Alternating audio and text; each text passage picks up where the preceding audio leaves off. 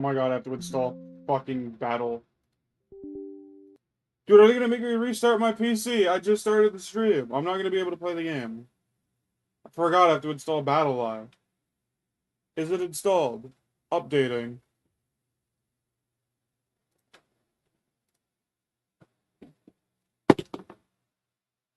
Everything working. Experiencing interruption. What's going on?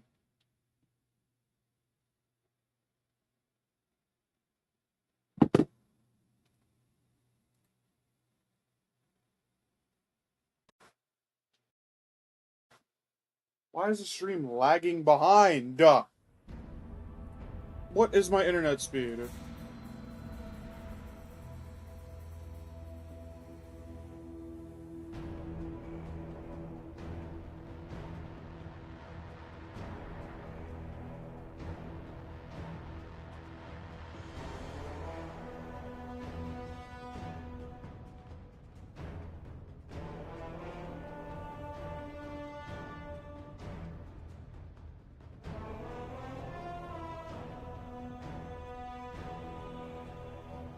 See, like that, it should be fine. Oh, it should be fine.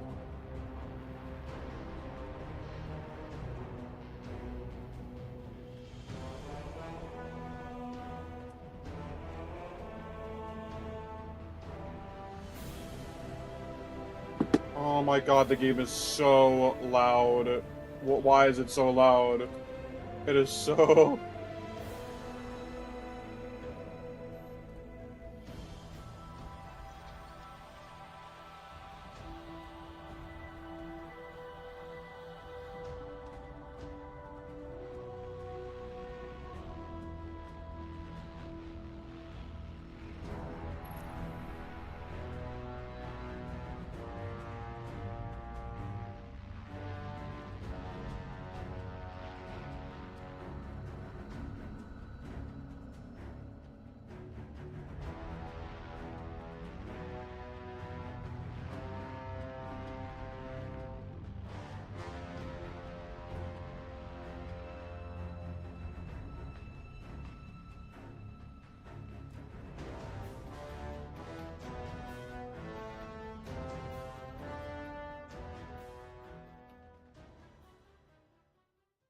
Testing, testing, testing, testing, testing. Alright, let's see.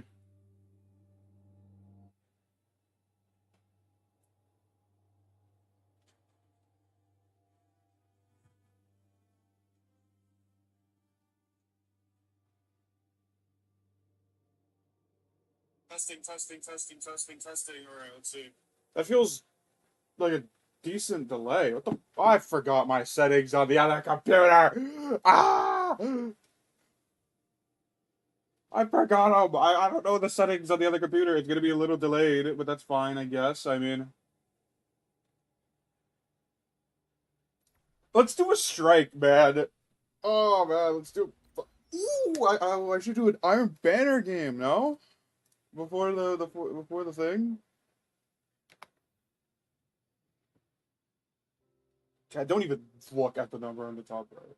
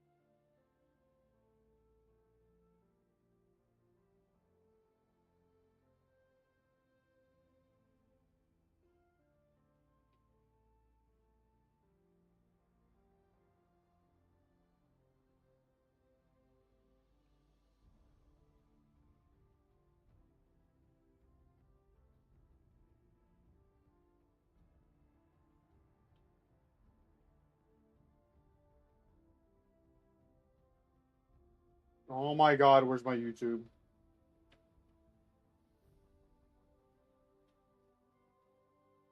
Okay. Everything should be fine. Right? What is going on? Okay. Holy shit. Dude, that scared me. Uh,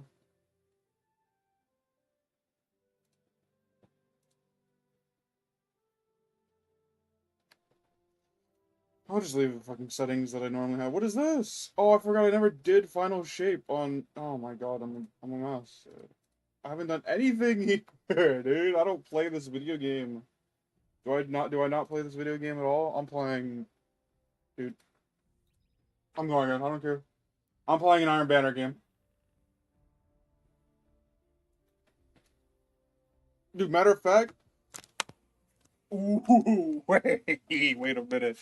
The kids on the sticks.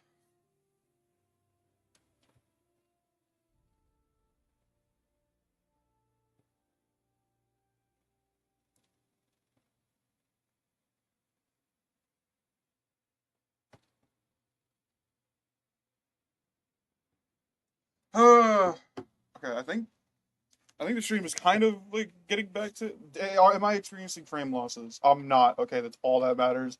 25 minutes it starts. The event is gonna start. And Bun- Bungie Studios are gonna fucking crumble. They're gonna crumble cookie right before our eyes.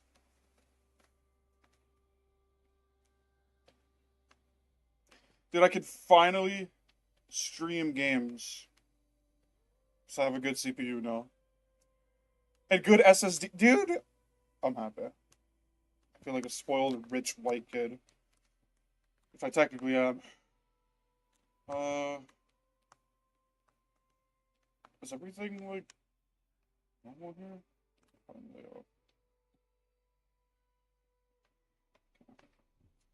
I think it saved everything. Dude, there's like a 2 minute queue for Iron Banner. This game's fucking dead. Are you kidding me?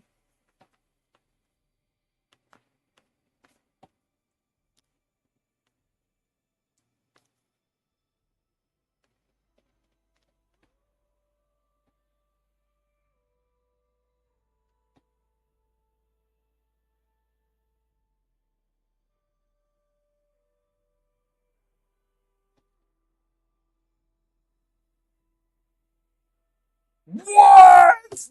No! Are you kidding me? Fuck off, bro. Damn it. I hate that, bro. I wanted to play one game. 20 minutes. Think I could play like a. I'm playing a Call of Duty game. I'm having a Call of Duty right now.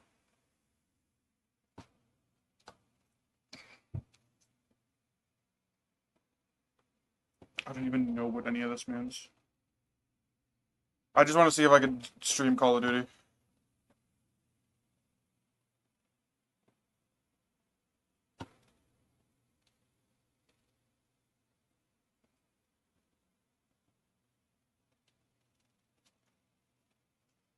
Oh, dude, I don't even know what my settings were that made it so I can, you know,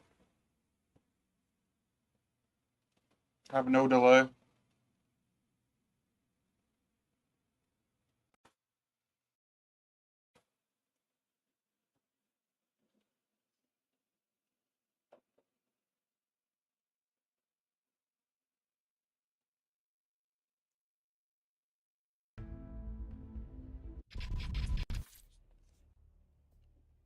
Play one game, and hopefully it'll be a good game. Because I've been popping off recently, and the skill base is definitely going to kill me. I started realizing I need to stop caring about skill base because it's making me a worse player. The fact that I don't care about skill base. Oh my god, they're preloading shaders again? What is this?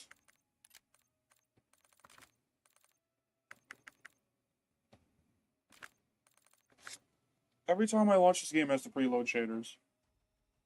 Every single shit fuck time, bro.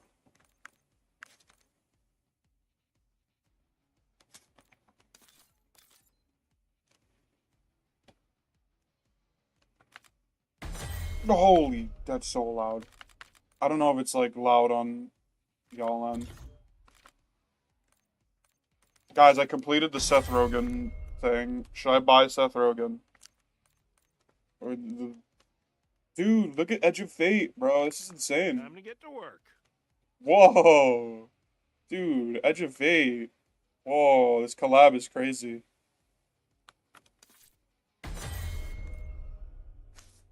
That's insane. That's so cool. That's like Edge of Fate right there.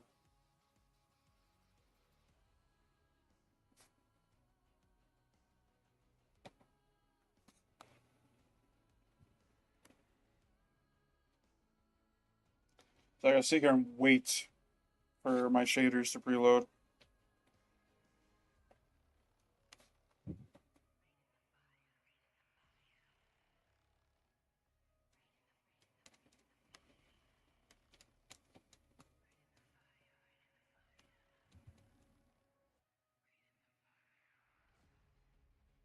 '83.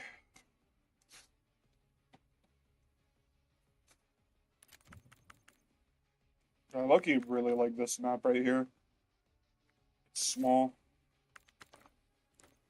Signal and Haven. There's 8 maps there. We'll just space off. We'll do a nice little small map. Fuckery. I still don't have dark matter on every weapon. It's so funny. I got all the camos, but I don't have them on every weapon for like everything. I should probably do that eventually. Now that I could play Call of Duty and not be like mad at looking at fucking 45 FPS. It's awesome.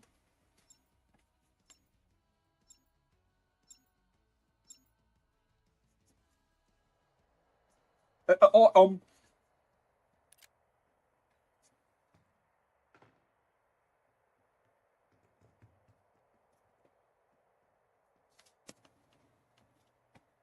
Face-off kill confirmed.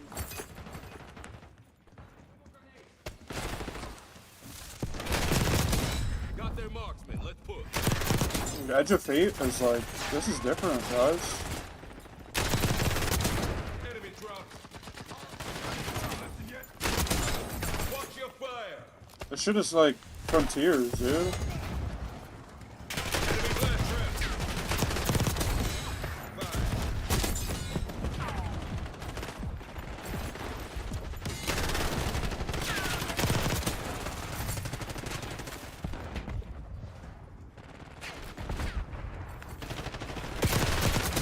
Enemy dispatch.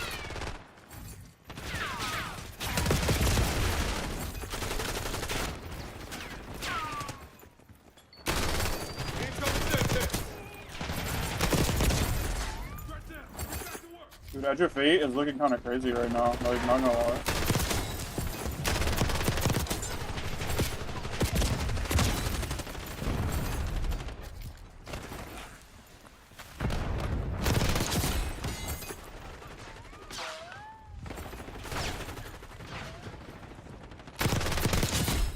Difference between you and me. I love smoke. Enemy inside. Someone's gotta start the party. Dude, Edge of Fate, like, this shit is kind of crazy, you know?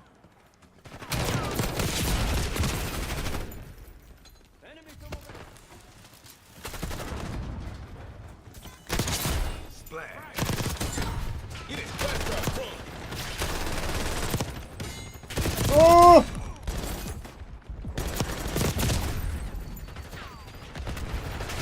Think real carefully about your next move.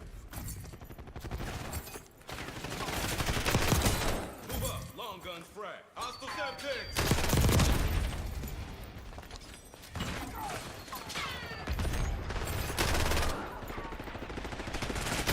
I'll give you the benefit of the doubt.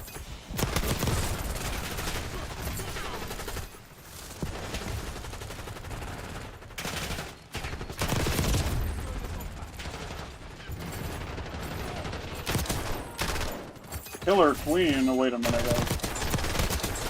Stay there. Shock charge identified. Tango on the move. Wait a minute, y'all. This is probably bad as shit.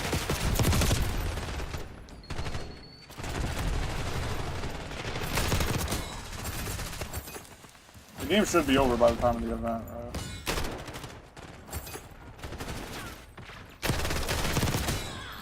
Well, well, well.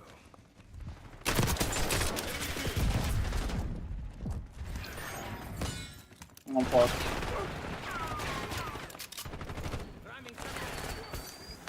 Enemy using shotgun. Fire.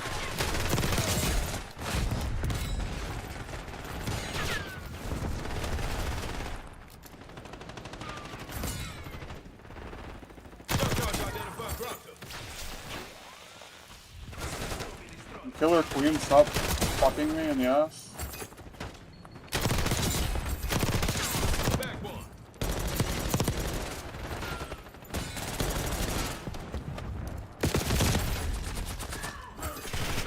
Oh my god.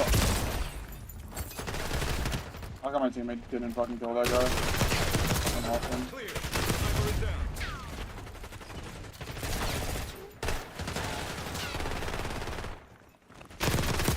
Enemy using shotgun. Like, dude, as much as I like using controller, it is literally like putting the training wheels back on.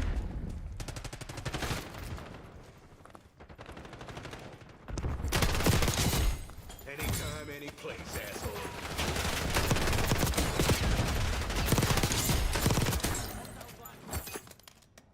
Pick up that thing.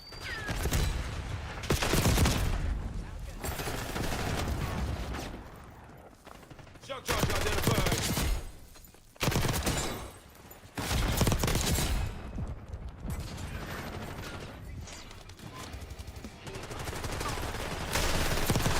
Enemy blast trap. What the fuck is going on? Someone's got to start the party. I'm fucking killing people.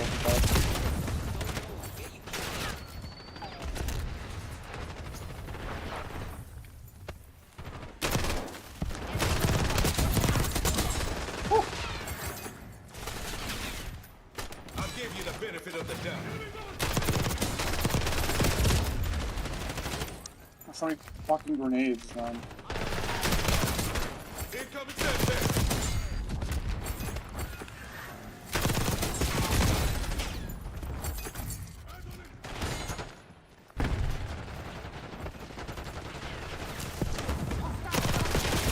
Oh. What does that spawn, Batman? Watch your fire.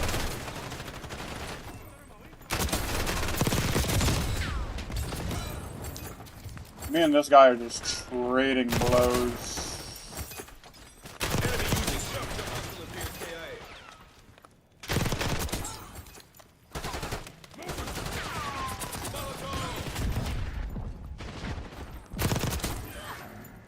Probably use stems.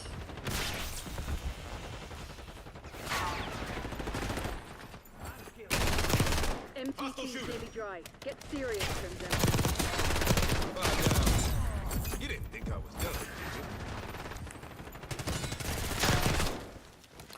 did you? Teammate is fucking shooting me, bro.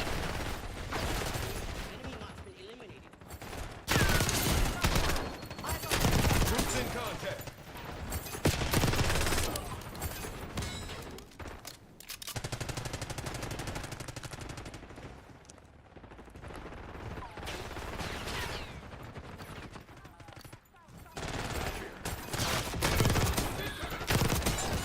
Now we're having fun. Hostile step tank.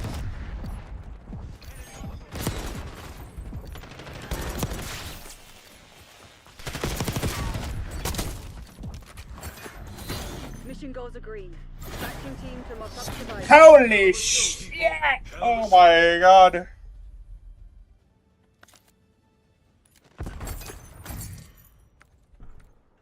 I'm insane.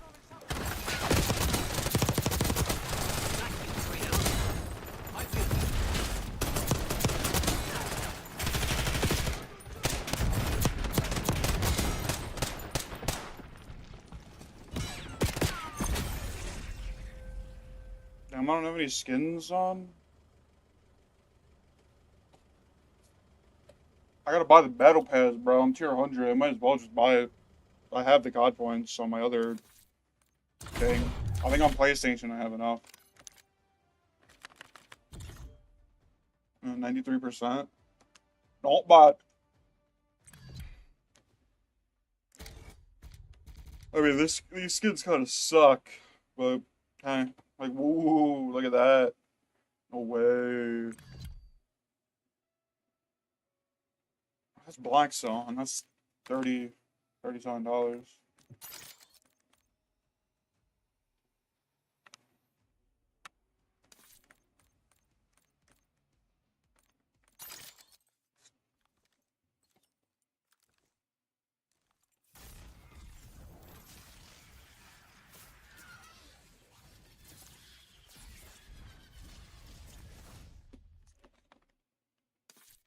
Shout out Destiny.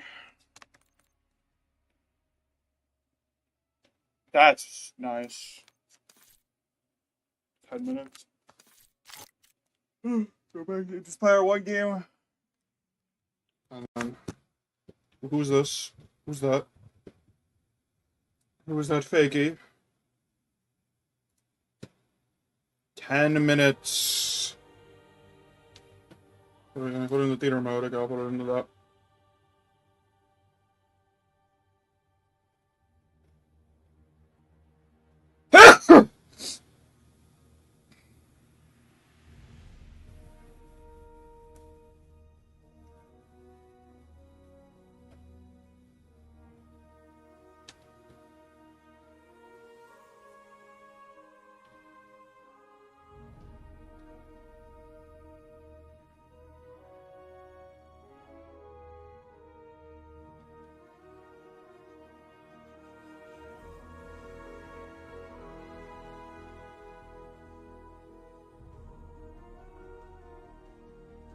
I'll go on the official. Oh, look, see, dude. Look, we go to PlayStation, it's at... Never mind, it's the exact same. I'll go to Bungie, or the Destiny 2 one.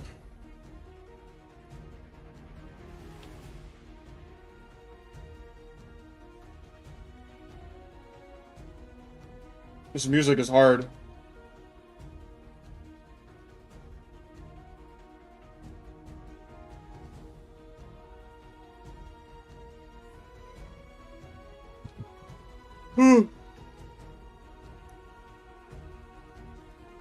See, like, what do I want to see? I obviously want a release date. I want a raid date. Because apparently the release is July 15th and isn't fucking GCX like a week after, so like the streamers are gonna be fucked. But apparently the raid isn't gonna release. Like, we don't know. I don't know. I want to see some loot. I want to see some game modes.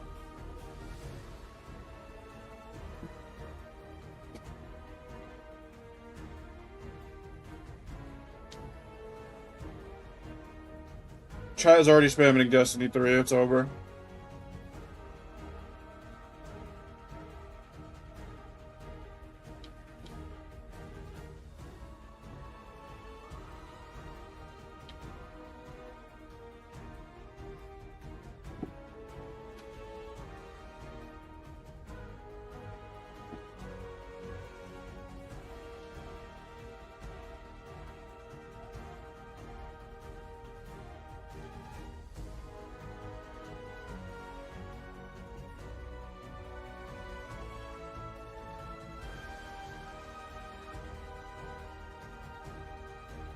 I want Destiny to succeed. Somebody says in the chat. I don't know if that's gonna happen. I really don't know if that's... I can only pray.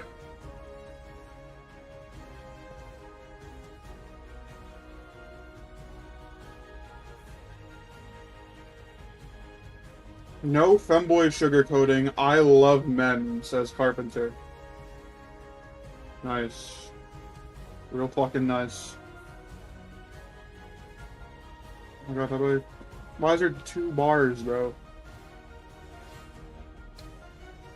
Vault, Final Shape, bring back Chris Osiris. What are we talking about? What is going on in the chat? In fucking here. Like... 7 minutes? I should have just played another Call of Duty game. Is there anything I can do for 7 minutes?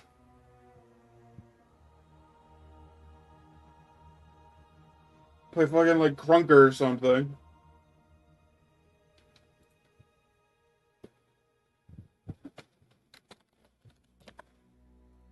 No! Oh wait, okay, this'll work.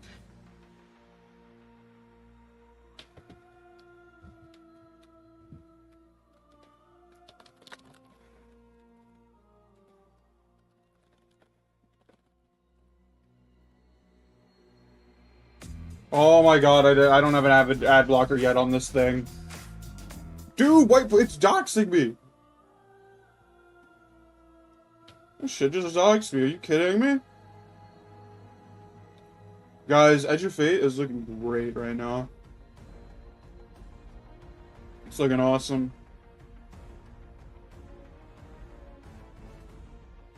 No, chill out.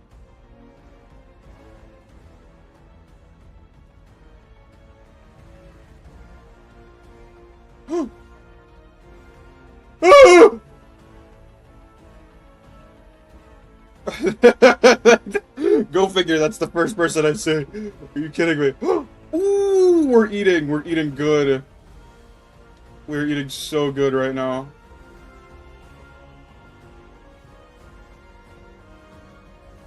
Don't even think about it.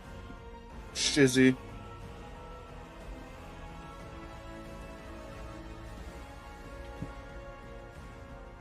Thanks, May. Thanks, May. Thanks, May! Fuck.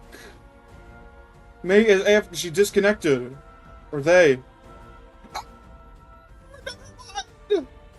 Never mind. Oh, Taiwan is massive. Don't even think about it, Taiwan. Oh, Taiwan's #1.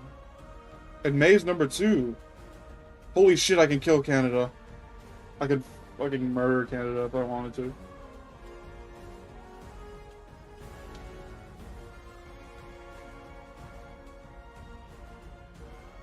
Mr. K? Who's Mr. K?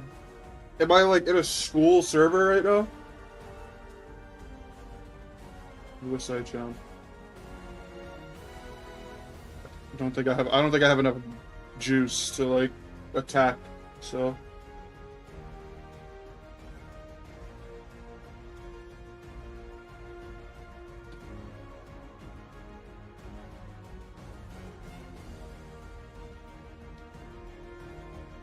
I like how the music with this, like, background is so funny.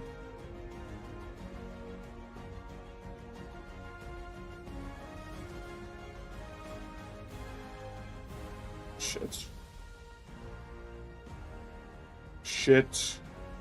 Shit. Don't even think about it.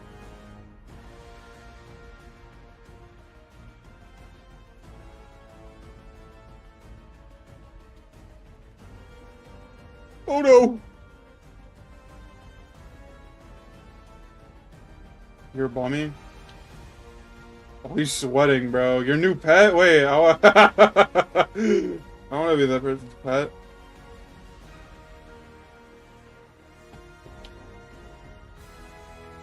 Dave. Dave's hot chicken. Dude, they're all scared of me, man. All the other Agari...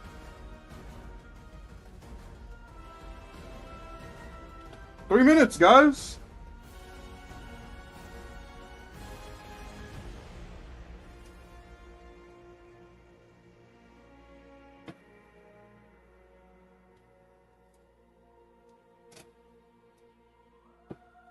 The fucking advertisement killed me, bro. I'm mad. If the advertisement wasn't there, I would have saw him in time to, like, run away.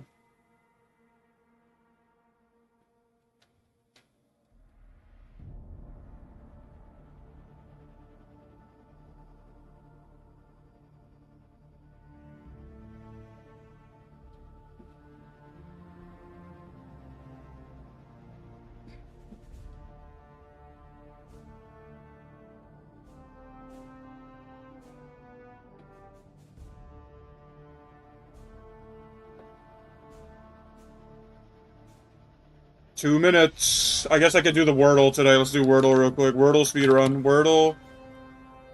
Play. Champ. We'll do champ as our first word. Champ. Okay, we're off to a great start. Loins.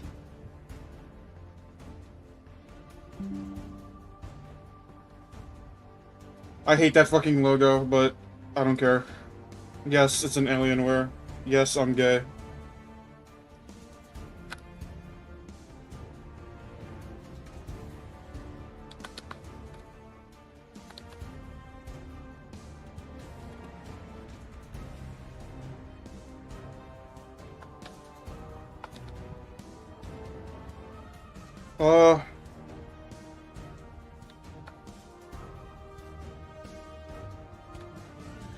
Like something, skirt. Okay.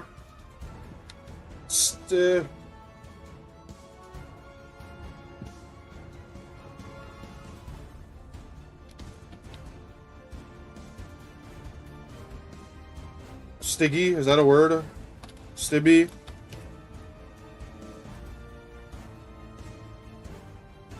Stibby.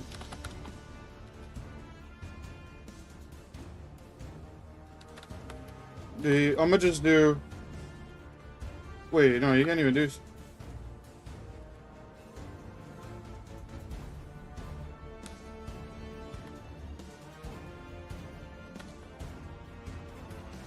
What?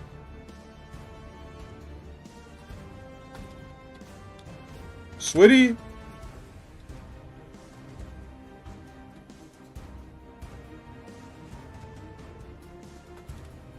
Wait, that's a word, right?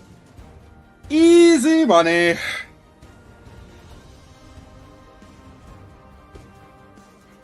Oh my god, just in time.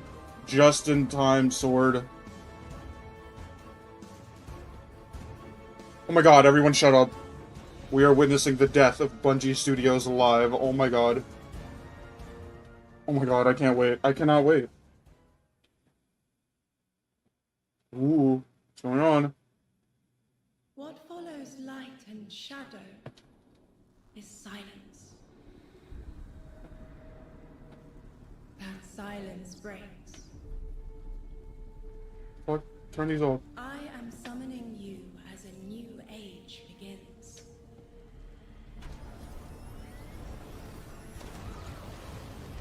I see sapient life turn to each other. Where are we going? They remember how to look to the stars. They remember curiosity. Feet! Oh my god, I'm jerking off right now. They remember how to thrive. But they have forgotten.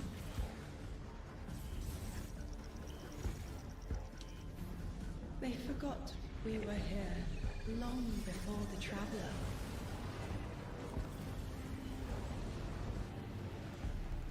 They forgot that they need us. But they are fated to remember. I will remind them. I'm sure you will. But not through me. Find someone else.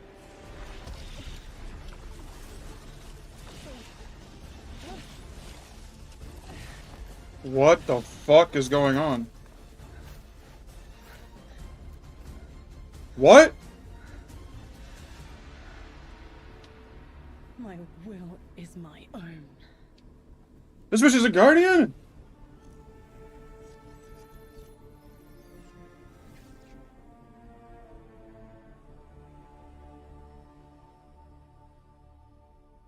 Alright everyone, hello and welcome here to Bungie HQ in beautiful Bellevue, Washington. I didn't know We've got an that. amazing stream lined up for you to tell you a little bit about the Edge of Fate and the future of Destiny 2 as well.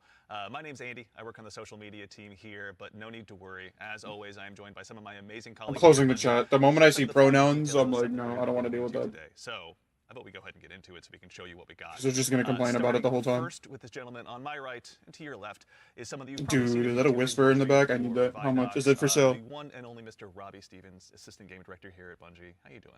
I'm doing great, Andy. It's always a pleasure to spend a day with you. Yeah, it's been a nice time, honestly, hasn't it? Yeah, Well, always. to that end as well, for anyone that doesn't get to hang out as much as we do, can you tell? Oh us yeah, a this is the little bit about collector's yourself? edition right here. It looks so Yeah, sure. nice. So, I'm not buying one of it, the but- creative and game directors for the game, so that means like I'm a vision holder and I work across the entire Destiny team with people like Does it Allison sound good on the stream? couch Hold up. here, to chart a new course for Destiny and a new future for the game. I'm gonna which is raise it a incredibly little bit. excited to be sharing with everyone today of what we've been up to. Yeah, can't wait. We've got a big show ahead, so thank you for being here. Yeah, of course. And of course, as we move, pardon me, right on down the line, someone who again has also had the good opportunity to join us on these streams as well, and is now firing some finger guns like a pro.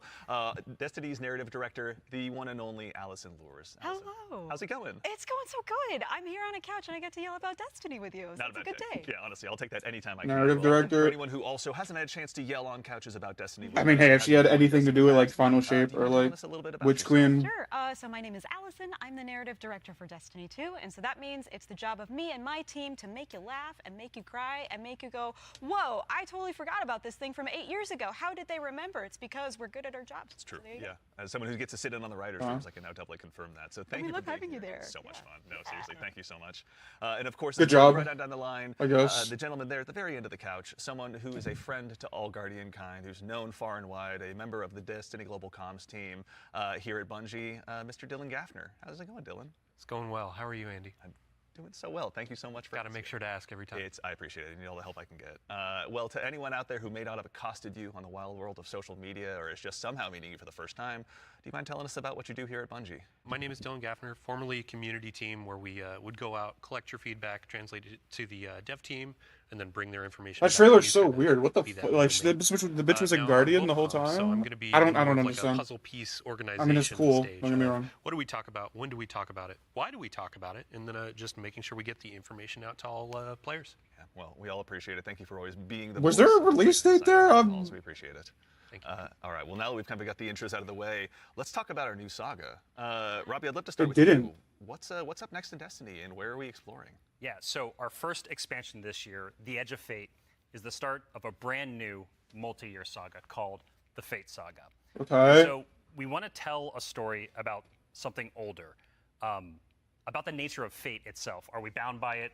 Can we fight it? Because before the Traveler ever arrived in our solar system, there was already space magic here, Andy. Yeah. Yeah. And so ultimately, this is a story that we're going to explore one of Destiny's biggest mysteries and the foundations of the universe itself.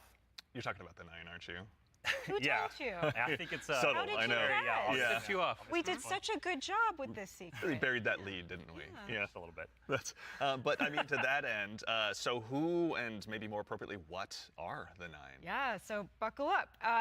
In the simplest description possible, the Nine are extraordinarily powerful beings that have been in the solar system for way, way, way, way longer than the Traveler.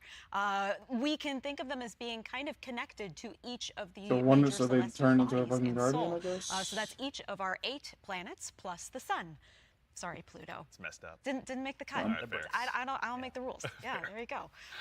But the important thing to know about them is that this is why we're going to be so focused on the solar system for the next saga. We want to ask questions about our home that we've never asked. Okay, so we're not leaving So when it Soul. comes We're to the like, Nine, obviously, I don't know. Eagle-eyed Guardians have been able to spot references to them for quite some time, whether it be outright ominous or a straight-up game show in some cases. Can you tell us a little bit maybe about what we should expect from them? Expect to be surprised. We're, like you said, the lore of the Nine really ranges from like Star Horse infinitely neighing to the Nine doing genuinely awful, awful things in our lore. And so the important thing to know about them is that the Nine are individuals. This isn't a collective. It's not like a hive mind. Each of them are kind of their own being, their own person in the loose definition of a person. They have different wants and desires. Can we kill them? and Can we ally turn them with into a different gun? members and fight with different members too. In the words of one of our characters really early on, there are aliens, and then there's aliens, and then there are aliens, and that latter one is what the Nine are qualified as. Fair enough. All right, so beings of obviously immense power, something that the Guardians Are have they gone like to gods, know in though? the past. We've even faced off against the very embodiment of the darkness itself. Yeah. What could be tougher than that? Yeah, so this is something that we think about a lot about because ultimately the Nine seek to free themselves at no matter the cost to humanity. And because they're extra dimensional in the ways that Allison are describing, they're not bound by the same rules that we are, that we've really experienced before in the game today. And so humanity and the Guardians, to many of them, are ultimately just bugs that can be squashed on, that they don't really care or think about beyond, achieving their ultimate goals. So. Yeah, I mean, like, for the last 10 years, Guardians have really just been making their own fate. Yeah. I mean, so the Nine is challenging that. How are we going to deal with it? Yeah, whether we like it or not, the Nine have a plan for us. And like you said, Guardians are really good at making their own fate and going out and deciding who they want to be. But what happens when them deciding to make our own fate is exactly what our fate is? Like, what if that was the plan all along? These are extra-dimensional beings. That means they perceive our reality in a very different way and can interact with it in a very different way. It's like they're a move ahead in chess. Weird. What a reference. Oh, man. But you were mentioning, obviously the Fate Saga is one of the subjects of today. How long can we expect the Fate Saga to last? Yeah, so the Fate Saga is going to play out over several years, and ultimately we know where we're driving this car. We know where we're going with it. But the conclusion of the Edge of Fate itself is going to leave you with more questions than answers, and it's going to be the catalyst. What the fuck? What am I looking at? Because we really want to return Destiny to be It looks nice. a game I about mean, big questions, right? yes. And so the way we think about this is about pouring jet fuel into the speculation engine of the game. So we're going to be revealing a lot of ideas, a lot of concepts, and many of them we're not going to be answering immediately because we're going to be telling the story over multiple expansions, and we're going to be giving you those expansion beats more times than we have before in the past. And so the Year of Prophecy kicks off with the Fate Saga, and with it, humanity is now set on a collision course with this celestial pantheon of the July system 15th. been here for a very, That's confirmed. very long time. And so That's the Edge 2 of Fate months. launches on July 15th.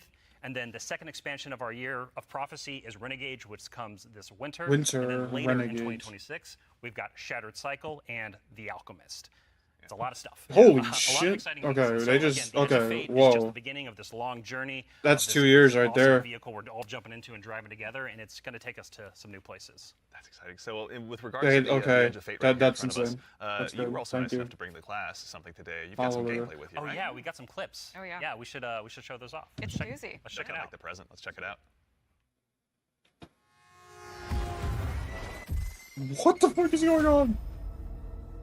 Why was there a bus? Observe, connect, conceal. Okay. Guardian, I had a vision. Conform, comply, return. Where is this? Show us disasters. Observe, connect, conceal. I'm not human anymore. Return, conform, Don't. comply. You're No lying. one else should know what this feels like. Whoa. Okay, new enemies. Whatever that is. New weapons. Enough. They're fallen, but like green. Your suspicion, Commander. Remove your scornful blindfold. No land beyond. They're strand. Connect, Effect. What the fuck is that? What is that? What is that? What is that?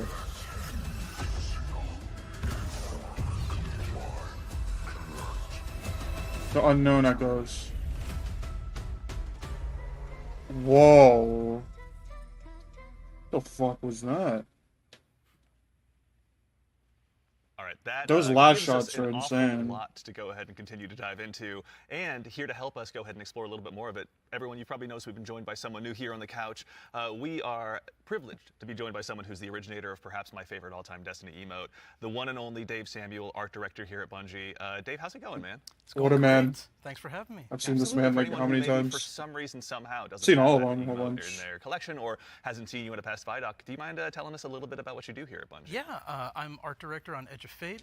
I work with the art team to yeah. visualize the narrative. The moment and this guy's design gone and from the bring it studio, all it's together. over. It's a lot to bring together. Thank you very much for being here today. So, with The Edge of Fate, it's obviously the first expansion in the Fate saga. Allison, I'd love to start with you, actually. What can you tell us about The Edge of Fate? The Edge of Fate begins with an invitation, and we are invited, along with a very specific group of people, to a location, to a moment in time, for a very specific reason. Very specific purpose. Very specific reason and purpose, yes. And the place that we're going to is called Kepler. And so you may be saying, now, Allison, hold on. Hold your horses You read 1 my mind. second, Yeah. because the Kepler I know is the one that's way outside of our galaxy.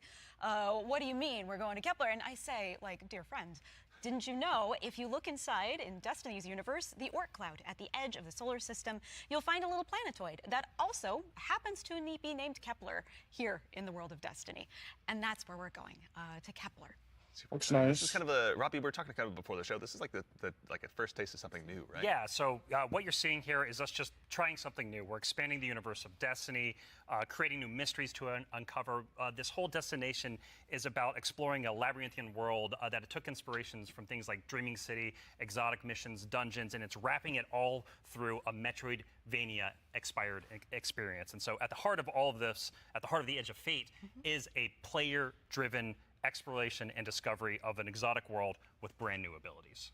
So actually, to even just maybe dig a little bit deeper, like how is the Edge of Fate going to be different from past expansions that we've made for Destiny? Yeah, so at the global scale, when we're thinking about expansions in the Year of Prophecy and the formula of Destiny expansions going forward, first off, we're doing 2 expansions a year instead of just 1. And think of each of these expansions as a little bigger than something like a Rise of Iron from D1. And so both of these expansions combined are going to be even more expansion content than we've done in the past. And by delivering 2 of these a year, we're upping the pace of major world and story events that really matter to players and are going to be pushing the Fate saga forward. And so, Ooh, look at the heavy ammo these, thing. Look at that, look at that. expansions. And so, alongside There's this new heavy destination of ammo Kepler, meters. this exotic world that players will explore with brand new abilities, we also have world tiers. And world tiers allow you to take on a higher level of challenge on the destination in order to These are new attract some of the enemies. best loot, This guy's the worst player I've seen in my life. But what's cool about world tiers is as you play through the There's mainline story and Strand play through the first Fallen couple of world or tiers, something? you're going to unlock later world tiers. And as you're claiming these abilities, as you're exploring the world more, as you're discovering more within the release, you're putting these puzzle pieces together and you're figuring out how to solve all the mysteries on Kepler with different ways. And so you might play a puzzle in one way, a mission in one way, and when you're in these higher world tiers in the post game, you can start to solve these problems in different ways that you couldn't before in the original playthrough. And so alongside all of this, we're also going to have a ton of quest content that we're rethinking about how we use within the game. And so on Kepler, there's some non-linearity within the destination itself. And so with a lot of our side quest content that is related to the critical path, but you don't have to play it. It's there for you to explore. It's driven by your discovery of the world. You're out in the field, you discover something and you pick it up, and that's going to help you explore the characters in the world of Kepler more and go deeper on that story. And so, yeah, again, this is all about us just looking at the formulas that we've been building in Destiny over the last 10 years. Wait, what the And fuck some is of them this? are What really is that? strong, but they're due for some experimentation and some radical changes. And so that's what you're seeing here with the first taste of the Edge of Fate. Very cool. Yeah. I love everything you just said. I was a little distracted by some of the gameplay we were showing, like exotic sniper rifle, I think I saw, kind of recognize that. Oh, yeah. Some enemies with a couple really cool twists, like, okay. Yeah. But then also there was a guardian that turned into like a lightning ball. Yeah. Yeah. So, so there's multiple new abilities that your players are going to be able to discover on Kepler that's going to make them navigate and look at the world in different ways. But the one you're talking about, Dylan, is we see it as our premier ability, the crown jewel of the release, and that's called Matterspark. And Dave has joined us, and he's helps us take the vision of the narrative and the design and the art. What does that mean? And amazing experiences. And so I think Dave should talk to us more about Matterspark. Yeah, please. Yeah. So there's this new source of energy on Kepler, this strange dark matter. So the Guardian binds itself to the dark matter using the arc. Holy shit, dark matter, Black Ops 6 You mention. can think of the dark matter as like a medium, and the arc as this catalyst Look that at will this like shit. allow you to completely change form. What is this? Transforming into Matterspark lets you squeeze into tight areas, race around areas, jump over Look at this stuff, shit. and it also What am I allows looking you to at? turn into this basically electric rolling ball of death, Oh my God. jolting and shocking enemies that come across your path. So obviously, one big part movement, one big part combat, but I mean, even just in addition to that, to look a little bit, wider, like how did the Matter Spark Ball kind of influence the world that we're going to be inhabiting? Yeah, the team really had to rethink what it means to build a destination with these abilities in mind. A simple hill becomes a ramp to get to a new space. A crack in the wall, it basically will reveal a whole new area to explore. It's also a new way to engage with enemies. Instead of taking a bunch of enemies head on, you can find a Matter Spark pad, transform, turn into this electric ball. What was that? And then just like start racing around the arena, dash over their heads. There's a lot going on. Flank from behind, and then really give the House of Exile on Kepler a bad day. As well we should. It's a good day for us as well. So what are some of the other Kepler abilities that we'll be able to unlock while we're out there as well? Yeah, so each of these Kepler abilities are a mix of dark matter and our Guardian's powers. So we have the Relocator Cannon, which is this new fallen dark matter tech mixed with void.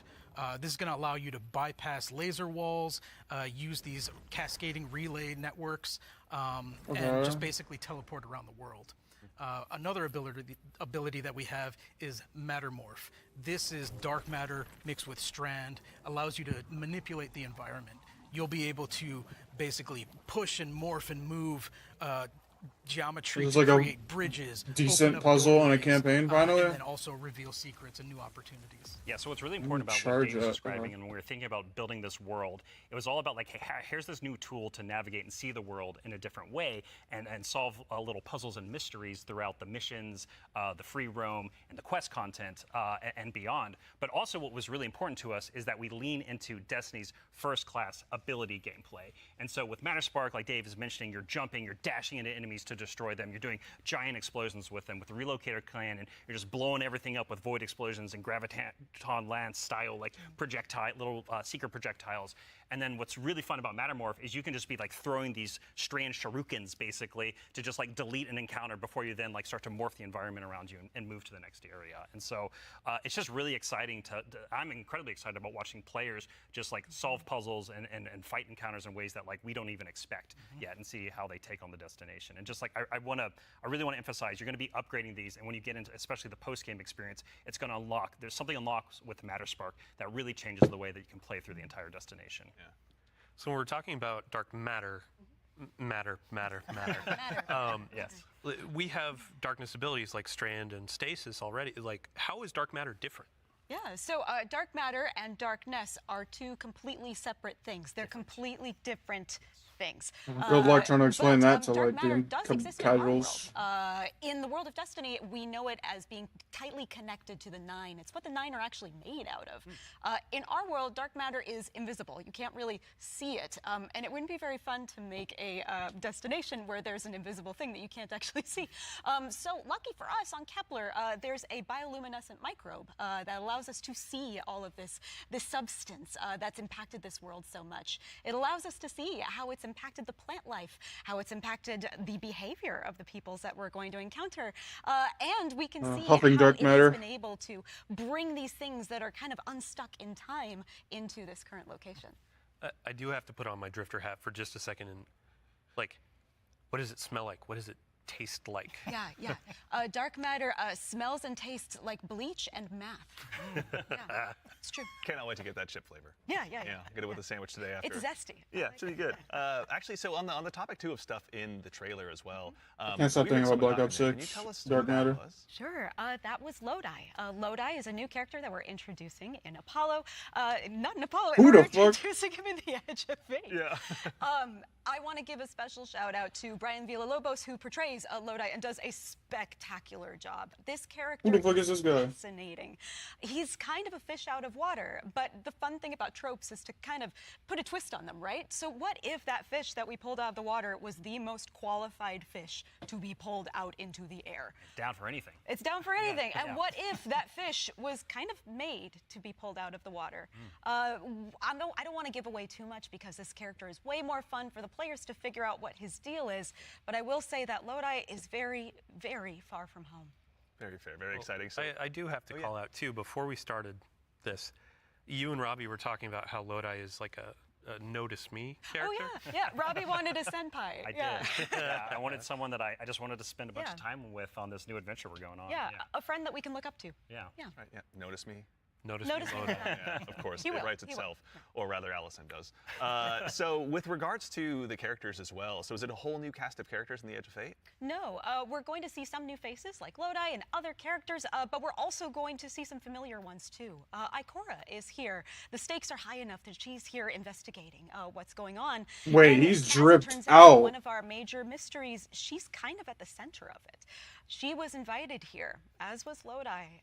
Same as we were. All of it's kind of tied together. I like him. Exciting He stuff. got that shit on. Oh, if I can. No, no, yeah, please. no, yeah. please, Like yeah. the way we think about this is about all these characters. Their fates are intertwined in some Yes. way. There's these puppet masters that have been pulling the strings for a very, very long time in order for everyone to get here at this moment. And so, as a guardian and these characters involved, they're going to have to decide if they're fight your fate. Like that's what we think about for these individuals. That's what they're going to have to go through and determine about how they can stand up to this new conflict that is surrounded by the Nine, because they are fated to be here. And what does that mean for them, and what does that mean for their future and the future of Soul itself? So, with regard to these new characters and this world we find ourselves in, was there anything about that setting, or in particular, that really influenced the creation, rather, of this world that we're going to be inhabiting? Yeah, I'll give you a list of fun facts. First off, if you've been paying attention to Destiny over the last week or so, you already know that there's been people on Kepler for a long time. That's an old-ass computer that you were putting those numbers into. We also know that the Vex are here. They're studying the Nine, because turns out the Nine can do something that the Vex can't. As Dave mentioned, the House of Exile are also here. They've become fixated on a being that they call the Giver. And kind of most importantly, the dimensionality on Kepler is really thin. So the 3 dimensions that we can know and see and touch are very close to the realm that the Nine live in. And that means some things from Earth's past have been yanked into Kepler's present. Exciting. Nice. Yeah, I mean, so we've been talking about invitations throughout this, and we need to call out an invitation that's actually going to be waiting in the game after this is over. Ride of the Nine begins today. Yeah. So I believe we have a trailer to show. Yeah, you were nice enough to bring a trailer along. I'll go ahead and give it a look really quickly. Let's do it. Yeah. The Nine. Extend an invitation.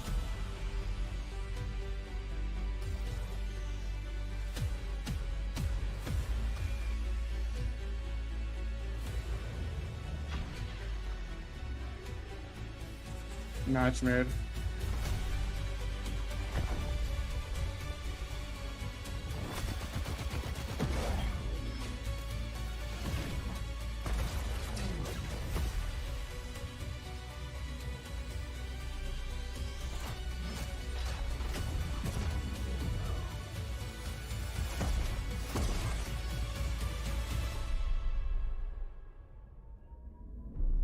That's such a cool, like, structure. Where did this guy So come from? That's Ride of the Nine, which is our essential prologue story for the Edge of Fate. And these 3 dungeons that are featured in this event are free for all players starting today. And so what's really important about this is that these dungeons are both for veteran dungeon crawlers, hardcore raiders, people who've been in these places a lot, but also new guardians who have never stepped into a dungeon before, right? What was really important for us when we were developing Ride of the Nine was that we were changing the formula on how we can think about how we can welcome even more people into these experiences. And so you're going to be able to go in solo, buffed up, and explore a dungeon by yourself, or go in match made with other fire team members shoulder to shoulder for the very first time.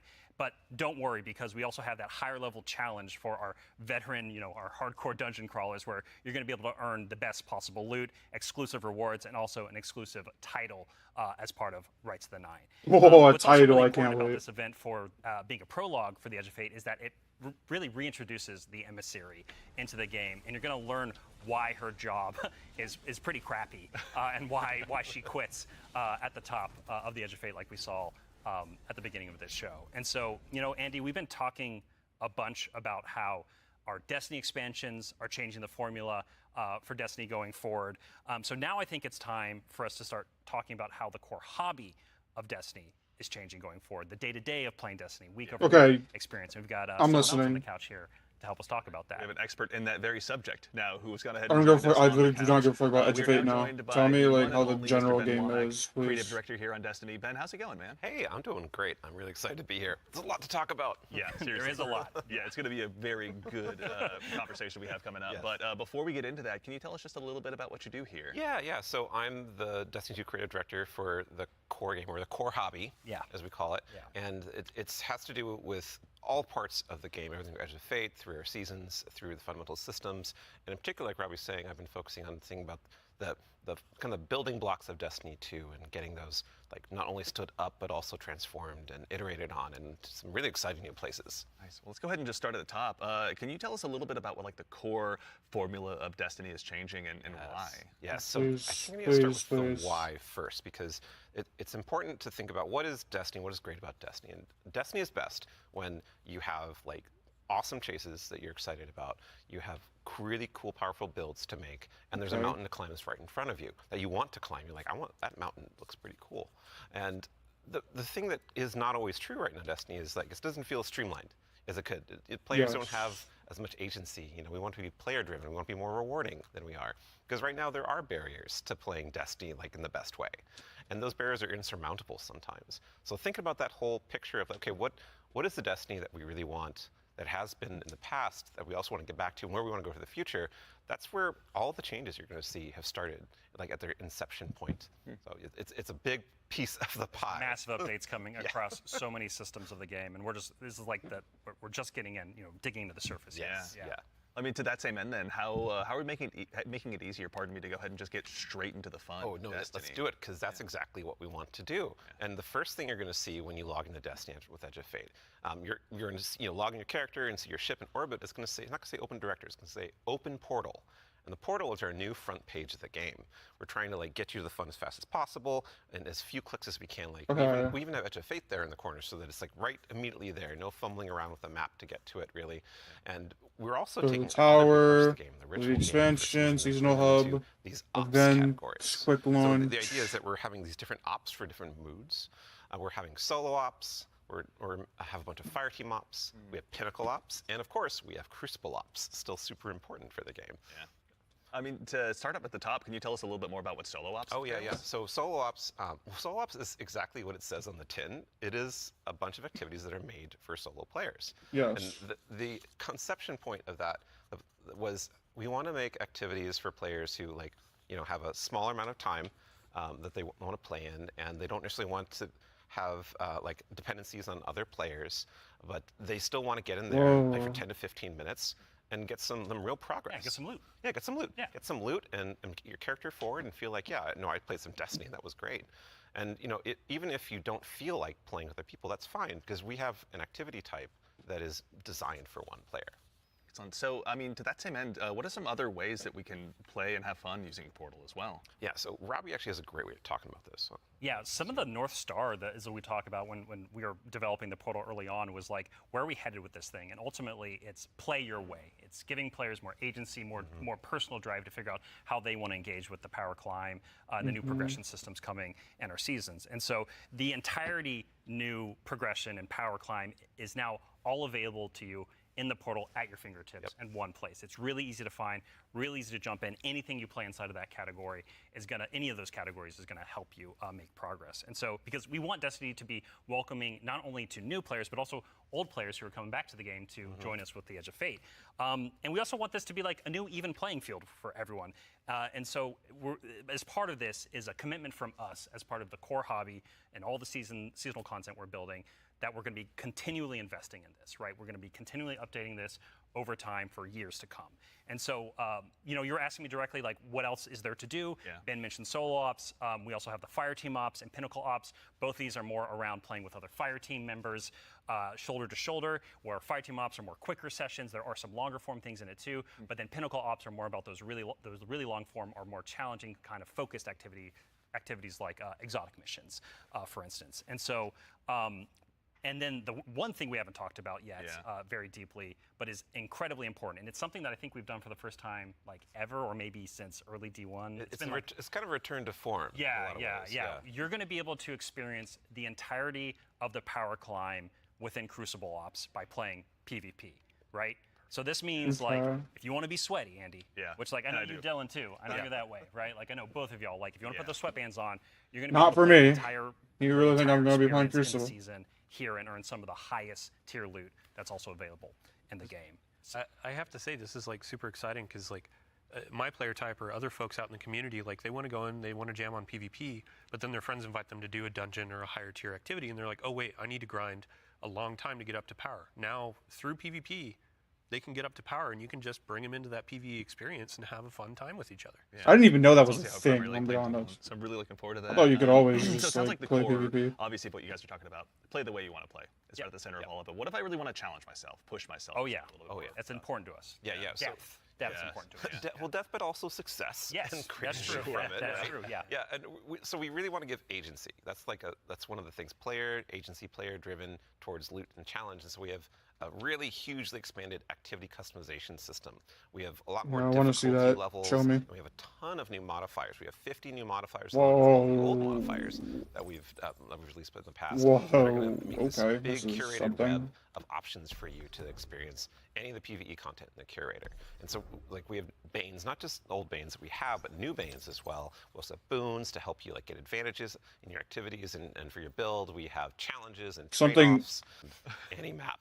It's actually super fun. It's so fun. Yeah, and I mean, like, what's at the heart can't of melee what with Ben's that, talking so it's about just is like what we kinda call traversal. the virtuous cycle, right? Where you're going to be crafting your build, tinkering with the activity, looking at like how you can earn a higher tier of reward by taking on higher challenge. And as you earn better loot, you're looking towards that next mountain to climb just ahead of you all the time. And so this is really about how far you want to push yourself upwards within the portal itself. But also, we also are thinking about the people, and that's the depth, right? That's the depth of the challenge that we're talking about. That's also, but we're also thinking about the people who don't have as much time to play with like solo ops, and also if you're scared of modifiers or you're scared of customizing these activities, or you just don't feel like doing it. Yeah, no, that's a great way to describe it. Thank you. We have a bunch of quick play options, right, Ben? Yeah, quick play options, and we actually have matchmaking and fire team ops. And we have fire team finder, and so you're able to like really choose kind of what you're in the mood for. Oh yeah, we technically have matchmaking across every activity that exists. Except for solo ops, because that's solo. Right, But yes, Otherwise, but in the fire aside teams from and that pinnacle one. ops, it's everything. Yeah, you'll have options to play by yourself or with other people. Oh, actually, a really fun part is you can play a strike by yourself as hard as you want it to That's now, true, yeah, which is really fun. Yeah. Thank Talking you. about like all the different boons and combinations. I think I could finally do like around 50 or fucking something like that. like Those you apply want to just to the new relax. ones. So it's like you can take those into solo ops. Like we're talking about this being kind of leisurely. Dude, I hate going into bite-sized strikes and activity, there's always but that one if you were motherfucker to with take the it and ear say, edge I don't want sword, Bleeding bro. Junior, I want like esoteric level solo hardest thing in the world. Like you can kind of customize and do that. You can just do it from the very start if you really want to. Yeah. And Depends on how deep you want to go. Yeah. Really. Yeah, and the point is that you're going to like stretch that far, and we want the reward to feel like worthwhile. Yeah. Yeah, you want to feel like as you're pushing yourself, you are rewarded for it. That is something that's really important to the vision here for the portal. Yeah, Rewards, huh? Rewards. There are a lot of rewards, aren't there? It's funny you mentioned it. Yeah, we've got Banes, boons, modifiers, but let's talk about gear for a little bit here. Yeah. What's changing about loot, and why should Guardians care? Yeah, so like talking about chases and mountains and builds, like gear's at the center of all of that. And we actually have two giant gear changes I'm gonna like put in two little buckets for us to talk about. Yep. The first one is Armor 3.0. And the next one is gear tiers. And so like talking about Armor 3.0 first, we are probably making the biggest change ever since Shadowkeep It's around huge. the system. It's yeah, enormous. It's a huge change. Yeah, so like we're adding Weapons, set bonuses. increases the amount of health, Requested reduces your feature class ability of all the new cooldown. armor that you're going to be able to get. Grenade. At Fate launch, and we're redoing all the Super. stats on armor. They can now like exceed 100. Go beyond 100. Go beyond 100 for extra bonuses. Armor set And bonus. we're gonna every single piece of new legendary armor that drops is going to have all the energy filled in, so you can build crafting right away, and it's going to essentially like There's more features actually that I could talk about, but I don't think I'm allowed to yet. Fair. Well, something that we can talk about too, you mentioned gear tiers as well. Yeah. Let's talk about that a little bit. Yeah, so gear tiers are very exciting because every single legendary weapon and armor that you can get is going to have 5 gear tiers, starting from 1 going up to 5. And like we have a 5 gear tier 5 piece of legs armor on the screen right now, and you can see that like this is like looks really cool with the iconography, but it also has a ton more stats. And oh look, what's that? Yeah, what's going on with the energy there? Yeah, the energy. Ben? Yeah, that energy says 11, and it's true. 11. Yep. It's not a typo.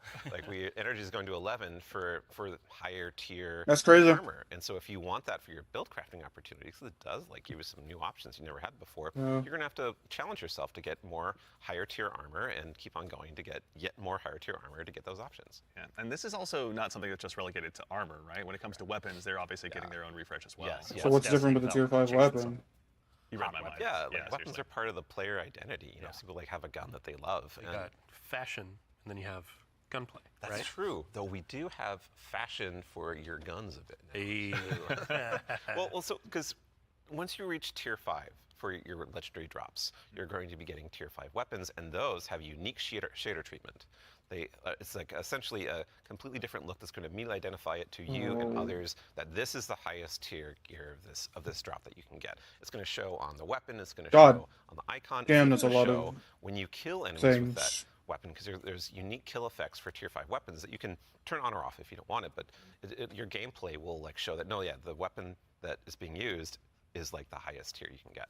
Yeah, Giver's Blessing, which I think we have on screen right now. This is one of the Kepler auto rifles, and I cannot put this thing down. So good. Yeah, when we're playing through the Edge of Fate right now, and it's what's really exciting about it for me is that like when you see that tier 5 drop, like you know immediately that's better than like a tier 3 or tier 4 weapon that you have, right? And I think that's when we talk about making Destiny easier to just jump in, find the fun, make it accessible, but also create more depth. Yeah. You know, this is what we're thinking about. It's like how can we just make immediate, like you understand, like okay, this is probably better than the thing I have right now, depending on what gear tier it is. Yeah. I mean, that's a good example of how much time and effort is being put into these game systems to make them more like approachable. Change can be scary. There's a lot of change that's about to come to the game. We're Armor 3.0, we have so many new boons, we have a bunch of new stuff. And after 10 years of Destiny, this is going to flip some stuff on its head. So, I mean, we're going to have a bunch of blog content. We're going to have interviews with Robbie, with Ben, with more folks across the team that have been working on this. And then we'll also be elevating our creator community when they're creating guides, all that kind of stuff. It's going to be a fun time. But ultimately, a big shout out and thank you to all the folks that have been coming into our studio, giving feedback early on some of these systems so they can be more approachable. And we're looking forward to all the feedback that's going to be coming after launch too. Like this is again one of our first steps into something, and then the community and we are going to build something amazing. Yeah, and I can't stress enough how much feedback we've gotten from the community summits we've been running over the last year for the Edge of Fate, and just people reaching out to the community teams and others to us. Like your feedback is invaluable. So like seriously, like thank you so much. We're making this game together ultimately. Yeah, it's incredibly important part of the process. Like I don't think we would be able to make what we do without it. Yeah. Working with the community is obviously a core part. Dylan, huge thanks to you and your team, obviously, for helping to lead that charge. And in advance for the big blogs you get to write. And then also our social media team will go ahead and get out the door. So go ahead and give us a follow. I think, Ben, you were saying you wanted to try to break the record for longest twid? I'm more predicting we are. Yeah. So it's not about try, it's the state of things. It's going to be a multi-month journey as we head towards launch. So yeah, be a good time. But you know, we've been talking a lot about the core Destiny hobby. How does that extend into like how players are going to experience like a full year of Destiny? Yeah, so we've been focusing on improving and changing the formula of Destiny in multiple ways. And so progressing through the Fate Saga is going to be more meaningful with 2 expansions a year. We've been talking about how focusing expansion, major update, on the major update, and that commitment to continually updating it. Well, there's a lot. There's so much. 2 free major updates between each of our major expansions coming in the Year of Prophecy and beyond. And so ultimately that means there's 4 big beats happening. New and reprised in a activities, year, new sandbox 2 meta, new expansions, events, new 2 modifiers free and major challenges, new updates game between those modes. expansions. So what that means we're not doing is paid seasonal content anymore. We're not doing separate seasonal storylines. Well, that's the first logo for building Renegades. a bunch of activity content that basically just goes away and is less meaningful to the game after 3 months. So we're instead focusing all of that effort that used to go there instead into building up the core hobby of the game, so the core hobby stays fresh and exciting, year round. And so ultimately, this means no more paywalls for seasonal content. There's a lot because like the and season also, is there's major reclamation, updates the season is themselves that lawless, but then there's signposting around right God. now. The size of them roughly and the inspiration for them we're thinking about is like Into the Light. Okay. So when you say like That's good. into the light, for folks that aren't out there, like what for a major update, how big is that? Like how do you encapsulate that? So when I say Into the Light, a lot of this is like the inspiration of what it was. And with Into the Light came a really cool theme that wrapped around all the new stuff we were building within it, but also a lot of the reprise stuff as well. And also, you know, with it came Onslaught, a new type of activity. It came with reprised exotic missions, and Hello, a Dr. rethinking T. of how we could do like a rad style event, a raid event with the Pantheon. And so for our first major update coming a few weeks after the Edge of Fate launches, we've got Ash and Iron.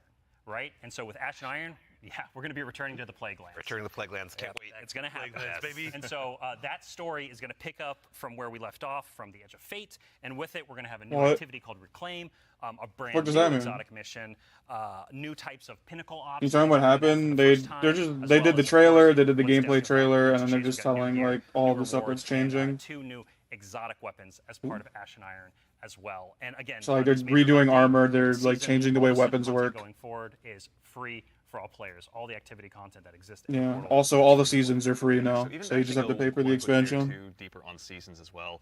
What are some of the cool things that we're going to be able to do with the season that's launching alongside the Edge of Fate? Yeah, Ben has been working on this. Well, the season, I guess you pay for. There's like still a battle pass. We're trying to make any time the best time to hop into Destiny.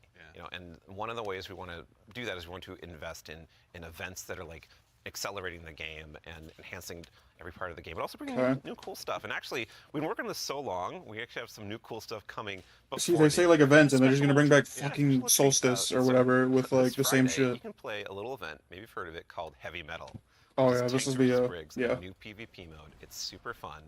I don't know if I want to play this. Now, I'm not gonna lie.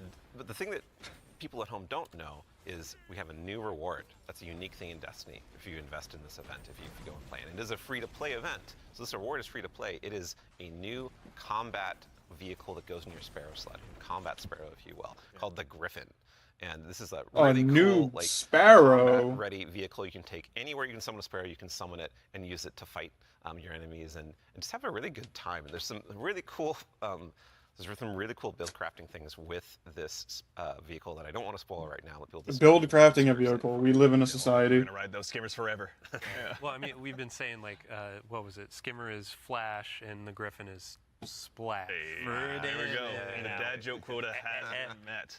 We got to get one in. Absolutely, yeah. But Yeah, Grandmaster using only the fucking Griffin. So, I can't wait. Like I just said, Can't wait to do that. More events that we've been making. There's one that's going to happen right after the launch of Edge of Fate. It's called Arms Week, and it's a 1 week long event, and you're going to be focusing on one weapon archetype in Arms Week whenever it comes around. And this one is going to give you a new legendary weapon of that type. It's going to have some volatile mods that are there for the week that are going to be super interesting and fun to play with, and some focusing you can do. But you know, there is a problem when you say this event is going to be about weapons and about using them. Yeah, you got to have a place to test all that out. Right. And so I mean, I've been doing that in EDZ this whole time. I don't know about the rest of you. Those poor dregs. Right? Yeah. But there is a new way now. We have a new feature, a long-requested feature that is being added to the game this week. It is the shooting range. Yes! The shooting range is being added to the tower. It is a now permanent addition to the game with the launch of Arms Week. We're not taking. How long, dude? How long? How long? Everything in your kit, everything about your build. Fucking with all finally. Simulations of different kinds of enemies and situations, and it's all real damage numbers. It's like it's even got a scoreboard. It's even got a scoreboard. Oh my god, you fucking fuckers! Took you long enough. Like, see exactly how well you're gonna do for some kind of boss at this range or with a say, who can do most of the damage, right? Yeah, well, you're finally gonna know. I'm just a rally. Flag. It's not just a shooting range. Like, you can go beyond the firing line and use your abilities too. Yeah, you totally can. And like, if you wanted to, you could even take in Prismatic and pop Transcendence and try that out. And you know, well, I think the reason why we're not seeing that right now is he's gonna fucking die, bro. Soldier. Yeah. Standing on that firing line. Yeah, standing on the firing line. All about building that line and standing. Yeah, exactly. A lot of theory crafters are gonna have to go ahead and have some upheavals to their Google Docs, I'm guessing. This will be a really good tool. Like, as we're adding all of these different systems with gear tiering and all of that, you can go in and check those damage numbers in real time. This is better than Edge of Fate. I don't want to hear it. It's going to affect my gameplay. It took how long to get another tribute haul? And while we're talking about weapons, Oh yeah, you got well one more thing, right? Yeah, no, there's one more thing. I know Yeah. you're excited. So Exotics. there's more events. Of course, there's more events, and the holiday events are coming up. Where Solstice is right around the corner. It's as well. summertime, right? It's summertime. Summertime is solstice Okay, time. yeah. Too. And Solstice has some really cool twists and such that we're planning, but I'm not going to talk about that right now. I want to show you Fucker. all the new hollow foil treatment we have for Solstice weapons. So here we go. This is the hollow foil treatment for Solstice Ooh. in 2025. It is. That's just kinda amazing every sexy. time I look at it. Yeah. It is an ocean, On a and gun. the line. Yeah, we put the ocean on a gun. How did we do that? It's beautiful. I love it. And any kind of weapon that drops for this event can have a hollow foil. no Yeah, so matter it could what be the tier 1 or tier 3. Yeah, any exactly. weapon can have the hollow foil. Yeah, when playing through. the tier 5 hollow foil. Ooh. You know, like that's gonna be a chase. Our other events will also have hollow foils. Yeah, like Arms Week you're talking Arms Week about. will have its own hollow foil treatment. Like we're every event, a major event we have will have a hollow foil treatment. The holidays will have their own kind of special one, but yeah, Arms Week will have their hollow foil drops that you can farm as well. super exciting. No, it's going to be a good time. Huge. I'm going to have way too much stuff to chase down, so appreciate you guys putting all the hard work in, obviously, for that. What is but, that? What is this I pink believe thing? Oh wait, that's a we have light. One more thing. Yeah, I mean, we've been talking a lot about here are the free updates coming to Destiny, the portal, a bunch of different stuff, Edge of Fate, but we also have another expansion, and we need Allison back on the couch to talk about Right, it. yeah, Allison. She's the best one to talk Yeah, There we go. we've got something very exciting, and so once again, Allison, thank you for taking the time to join us today. Are they gonna tell us about what's next, I'm so excited to be please? the one more thing. Yeah, it's a tradition around here, so we're glad that you could obviously go ahead and lead us into this one. But, as Dylan mentioned, we've talked about the Edge of Fate, but this is the first year we're going to be doing 2 expansions over the course of a year. Can you tell us a little bit about Renegades? Yeah, so we're going to have a dedicated reveal for Renegades in September alongside our major update, Ashen Mine. Okay. But earlier we were talking about how sometimes our formulas can constrain us from experimenting and innovating. And so in that spirit, Renegades is going to be very different from the Edge of Fate. What I can tell you, and we'll talk plenty about it later, is that we're going to be experimenting and innovating with activities, with social mechanics, and more. But more importantly, I want to talk about our inspiration. And so I have to kind of tee it up first. So Renegades is going to be a Destiny, definitively Destiny expansion. This is part of the Fate saga, and it's going to push it forward in important ways and introduce characters that we're going to spend time with for years to come. It is an essential Fate saga story. And it's an homage to a universe that has inspired Bungie from the start. It's a universe that all of us here on the couch grew up with, as well as everyone else at the studio and millions of you back at home too. It is a peanut butter and combination, a peanut butter and chocolate combination inside of what we're making that could only be possible in the kind of world that we build here. And so I am absolutely thrilled to be able to give our first sneak peek at Destiny 2 Renegades. Let's take a look.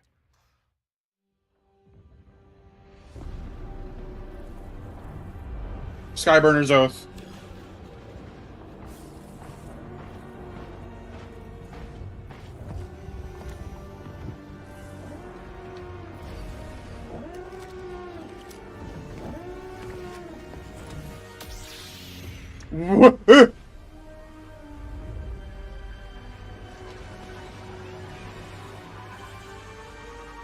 It's just a fucking Star Wars expansion. It's an entire expansion based off of Star Wars.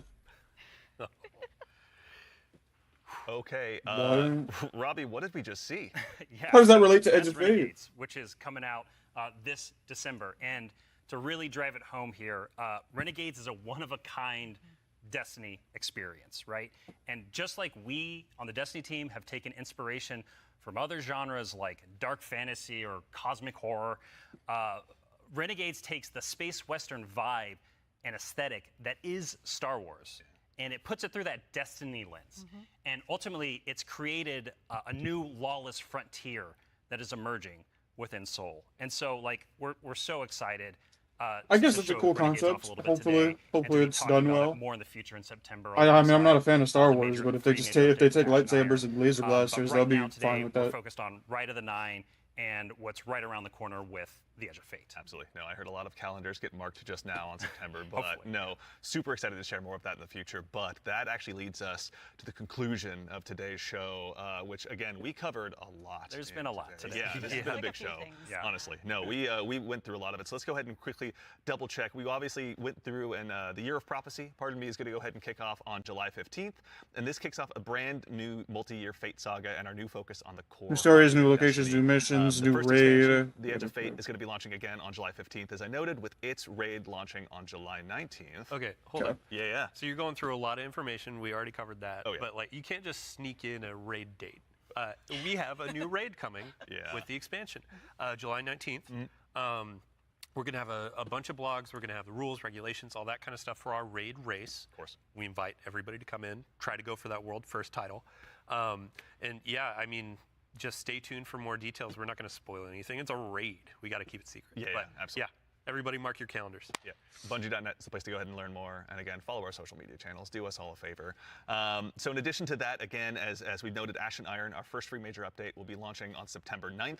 Renegades, very exciting, will be launching in December. And then keep an eye again on our social channels. We'll provide all the updates once they're available. But as far as today goes, the Edge of Fate and the entire Year of Prophecy pre-orders are available starting right now. Now, pre-ordering for starters, the Ultimate Edition will go ahead and unlock the New Land Beyond. New Land Beyond, that exotic sniper. Super Ooh, I exciting. can't wait, man. I can't wait, same, honestly. That'll be unlockable in addition to several other goodies. And also, we've also got a collector's edition that'll be available. Is that a Darth Vader? That will be coming with a awful That's lot a of Darth cool Vader. stuff, Like I can including tell this you, cool that's statue that funny. you may have noticed here that's been sitting with us on stage.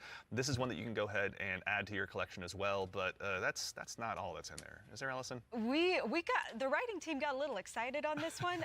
We put a lot of lore goodies into this collector's edition. So like that weird metal thing, that weird envelope, boy, weird. Wonder what's up with that. Just decorative You should points? probably read it. Yeah. Anyway, we're gonna do a dramatic reading as soon as Yeah, we we're should done. go downstairs immediately after this. really Oh yeah, right after this. Count me in. And then again, too, as far as today goes, Rite of the Nine. This is the essential prologue to the Edge of Fate, and like all of our events moving forward, is going to be a free to all players. So make sure and go ahead and check that out when that arrives.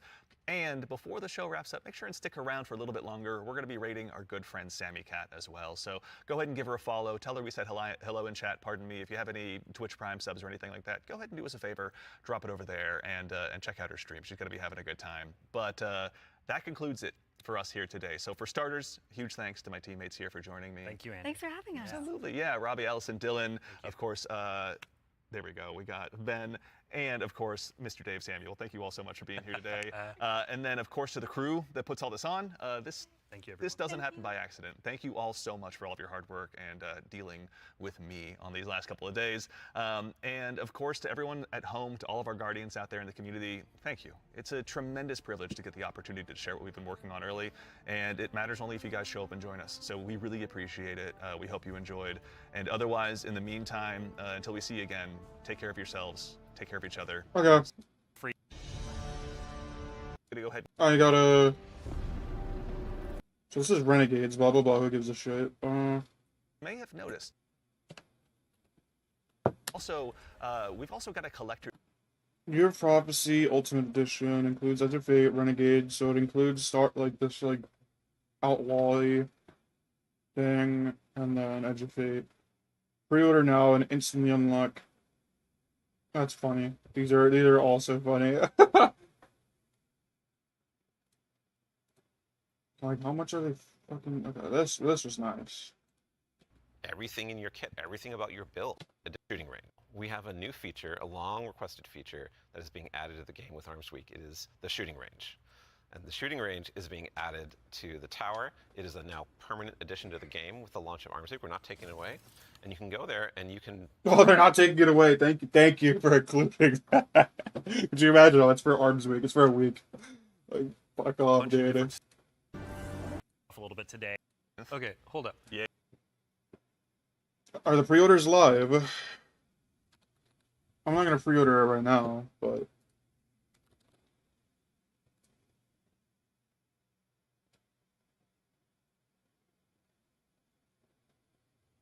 That shit ain't here.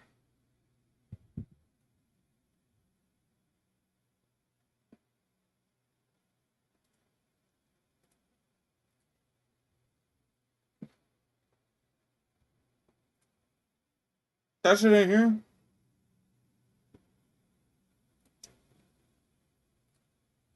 It's probably on like Bungie. Hold up, Bungie. Nice. They don't get. They literally do not give a fuck. Year of Prophecy, Edge of Fate. That's cool. Fate shifted. Something has manipulated time to get our attention. Guardians will travel into the deep hidden corners of the soul, responding to a call that will shake their perceptions of reality. The Fate saga begins. Guardians venture to the unknown where the mysteries of the cosmos of the Nine wait. Blah blah blah. Abilities, and then this is renegades. Additions.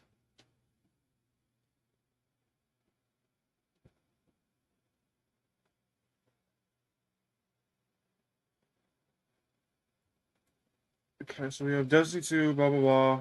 Just one thing, just one raid. Active rewards pass. 2 expansions, so you can either get boom boom, and then this gives whatever, like fucking. I'm obviously gonna get the Ultimate Edition, duh. Collectors, how's this? Pretty cool thing.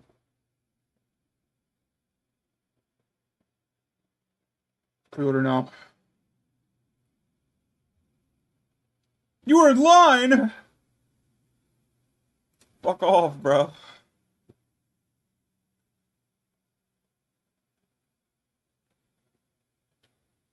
You were in line. What do you mean, bro? What do you mean?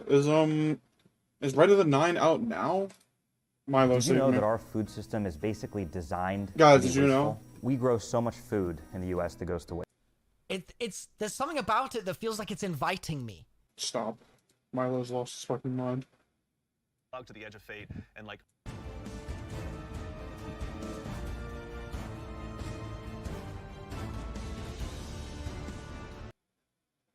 Renegades doesn't go to the Fortnite, right? Yeah, I don't know. I feel like having an entire expansion, an entire 6-month expansion dedicated to Star Wars.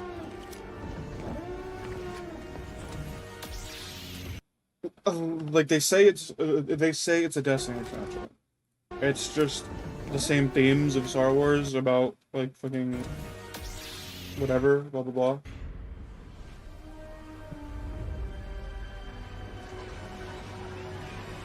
Game show and we have that.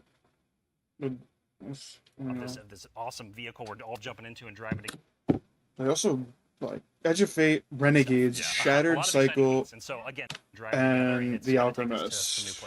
Shout out the Alchemist. With regards to the Edge of Fate right here in front of us, you were also nice enough to bring the class something today. You've got some gameplay with you, Oh right? yeah, we got some clips. Oh yeah. Yeah, we should show those off. It's a doozy. Let's check it out. Like the present. Let's check it out.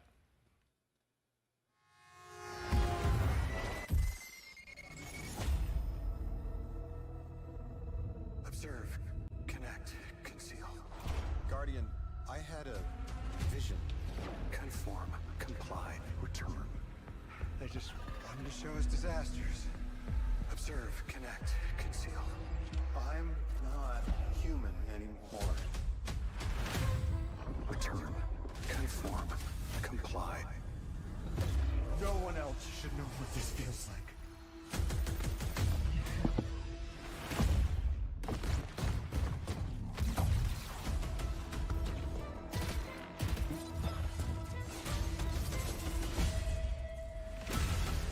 Enough. Terminate your suspicion, Commander. Remove your scornful blindfold. Like it still feels kind of Destiny-like. They're still Fallen, they're still Vex, and I don't know. I really don't know. I'm gonna be right back, by the way. Give me like 20 minutes.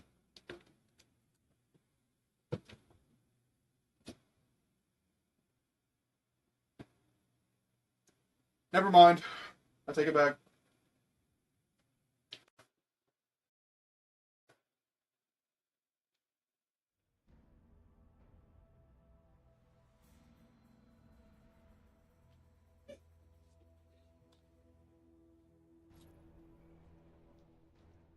Oh my god, is there an update? Please. Check for update. Man, it, like...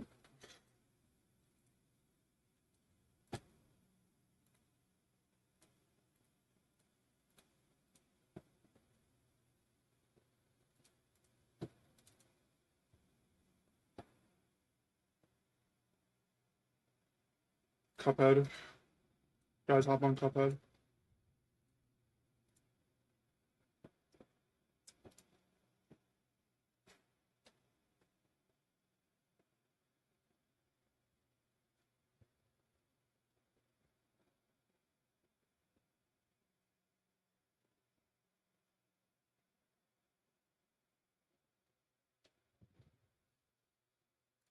Alright, actually, not 20 minutes, like 2 minutes. I gotta take a shit.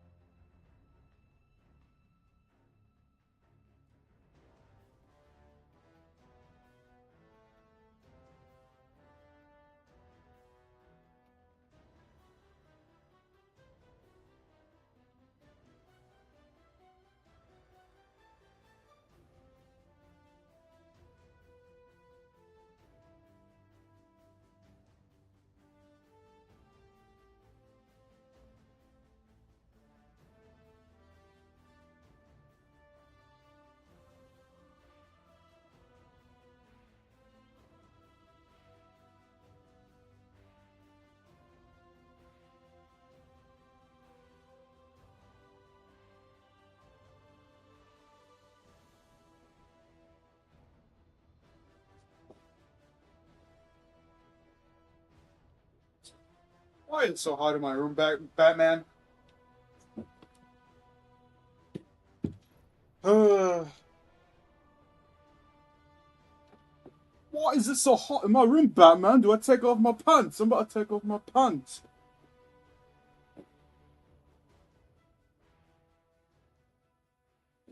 Can I take off my pants while sitting down?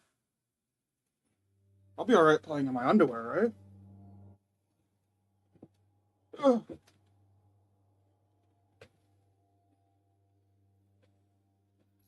Of course I'm gonna play on Titan, dude. Of course I gotta play on Titan.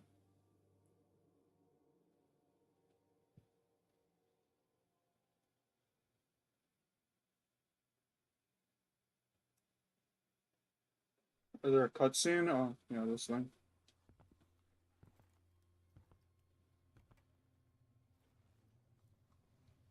This is the cutscene for the chess puzzle. Grief's a funny thing.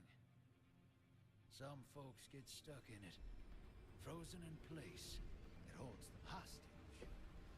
And some folks, well, some folks just run.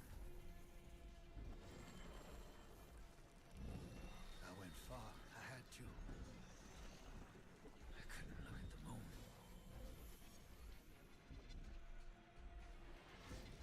The way I see it, the farther you run, the less likely you are to get stuck. But this universe... This is a good cutscene. Stop me in my tracks.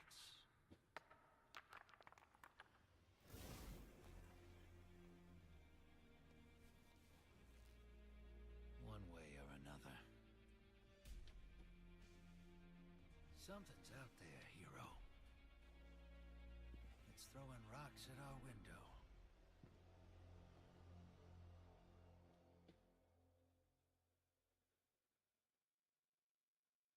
The Penis Man. Drifter is known as the Penis Man.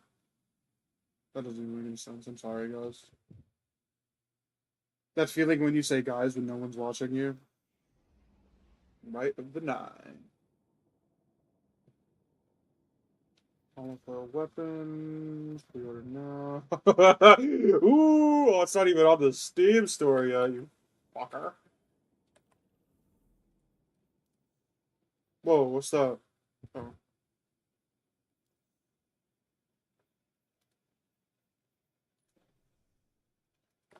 No. I don't want that. What is that?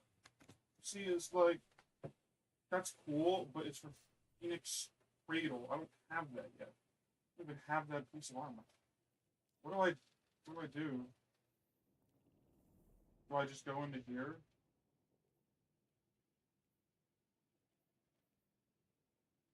Nine, what do I do?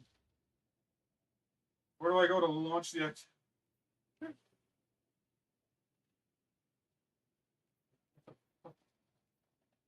Is it in the tower?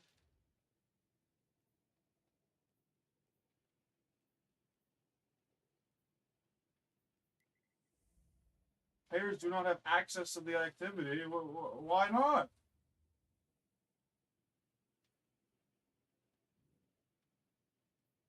Do I have to do something first?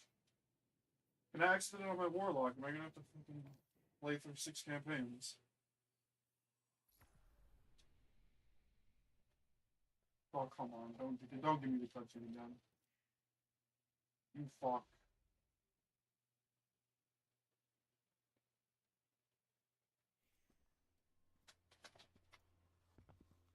I can't even skip it? Oh my god, I'm gonna lose my mind. I'm gonna lose it. Grief's a funny Oh, thing. yes.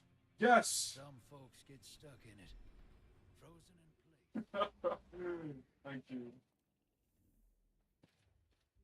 Am I allowed to go in here? I don't have access. Well, where do I go to get access?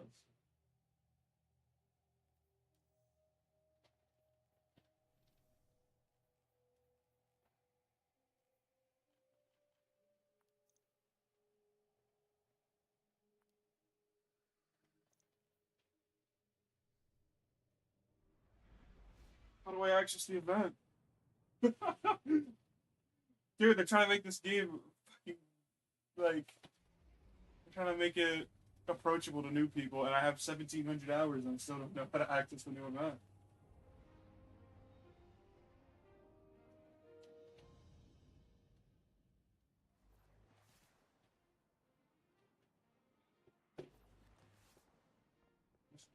There's something.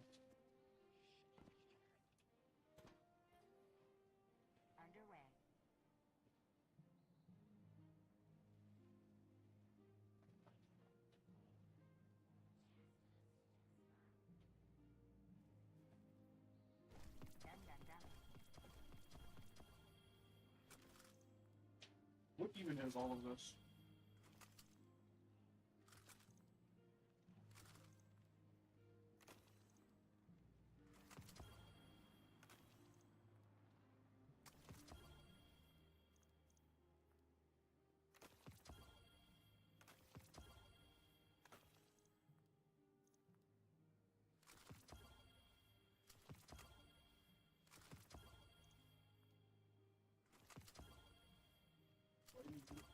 I need all of this!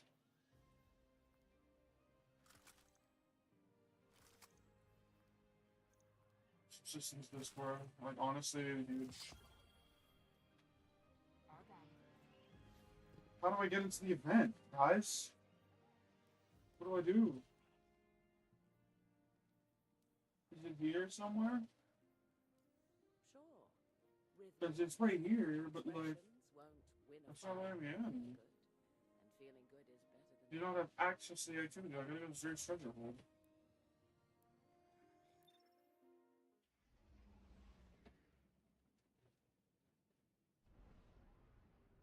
I'm watching fucking Astacross right now to see if he's like. He's in the game.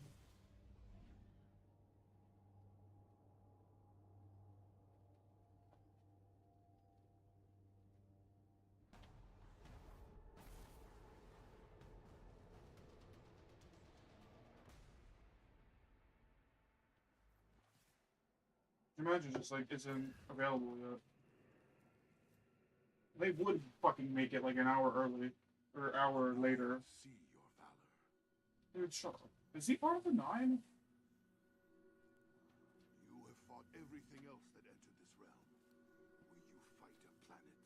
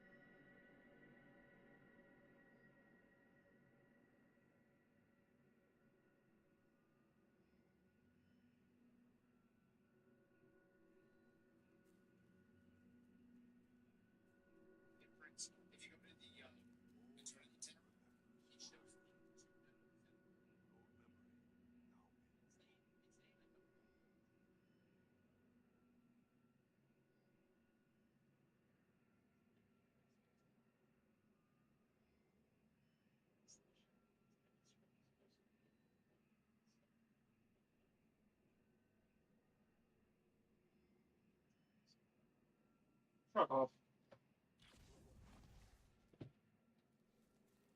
Dude, can they like make us have it? Like what the fuck? This is the problem. I have a good internet, dude. Wait. I'm rich. Holy moly.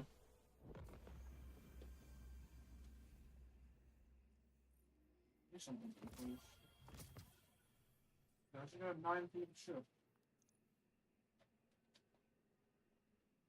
Why does it have a shader on it already?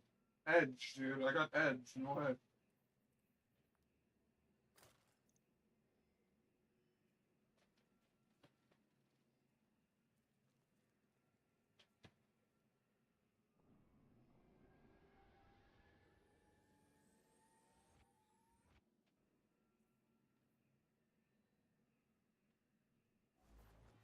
So, can I play the event? Like, what the fuck, guy? Like, what the fuck? Like, bro, players do not have access to the activity. What are you talking about? You have questions. Explore. I have answers. Fixed power, no darkness zones. Enemies are weaker. Drinks a bonus to the Dude, I'm about to do this. I'm literally about to do this in like 10 minutes. What is that? Is that cutting off butt? Or, I mean, balls. Ultimatum? Dude, should I just play Ultimatum by myself? I don't know. So I don't know about it. If I could play the activity, if we could turn back time for the good old days. I think you have terrible need of my gifts. How do I go back on Titan? I'm not playing this shit on Warlock. You got me fucked up. You got me fucked up.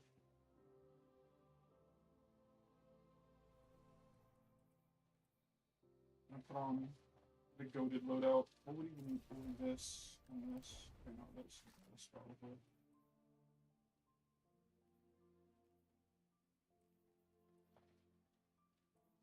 If the enemies are weaker, like just throw that, this. Should be fine.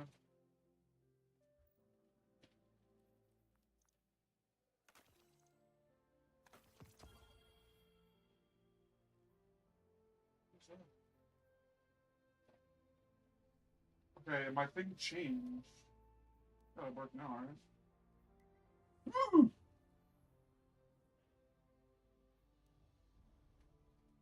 Alright, clean up. Clean up, clean up. Everybody clean up. I guess while this thing is like bugging out, What follows light and what follows light and cinematic trailer, not the gameplay one.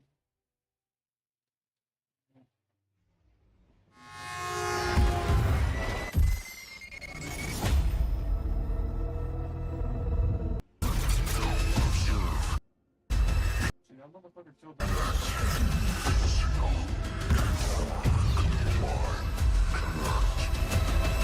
Return. Oh, what is that shot? Where is this? And this all is that guy that we've met. Yeah, see, that's him. That's also. Hey man, at least the art team is still cooking because this shot is beautiful.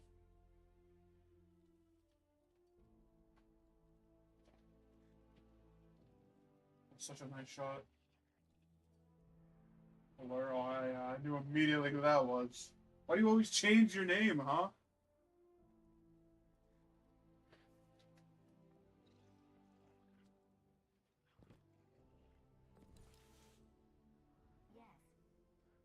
Nothing in the postmaster. A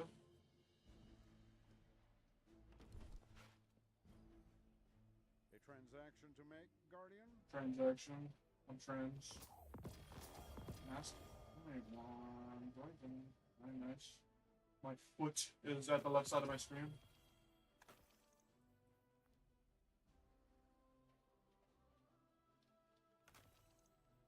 Look at that. Whoa! Guys, close your eyes. I'm getting freaky.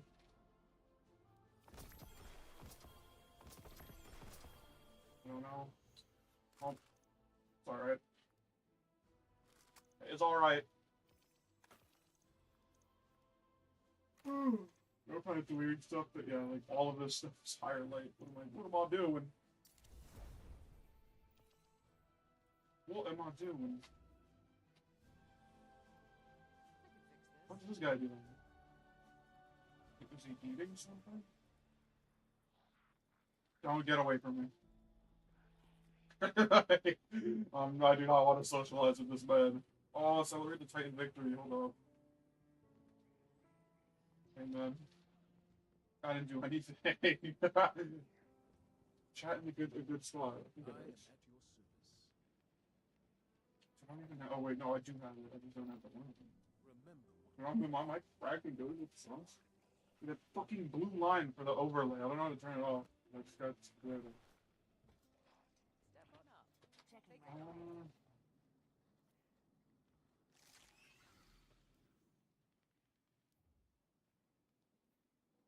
Players do not have access to that sensitivity. I change randomly. I mean, hey. You.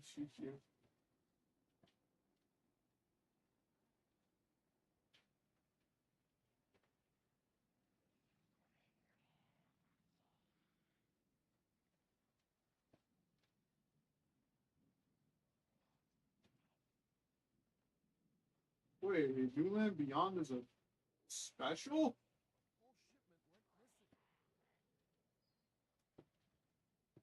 Let me see. Exotic, kinetic, it should be here. What? What is it? Is there an ornament for it? Where's the snipers?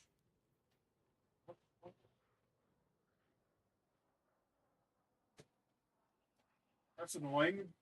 I can't even see it.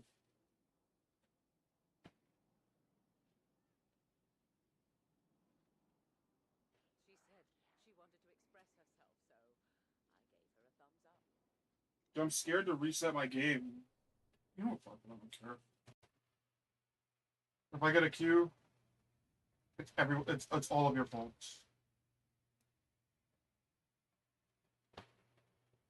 Every single person is fault. Can I buy the DLC?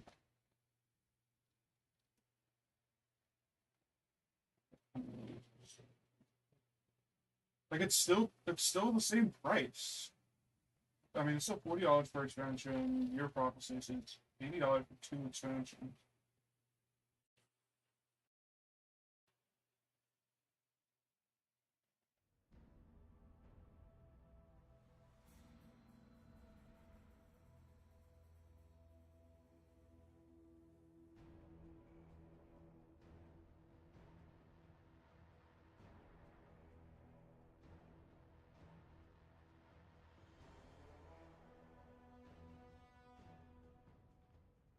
Weird.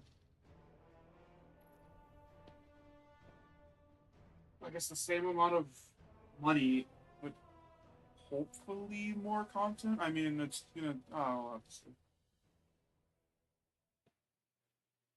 I got until July.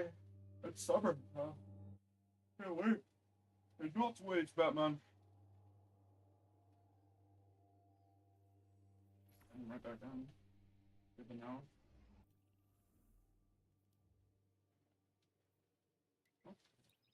Restarting the game worked. Would you look at that?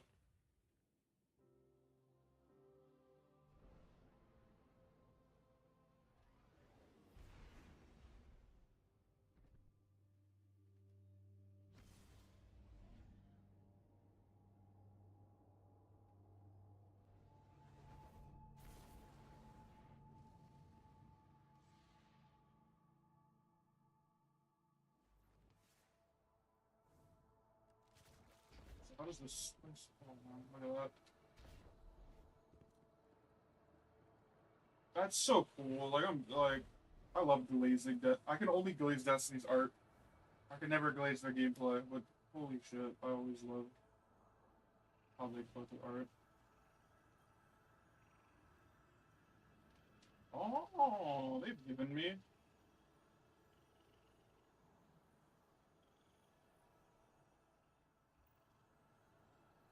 Give me some stuff. Hey, Bobby, that's a pinnacle cap. Oh my god, you're so nice to me. Are these good? These rolls?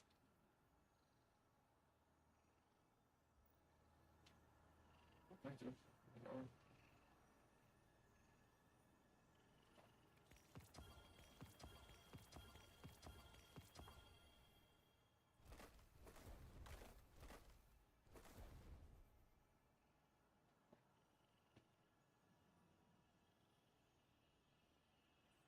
Hey, look, I mean, this armor looks nice. I never got it. Ooh. Ooh, Nelly. Dude, I'm so low on synthweave though. Oh my god.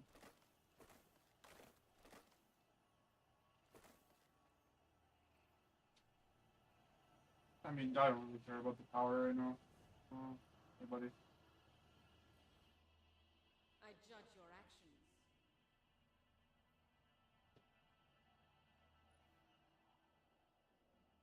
Oh, that's kind of nice.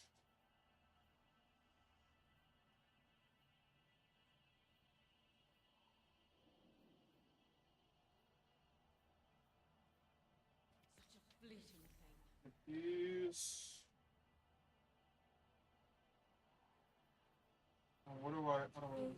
Can I equip any of them? Ooh.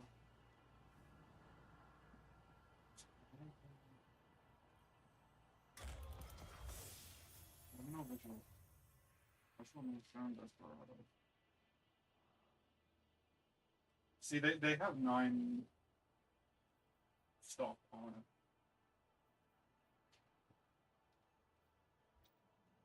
How much can I redeem?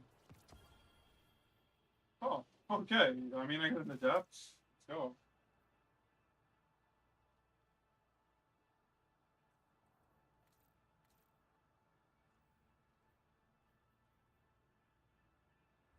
Although, is this a shiny though? Is the double barrel? Holy shit!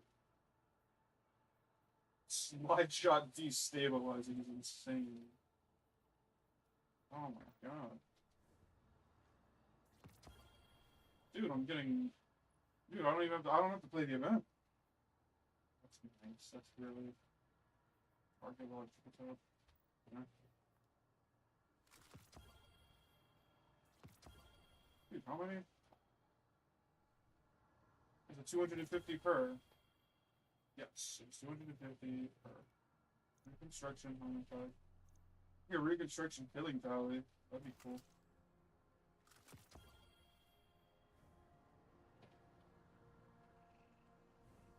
Whew.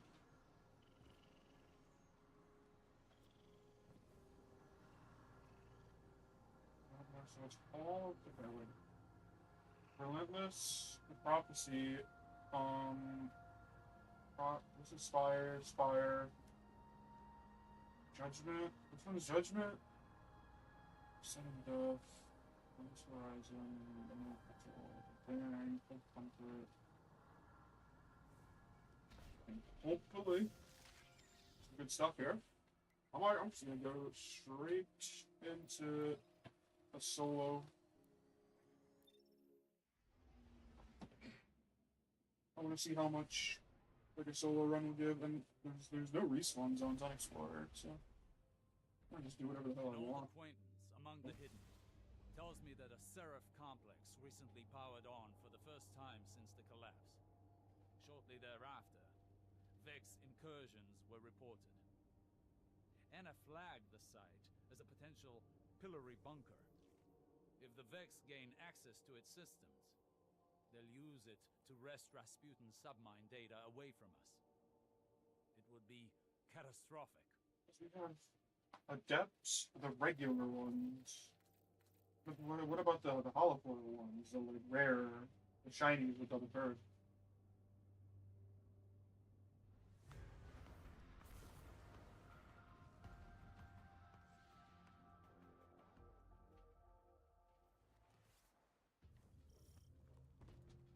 I'm confused. Landed at the source of the complex's arc supply.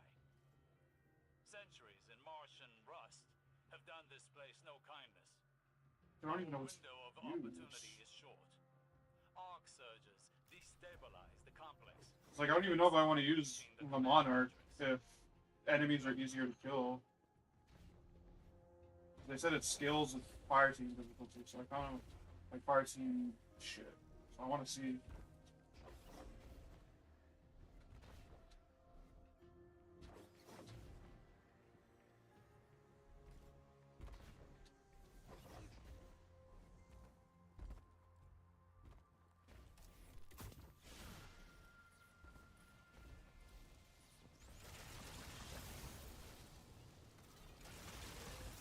What if this shit is like patrol levels and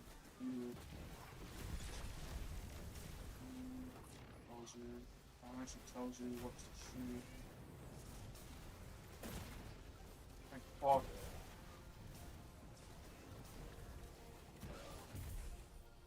See, this is a good little for the little babies out there, you know?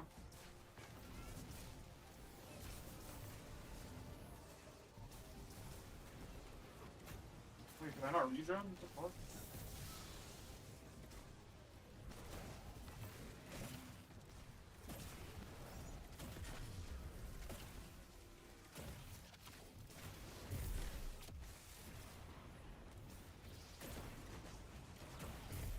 Honestly, I could probably use this shit to like actually practice the stuff. Like, dude, when I did this dungeon, it took me so fucking long. Like, look, I'm already lost.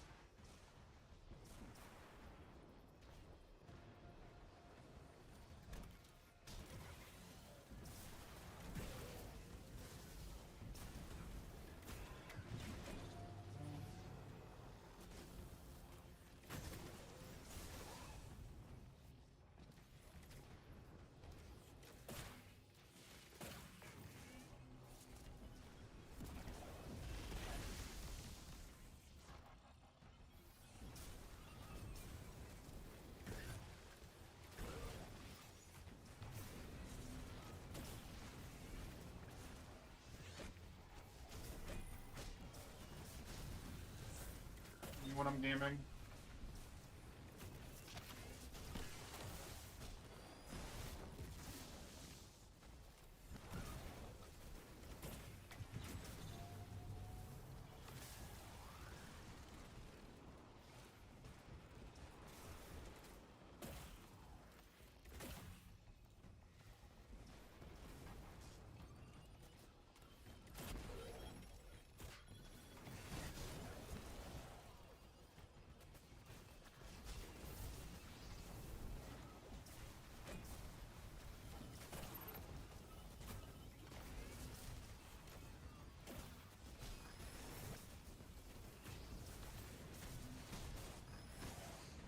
Oh, no.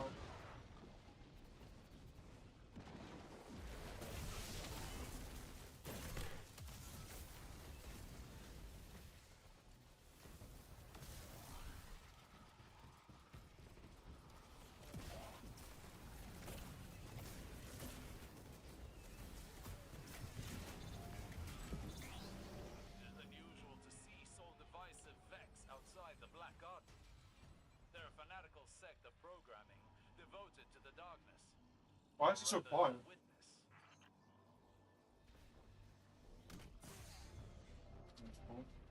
Ishtar Collective in a Seraph complex. Peculiar. They were rivals in the Golden Age. This wasn't just a pillory site, it was a joint research facility focused on extrasolar colonization efforts. The Soul Divisive have been scouring research logs. They were looking for something more than to imprison Rasputin's subminds.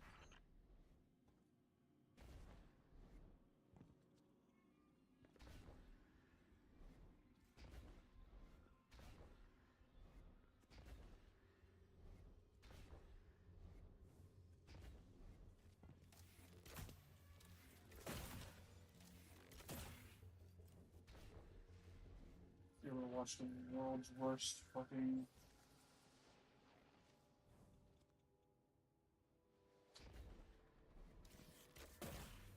jumping puzzle master?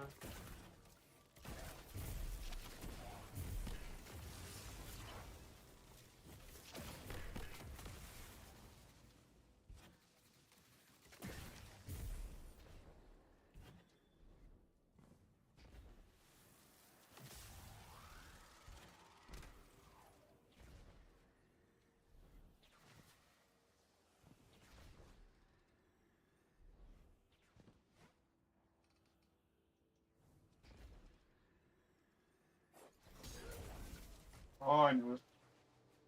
Dude, I didn't know Eager was gonna fucking go that far. Oh my god.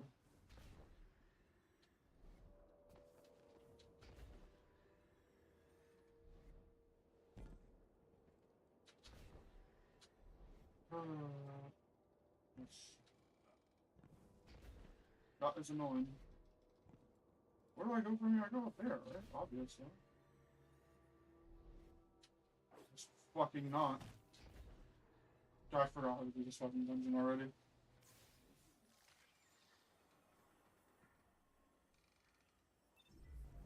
I went on there?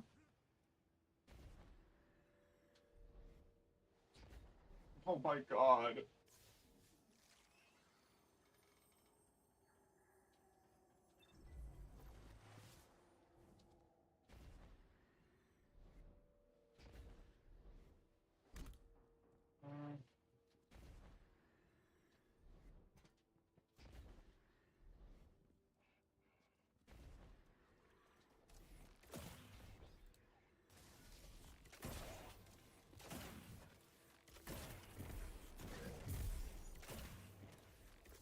Like, I feel like I don't even need, like, a bow. Because this is definitely, like, probably just patrol difficulty.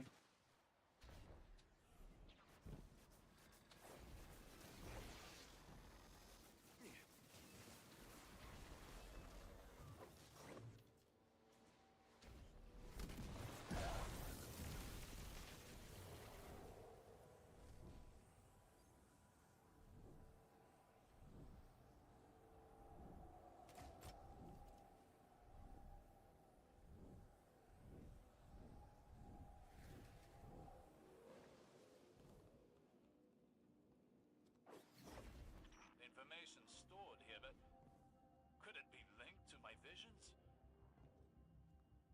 Why else would the witness be interested in these files?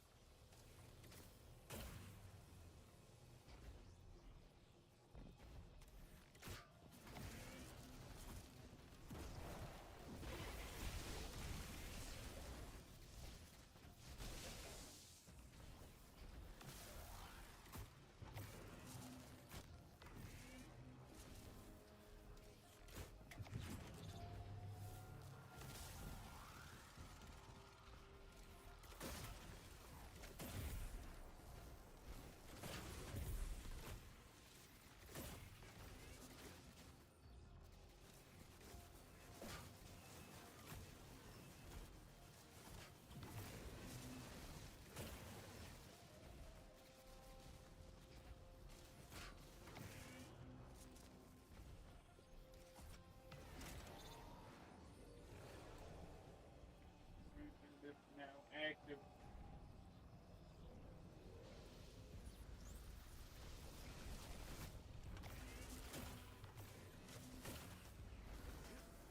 Fuck. No, I just clicked on fucking GPU shit. You video?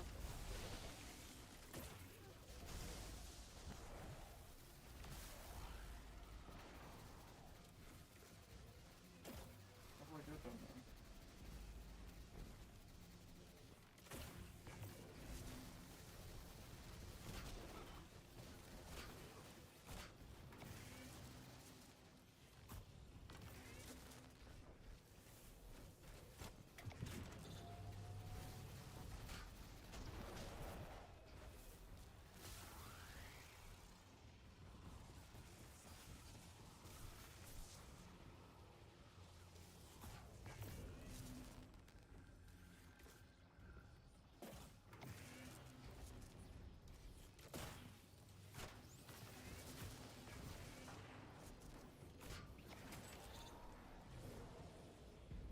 God, they tell me where they are. I can, like, get this shit down to muscle memory, hopefully.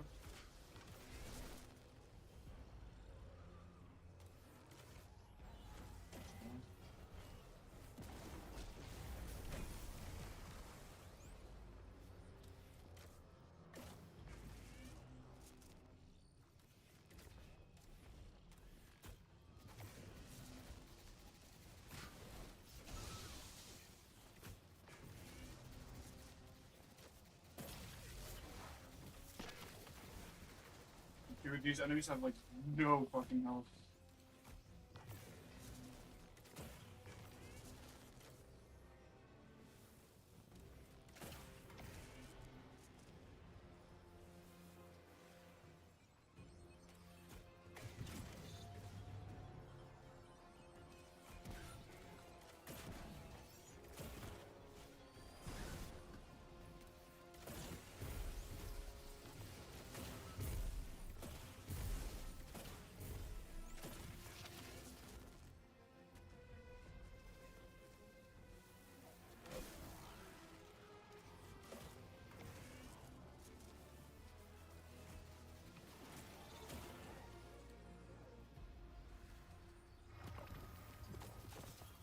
What do I get? I get 60. That is terrible.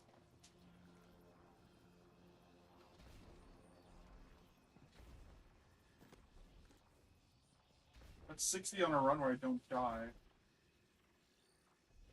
To be fair, like, this is baby mode.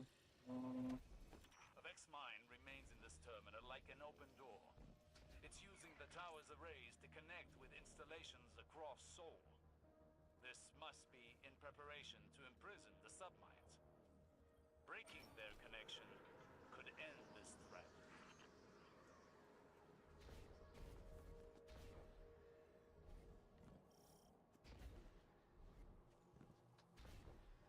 See that? Take notes, Ghost of the Deep. Alright,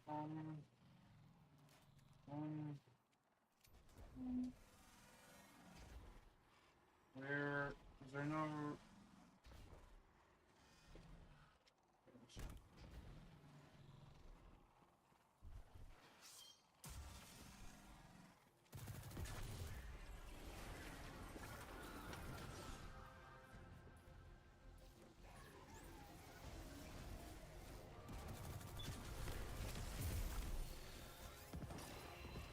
nice.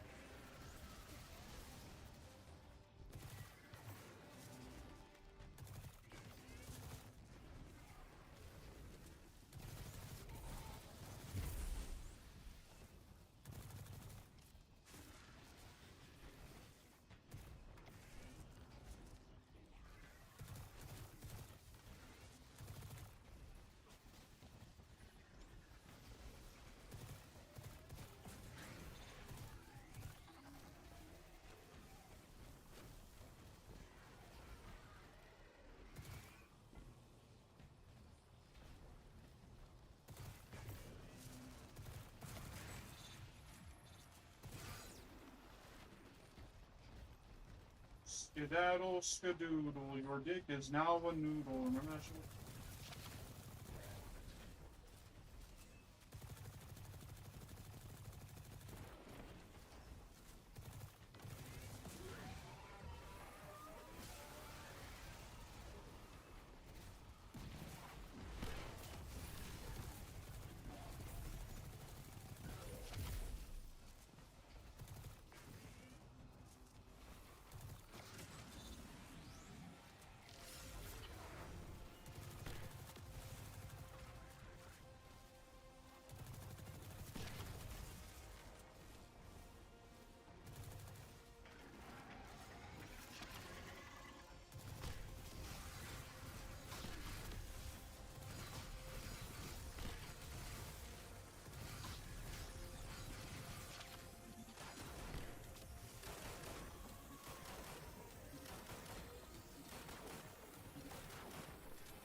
Oh, I forgot that shit was fucking.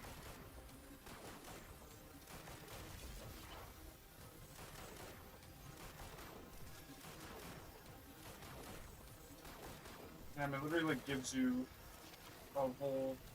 So it like guarantees you a 2 phase.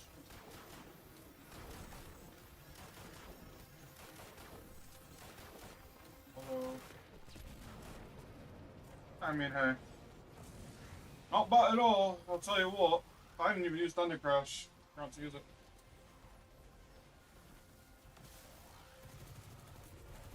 What are you muted? What do you mean?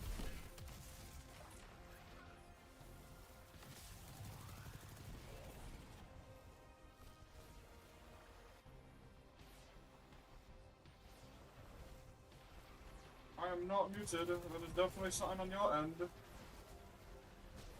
Maybe I just wasn't talking for a long time. Low quality? Oh, it's my monitor. I don't know. It looks fine on my end. Wait. Does this shit only load up one? Dude, that'd be insane. Like, is it... I don't have heavy. You're muted for a second? I probably just wasn't talking. Maybe, I don't know.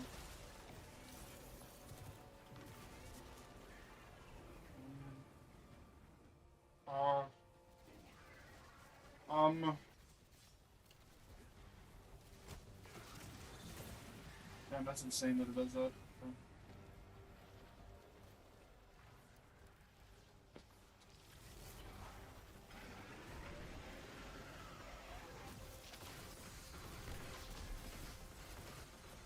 I'm gonna fucking die to shot by everything!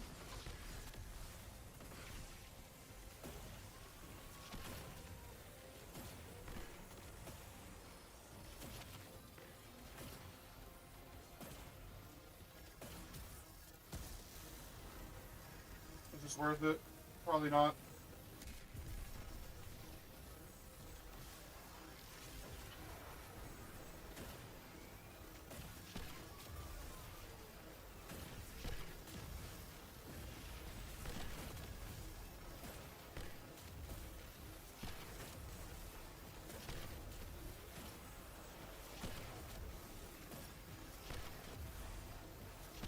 Die!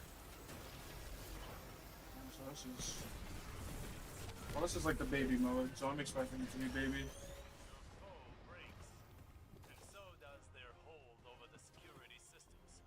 Another 60. Subsistence redirection. They're driving the reactor core to a meltdown. It's going prompt critical. Those power surges were intentional. Get to the reactor, lest we lose everything.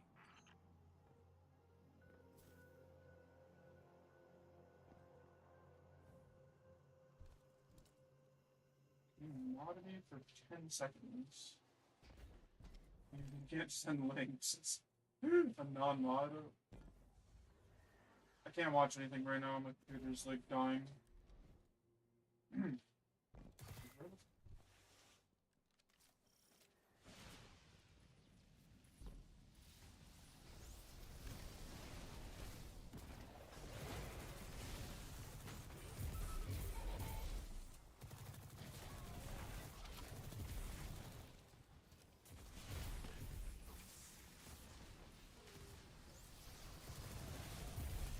Boost.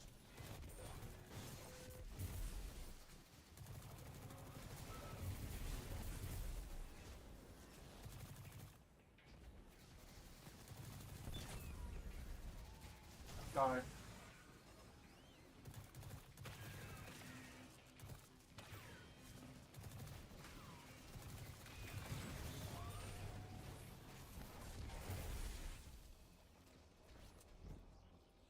Where are the secret chests in this shit? I don't remember. You're not even dying? I'm dying.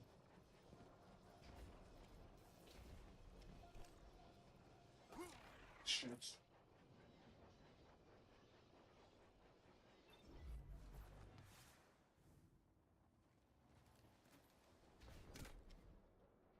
Like the world's worst jumping puzzle. Oh my god, oh my god. Yeah. It's like a thing I gotta land on, man. Dude.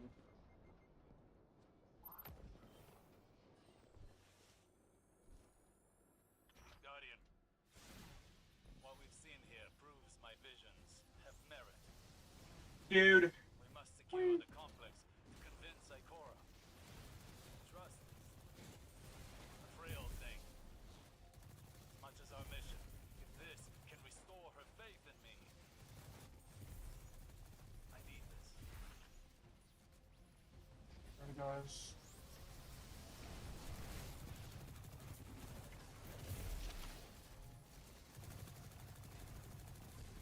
He is up there. XDDDDDD.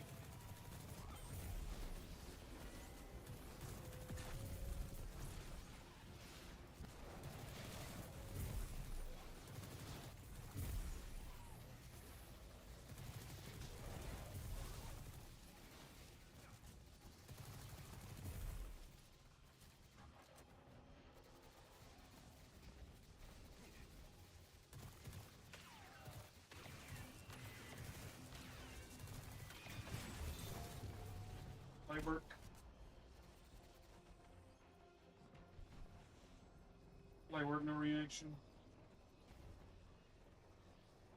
Like, show here, right? Now what? Okay, we're gaming. We're actually gaming. Is this it? No, there's still more, right?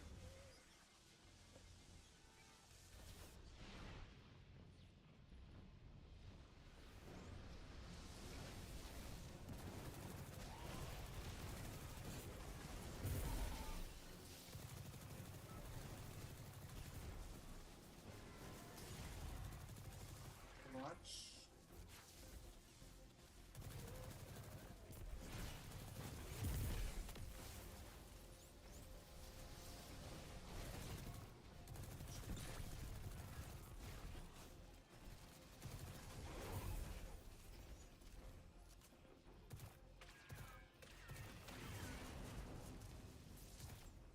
Oh my god.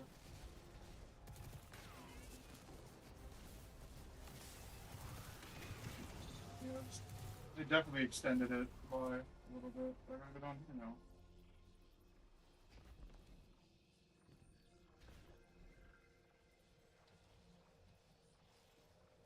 Avex mine directs power to the reactor. Kill it, and the complex should stabilize.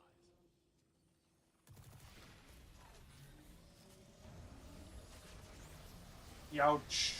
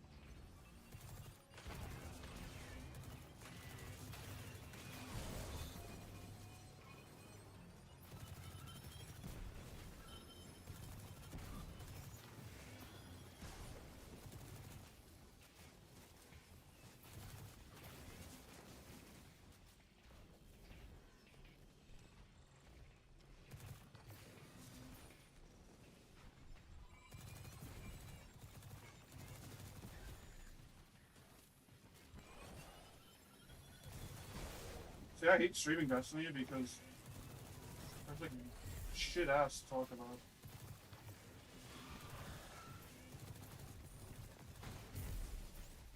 Like, what could I possibly talk about on Destiny?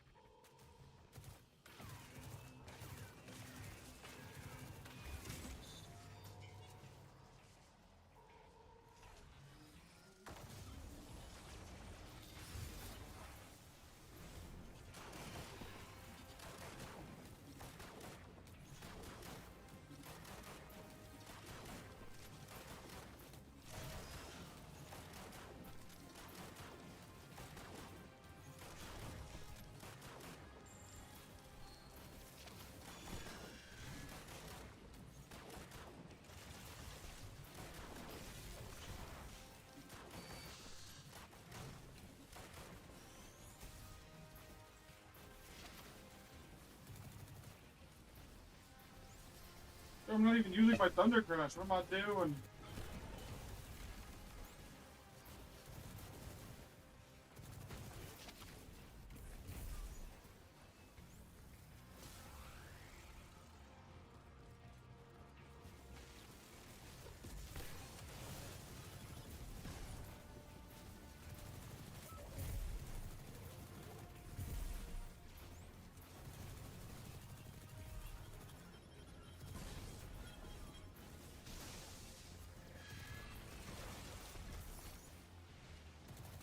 Me when I'm gaming. Oh.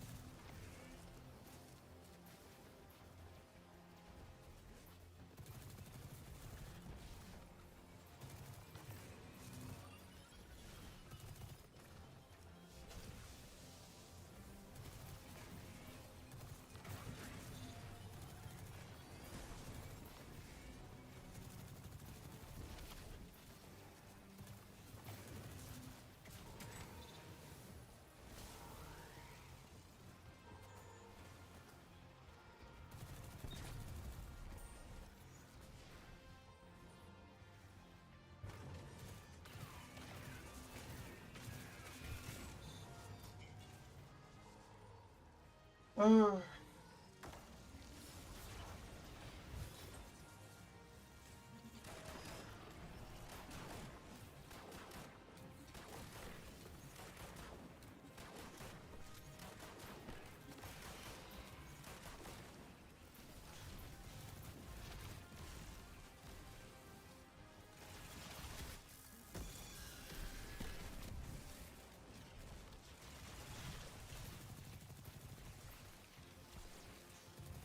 I can guarantee 3, right?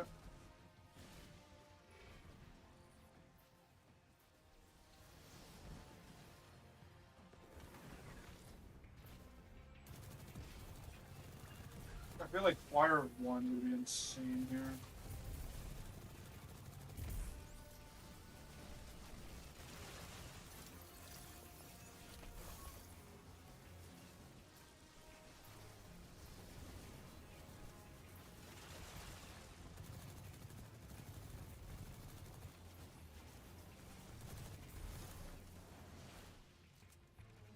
Absolutely bonkers, I feel like Fire 1 would be here.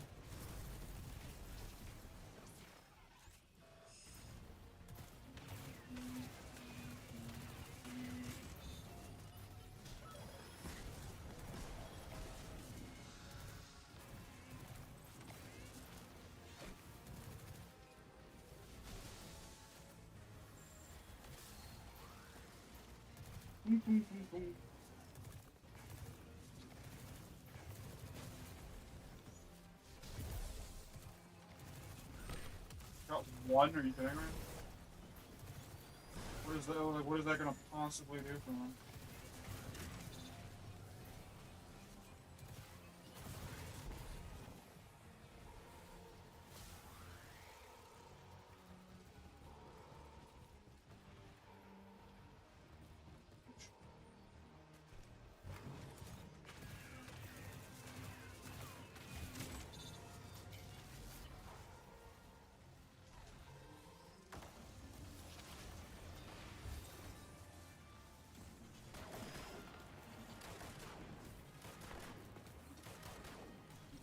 I'm definitely gonna need a better strategy because I cannot take crits for the life of me.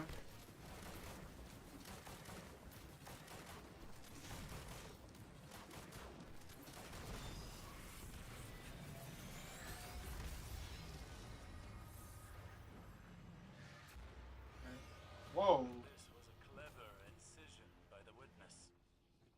25?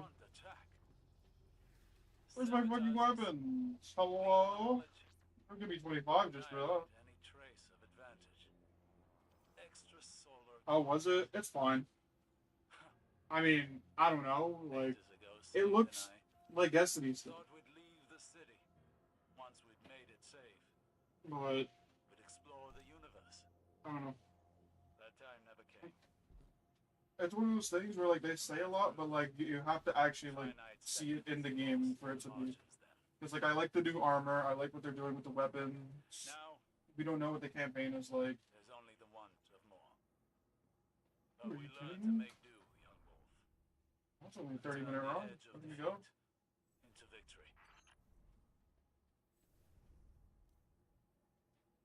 Dude, a full run gave 150? That's not even enough for a weapon. I mean, obviously this is the Explorer mode, but well, this is the only thing solo players can really do.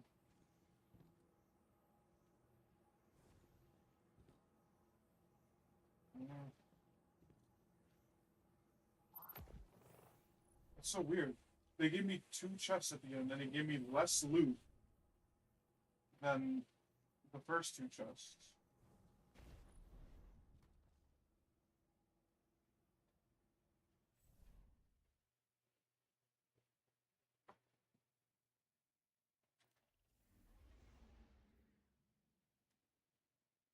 Hey.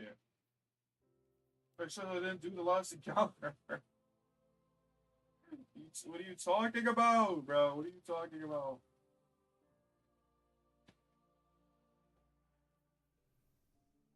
I gotta find, like, something good to use. Squeeze Breaker's good, but, like... Is there surges on this ship?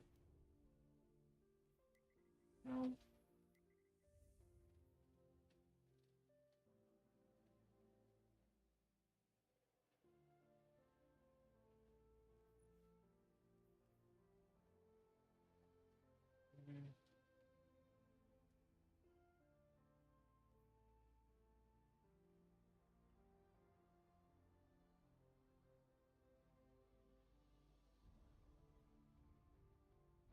You have to use fucking Fire Team Finder for this shit.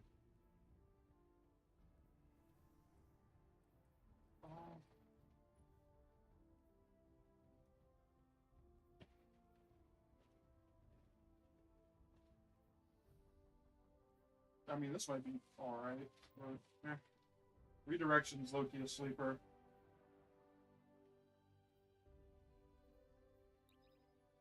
Should go back in.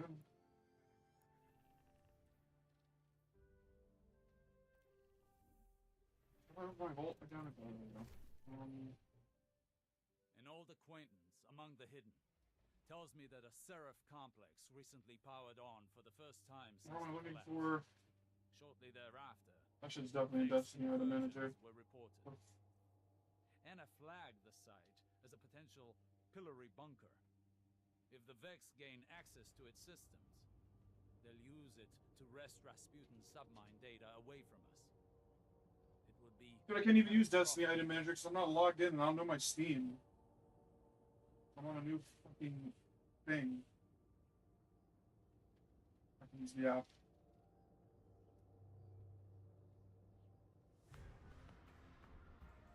Where is my Choir of One?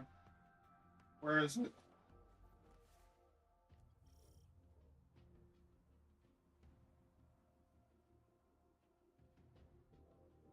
Where's my Choir of One? Where the fuck?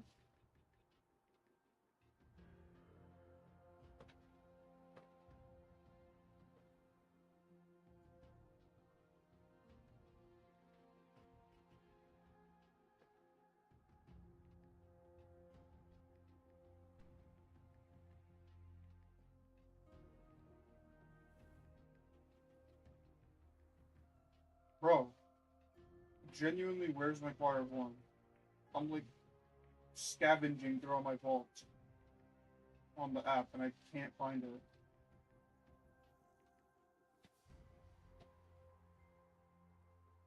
Did it just fucking disappear?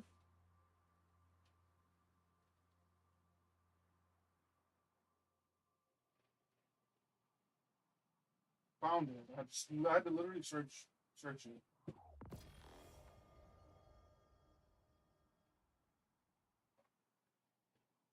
Now, what would be a good... You know, I mean, I could try using the new weapon. Just for now. You've landed at the source of the complex's AUG supply. Centuries in Martian rust have done this place no kindness. Our window of opportunity is short. AUG surges destabilize the complex, and Vex are breaching the command matrix. Go.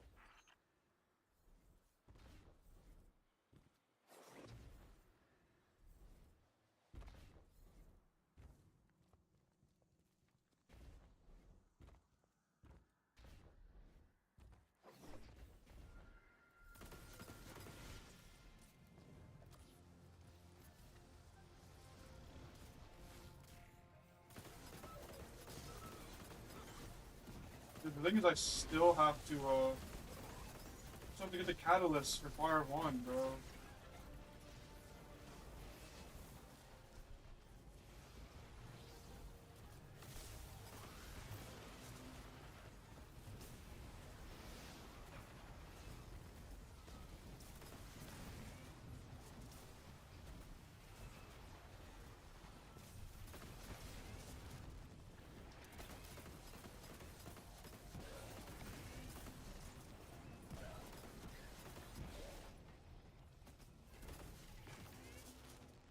It's like having destabilizing on this thing is insane, but I do not have destabilizing on this thing.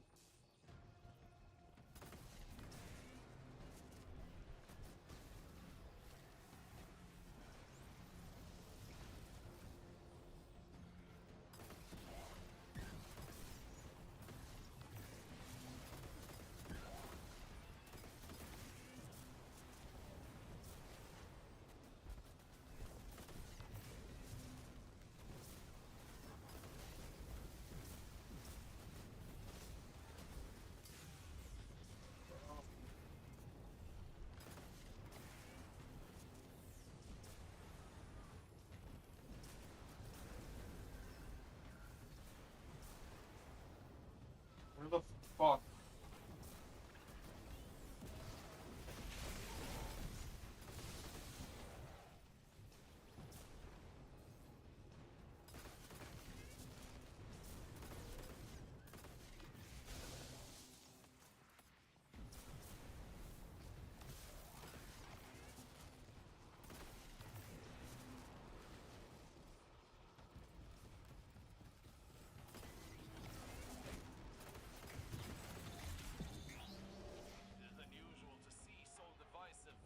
Wow, gotta reach this possible. Wow.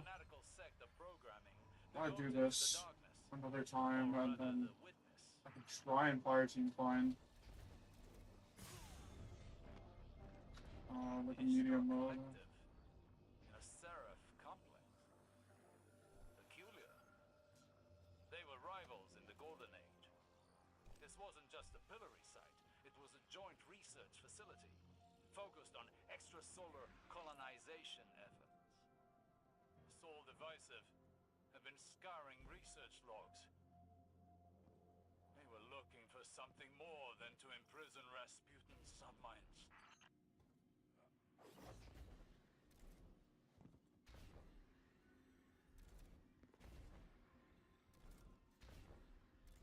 I was gonna say, why didn't I get a weapon? But I forgot that was just an entrance encounter.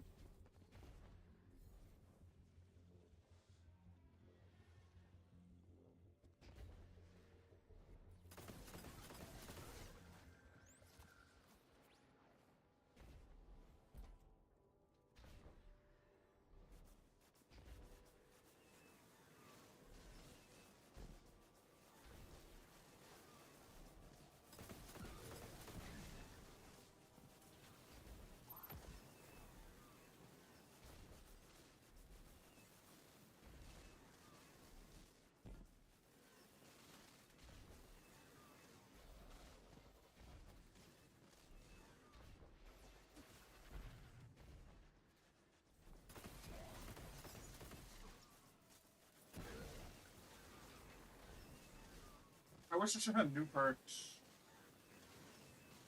I would have actually like made this shit like kind of interesting. I mean, they could be good perks, but they're not new.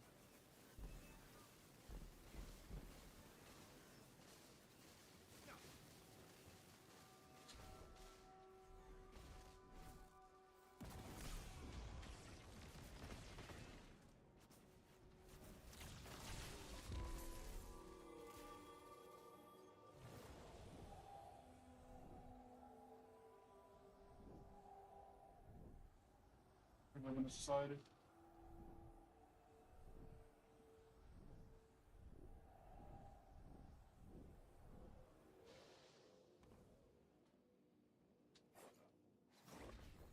Information stored here, but could it be linked to my visions?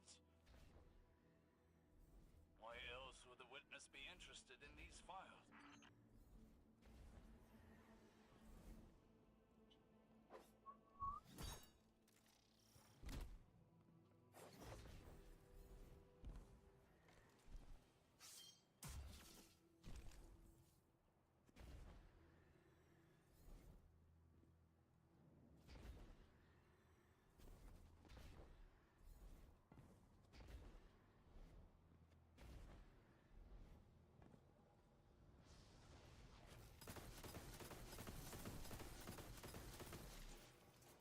Please make legendaries better again.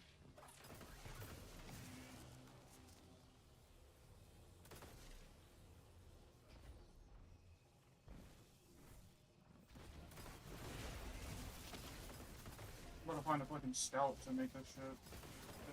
It's easy. Shooting the nodes. It's like half of this damn dungeon is just shooting nodes.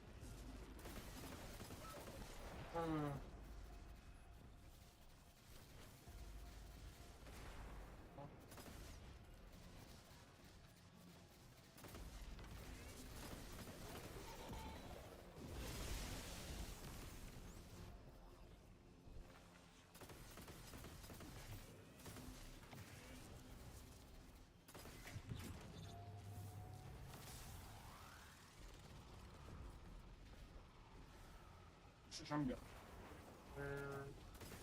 Where are you?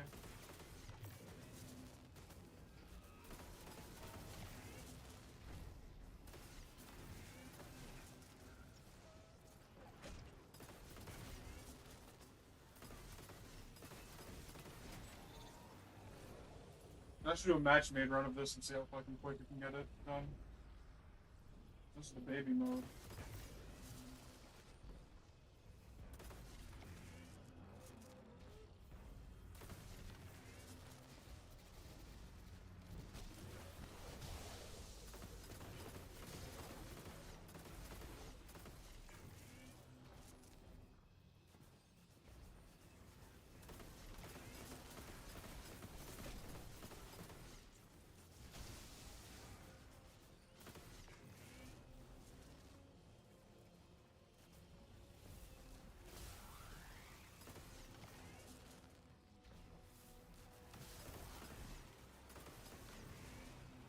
I almost feel it for me, brother.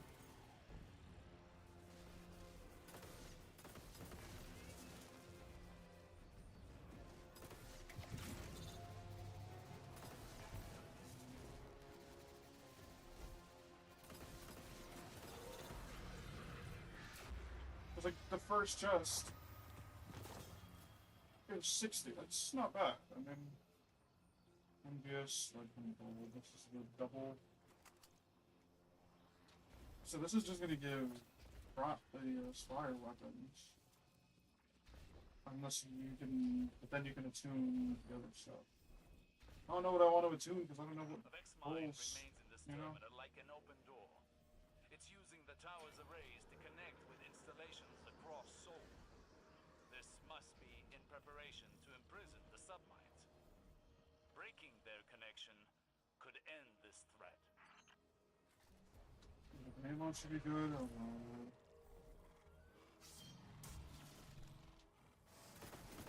I should let you two-phase no matter what anyway. To be honest, I'm using this shit. The amount of nodes I can hit using this.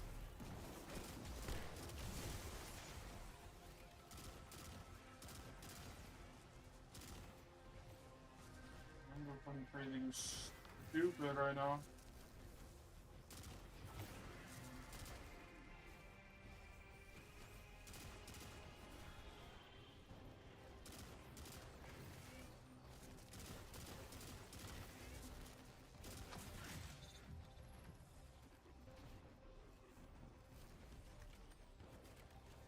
Going crazy, going stupid.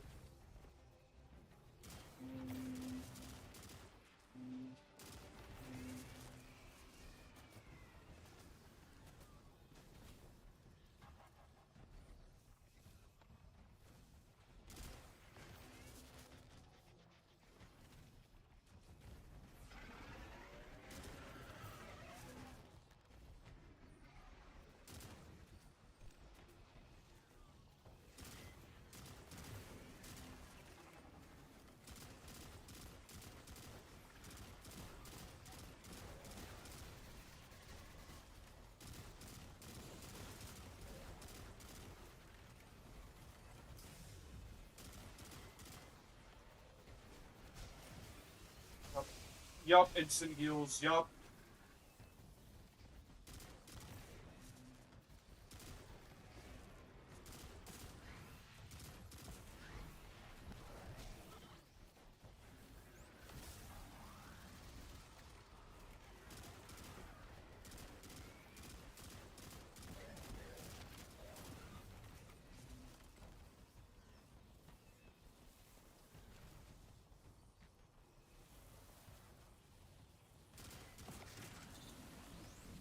I don't think this shit is gonna work.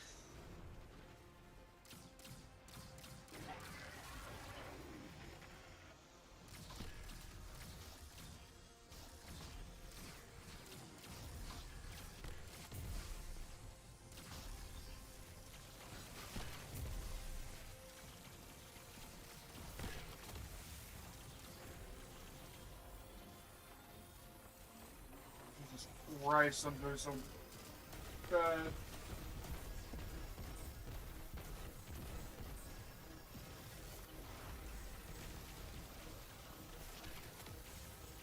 That's alright, because they just guarantee a phase no matter what.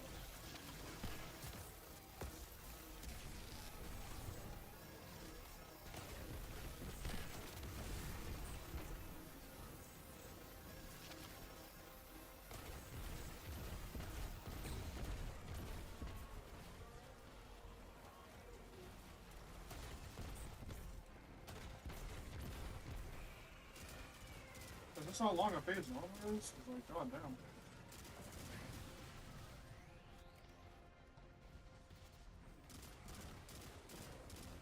No!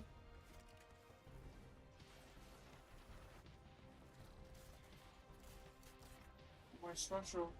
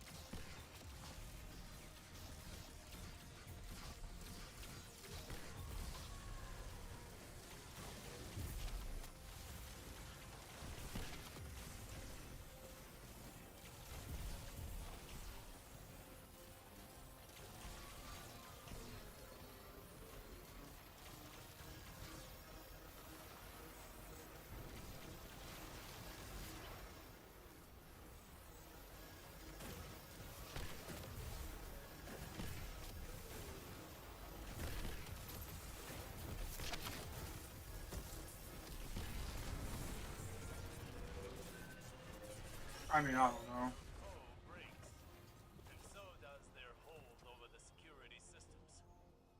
Perhaps now we can... Dragonfly, ooh. No! They're driving the reactor core to a meltdown. It's going prompt critical. Those power surges were intentional.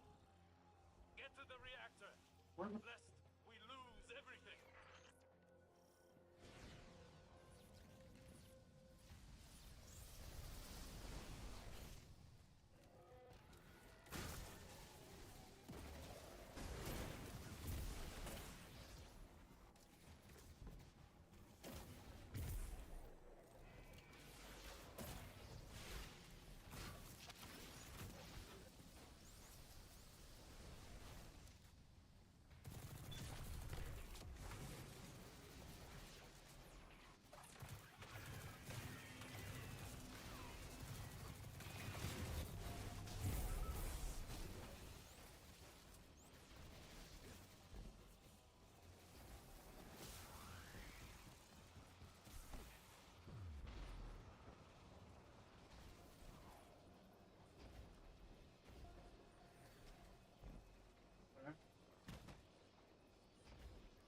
And fucking tossed around. Guardian, what we've seen here proves my visions have merit. We must secure the complex to convince Ikora. Trust is a frail thing. As much as our mission, this can restore her faith in me. I need this.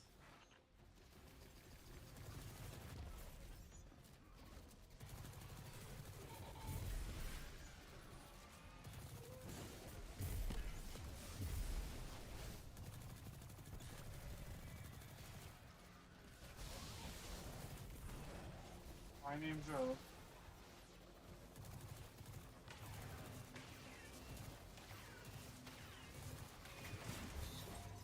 See, I don't even know where the secret chests are, and I don't know if they give weapons.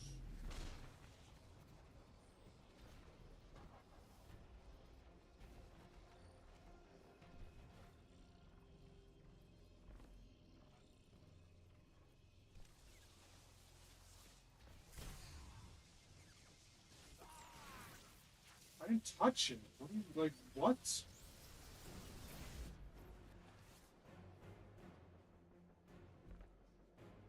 Did I not touch that shit? I did not touch that shit at all.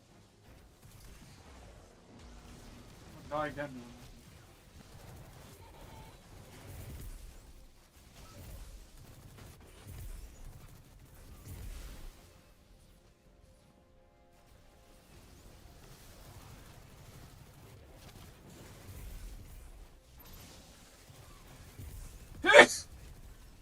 I could try Lord of Wolves. Lord of Wolves got nerfed, but still probably insane.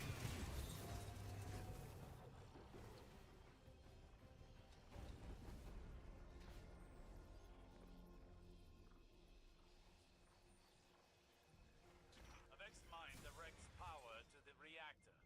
Kill it, and the complex should Lord. stabilize.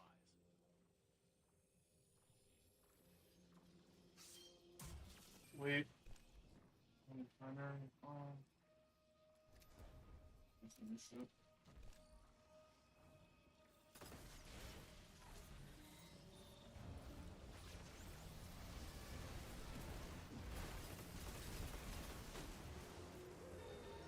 Like, let me see it. Like, this is a 30% nerf. That shit is so good.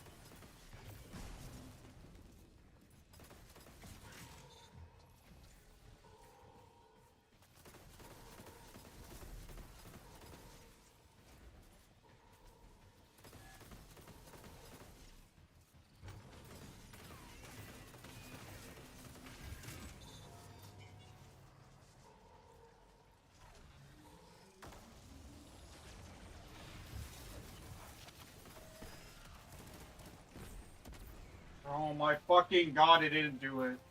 Like, I'm supposed to fucking go up. Why didn't I go up? Oh my god. Oh, so stupid, bro.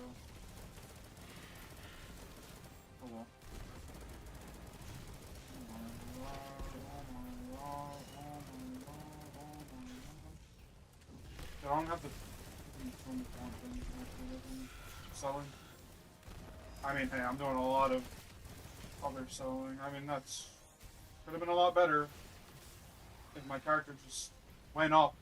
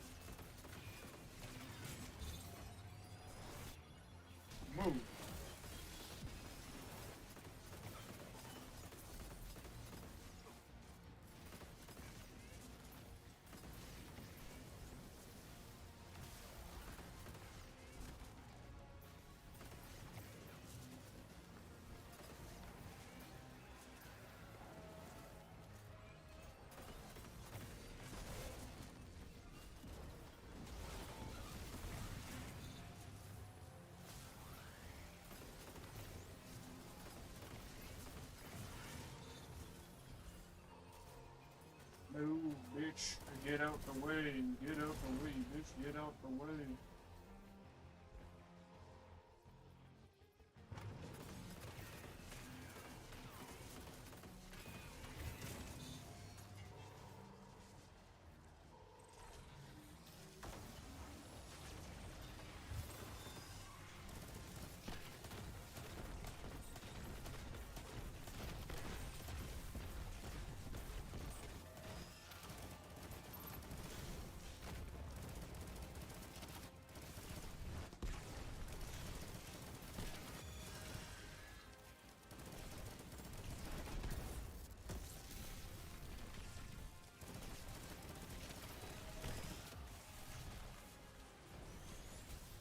Kinda huge.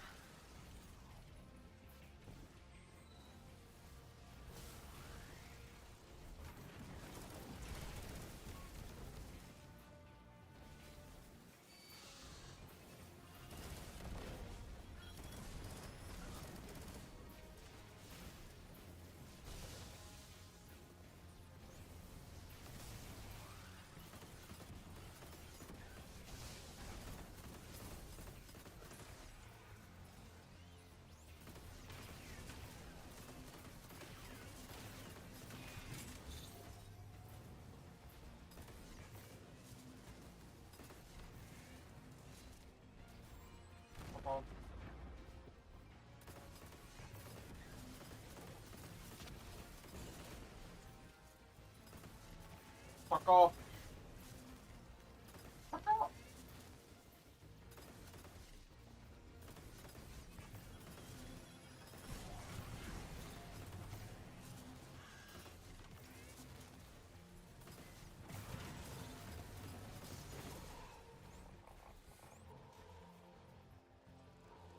See, this will be a lot slower and regular because I actually have to like look at what I'm shooting if there wasn't like tooltips.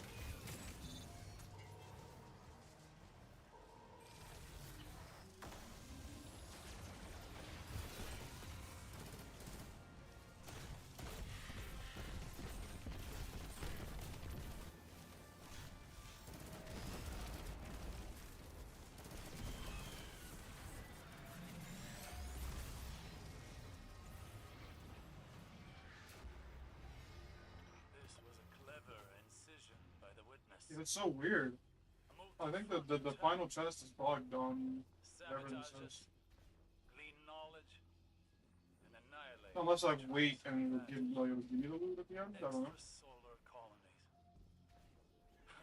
But I doubt that. Ages ago, Saint and I thought Let's look, it literally says I did like 0 kills, 0 damage. Maybe I don't get it on this game though. explore the universe. That time never came. A matter of finite seconds lost in the margins then.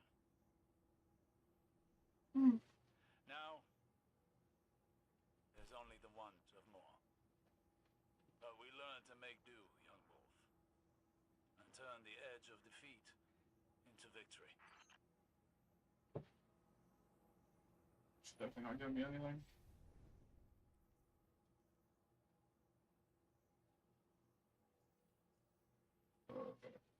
What's the title for this? Eternal. Well, that's not a guess.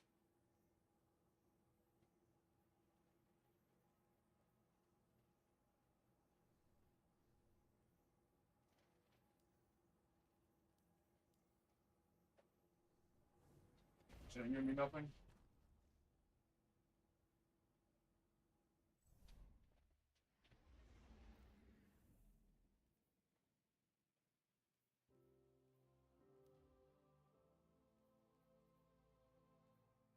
What are... Oh, let's look at the quests.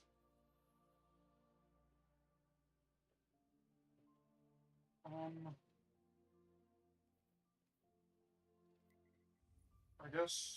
I don't know.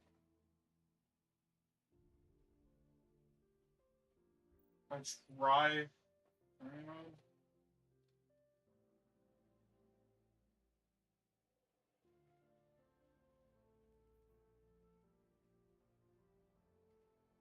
See, like, the fact... I see how much different and explore this one is. It's just the fact that, what do you call An it? old acquaintance among the tells me that a seraph Like, you do more damage as a solo in just the baby mode. Like, that doesn't make any sense. That should be for all of the modes. I don't care. Anna flagged the site as a potential pillory bunker. If the Vex gain access to its systems, they'll use it to wrest Rasputin's submine data away from us. It would be catastrophic.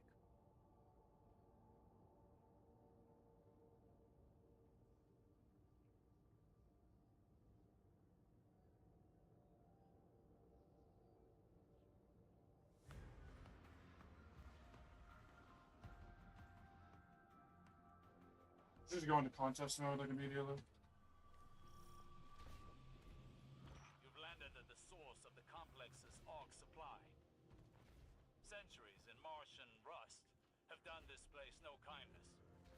Our window of opportunity is short. Arc surges destabilize the complex, and Vex are breaching the command matrix. Go.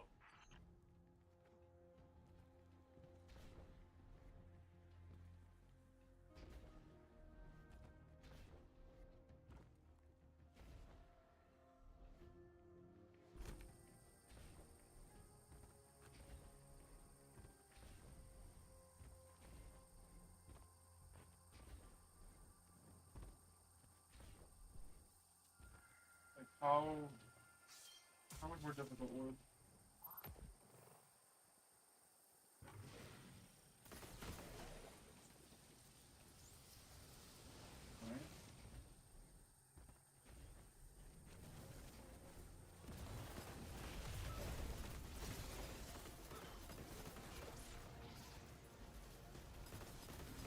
Dude, I'm off of Twitter, bro. For like 10 seconds.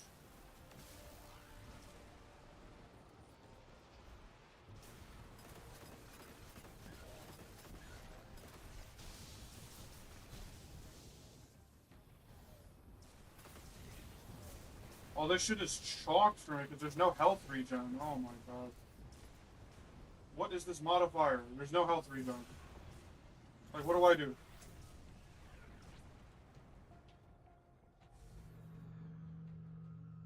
That's just gonna be fucking impossible, so I'm gonna have to play with the fire team. Because the modifier is literally like, what is it? Increase, which does not regenerate. Defeating combatants will recover health for you and nearby allies. So like, you have to play with people. Okay, I'm gonna go to fire team find it real quick.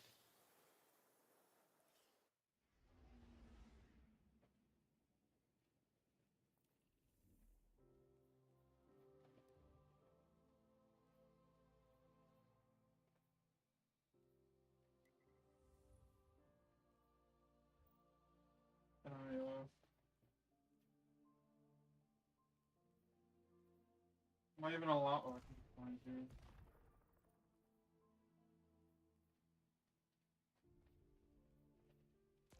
This fucking thing I found, right?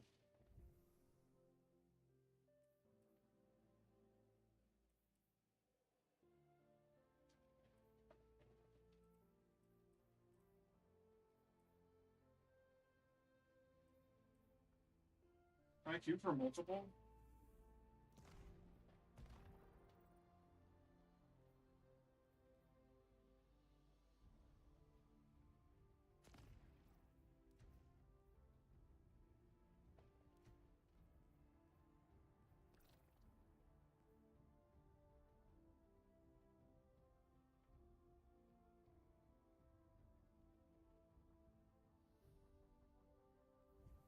One with this.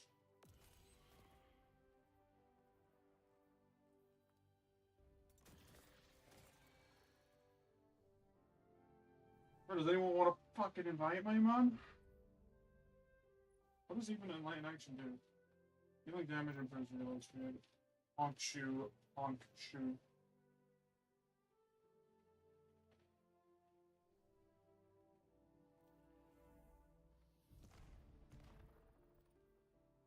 Bro, it's taking way too long.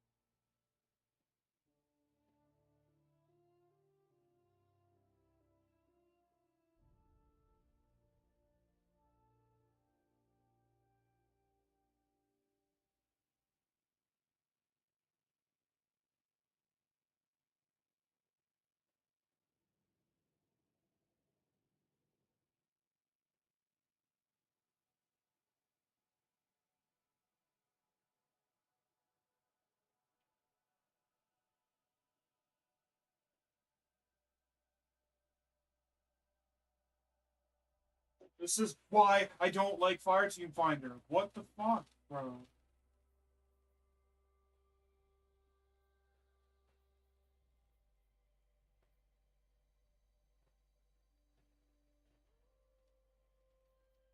Final CP.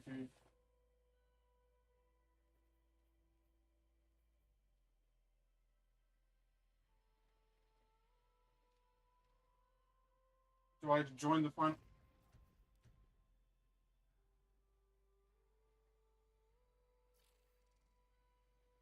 Oh my god, I'm gonna lose my mind.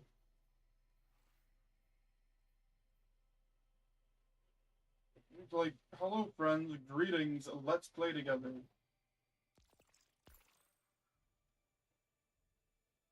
Can I join? Can they throw me in?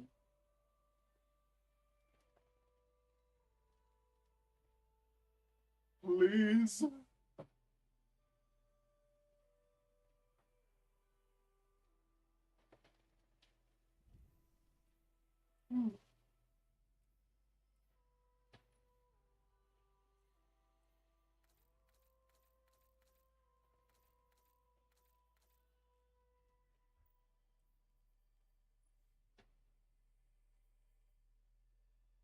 This is kind of crazy. A slide shot destabilizer.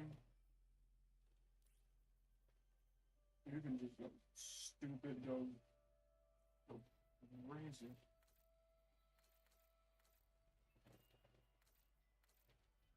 That's hard. What is this? Royal Protector? What is that one? That's so nice.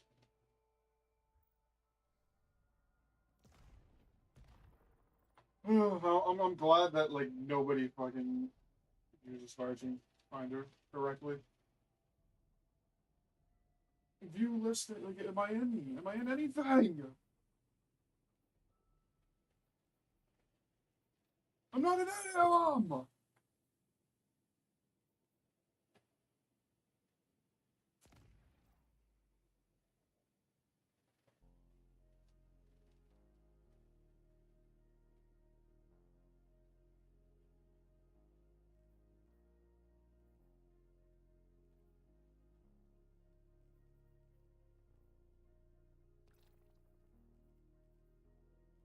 Oh, no, like, what is this?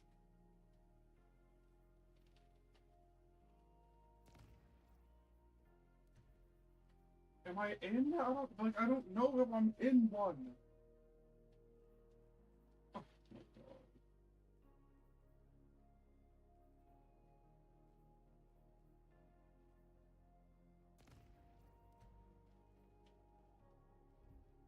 I hate this. I hate this so bad. Oh look, I'm in here, and like he's probably just AFK sitting there, like twiddling his thumbs around, and I can't do anything.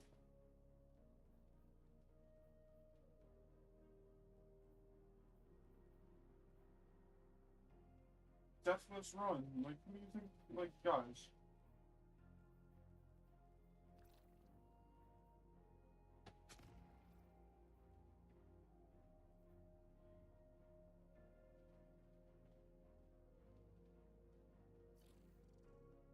Oh.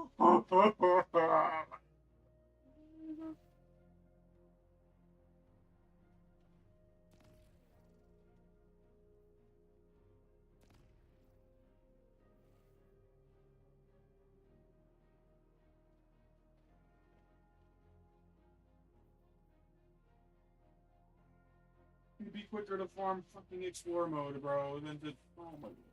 Am I even in one? How do I know if I'm in one? I'm not in one. Two. Oh, it's the same fucking guy. Is it? I don't know.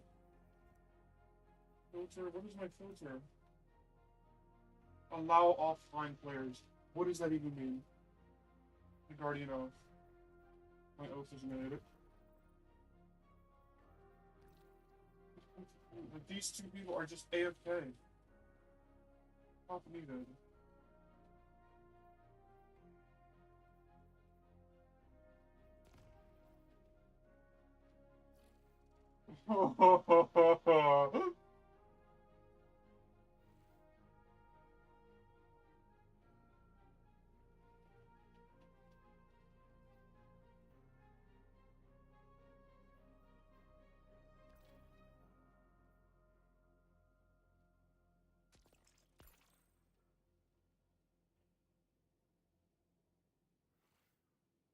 An application required!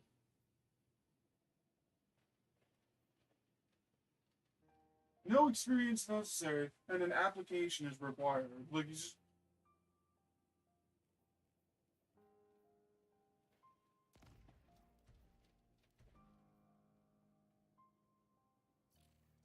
Oh my god. It's impossible. It's actually impossible to get to a move.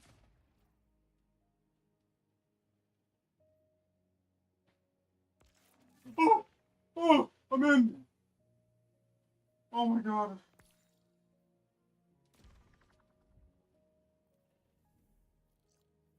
How do I accept the invite?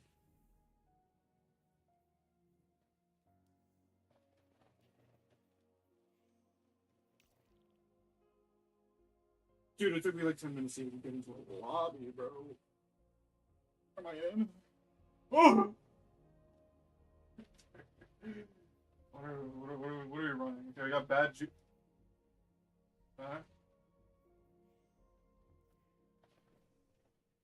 Icebreaker and...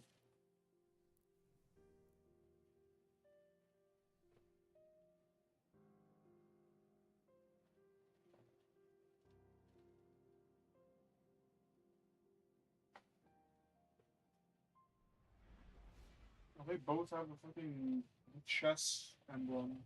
An old Or the acquaintance chess ship. among the hidden Should I do that? tells me that a Seraph complex recently powered on for the first Oh, time and since the just this collapse. guy. Shortly thereafter, I'm Vex over here using the incursions default were ship reported. because I don't care.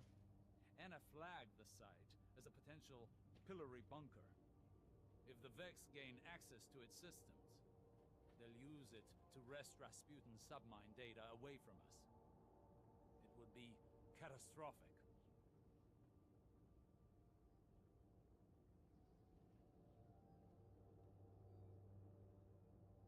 Does that not swap or I can't like swap weapons? I don't know.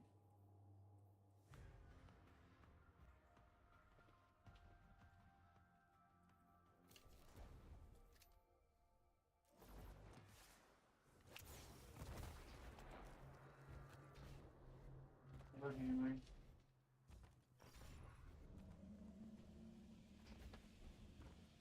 You've landed at the source of the complex's arc supply. Centuries in Martian rust have done this place no kindness. Our window of opportunity is short. Arc surges destabilize the complex, and Vex are breaching the command matrix. Holy shit, look at how bad this loadout is. They got solar reserves and I'm using the Monarch. You know what? Don't care. Don't care.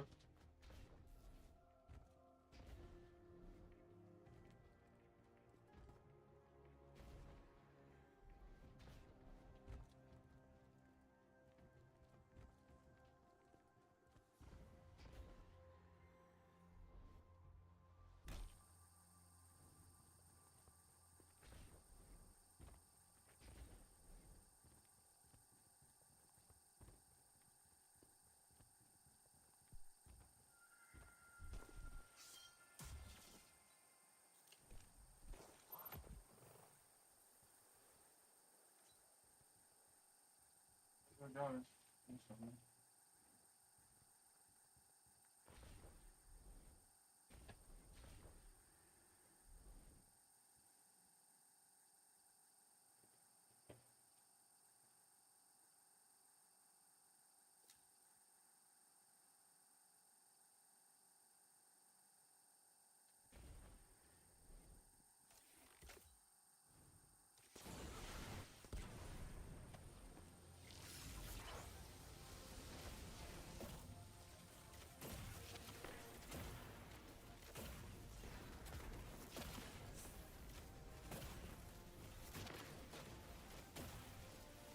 My support right now for the team.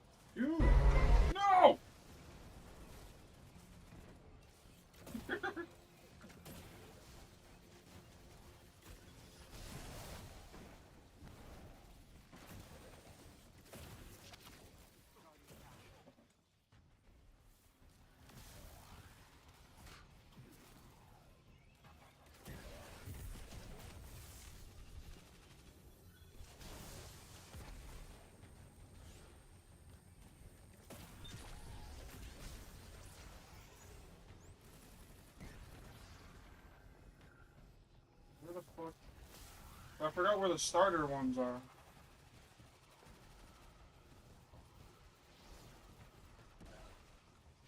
One is on here, right?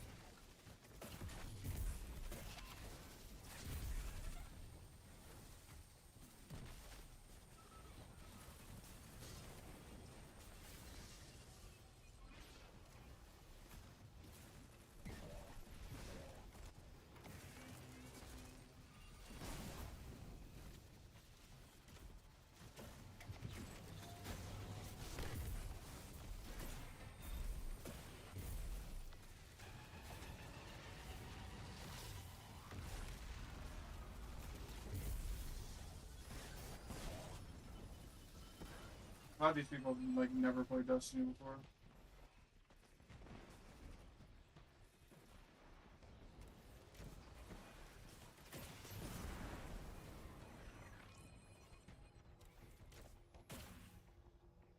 Which one is the beginner one?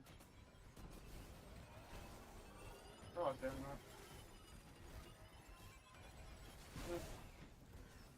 Here.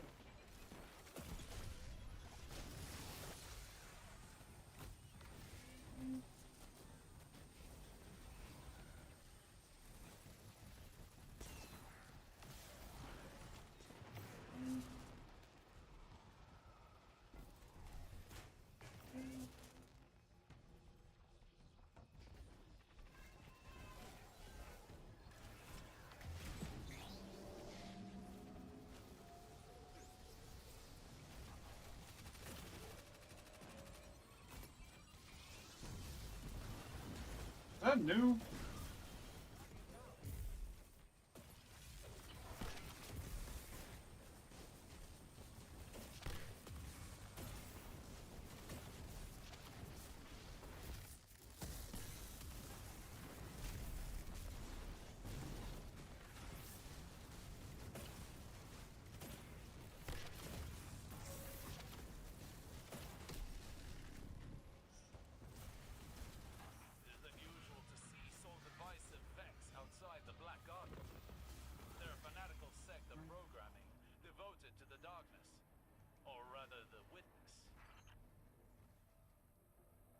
Rapid hit redirection.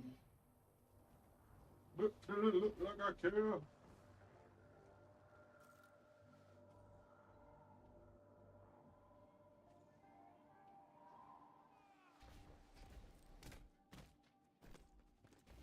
The Ishtar Collective in a Seraph complex. Peculiar. I don't know if these motherfuckers know how to do the dungeon. This wasn't just a pillory site, it was a joint research facility focused on extrasolar colonization efforts.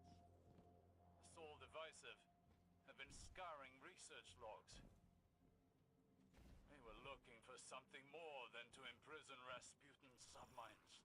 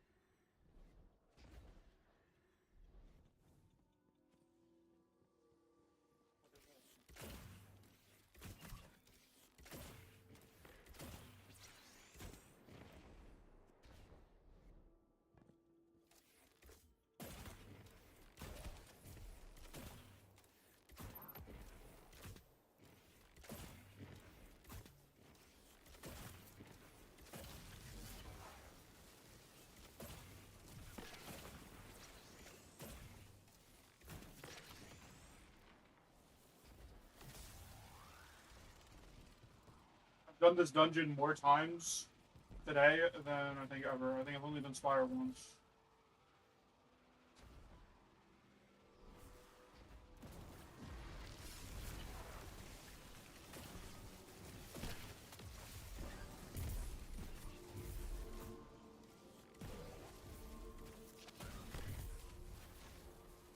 I don't think these guys know where they're going.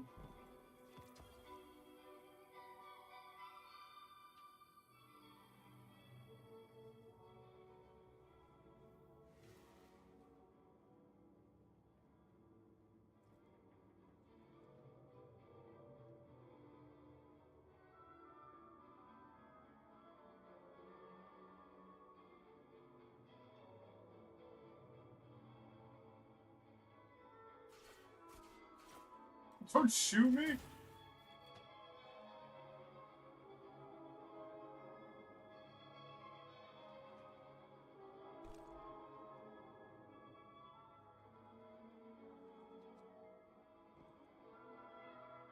There's no way Uli Bucci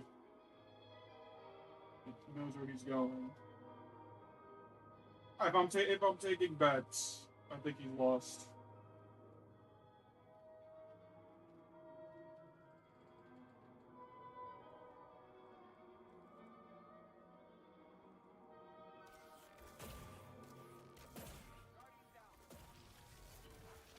Guys, you fucks! I'm going without him.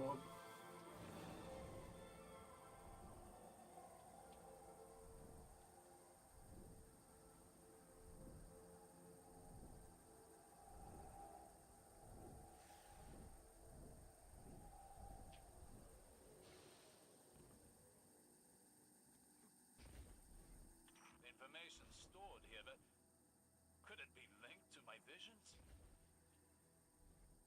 Why else would the witness be interested in these files?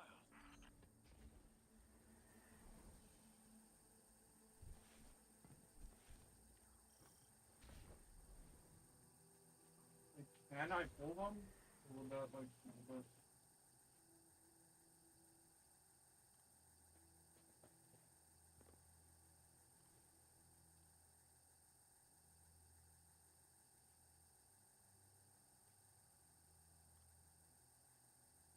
Do I pull them? I don't know if I pull them or not.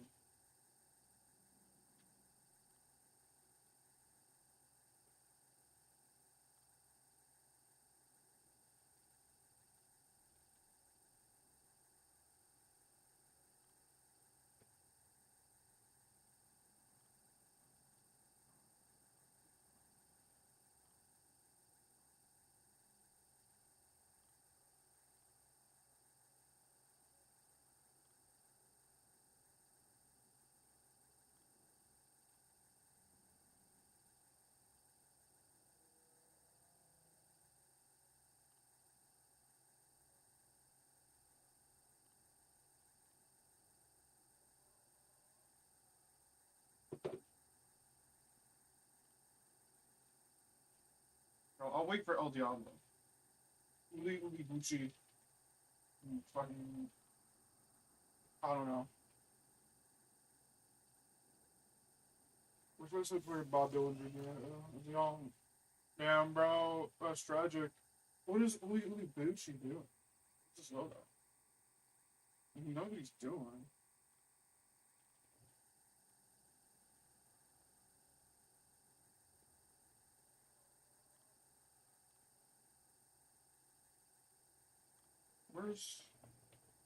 Where's the other one?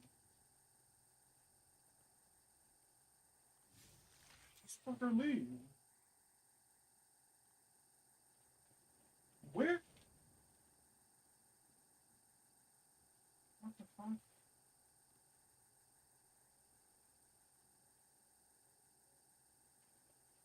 Where are we going? What the fuck? Uli Bucci did it before Diablo.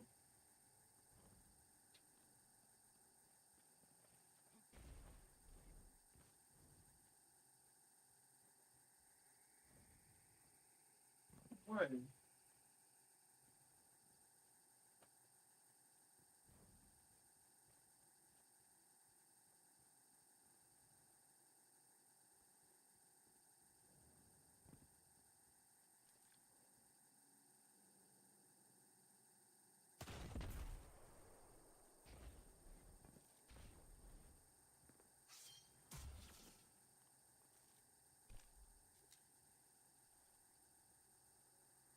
Oh my god! Dude, what the fuck is going on? El Diablo, lock in, please. He's doing it without him. Oh my god, it's gonna take like an hour. We're on the first encounter. We haven't even gotten to the first encounter. We're at like 30 deaths. He's doing it without him. Oh, man.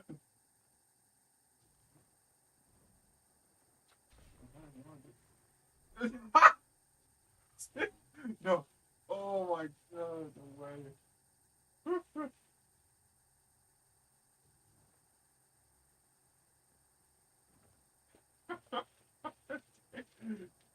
This one.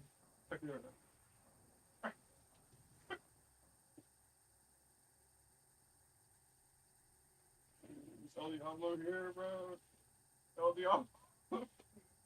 Bro, this should not be taking this long. It hasn't even been the first encounter. This is why I need a team, bro. I gotta go on the fucking Destiny board and find something.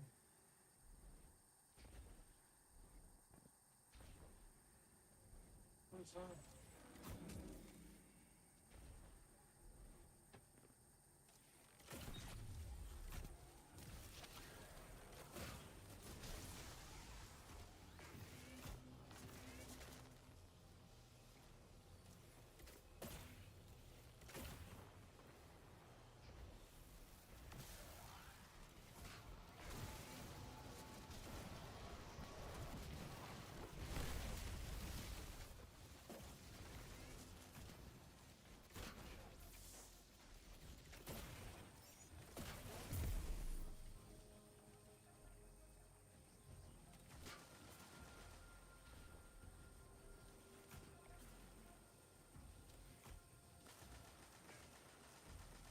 What?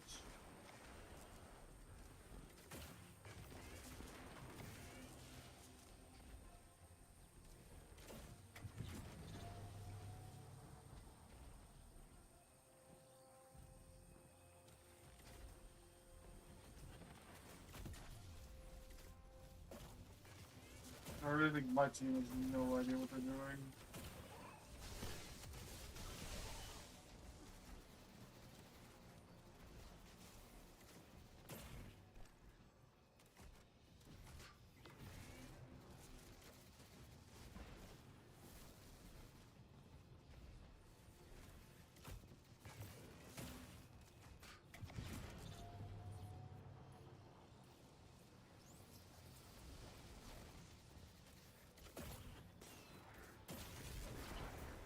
That's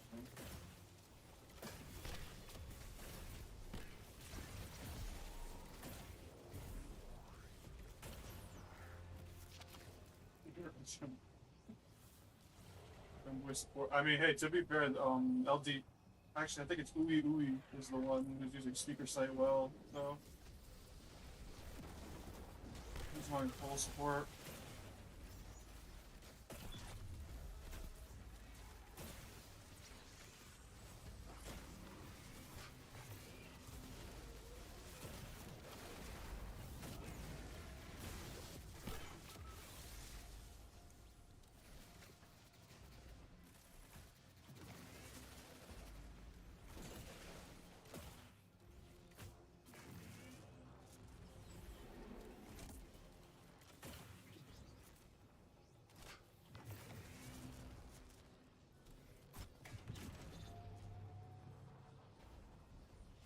These motherfuckers are really making me do all the dirty work.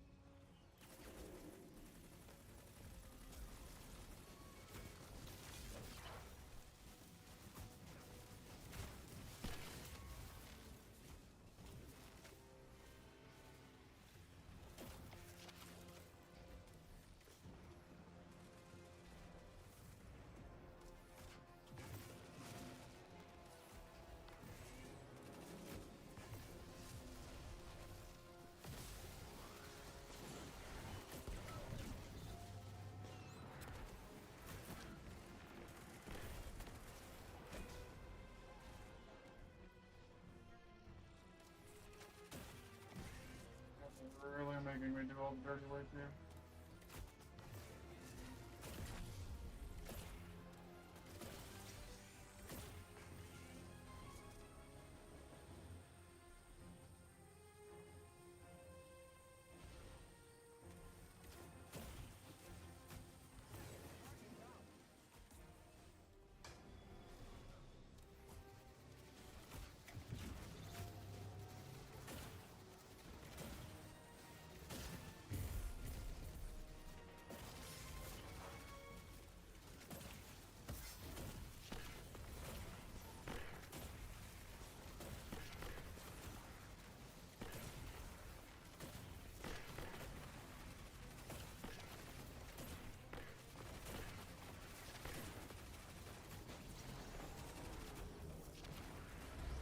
Got gold. How much is gold again? About 100.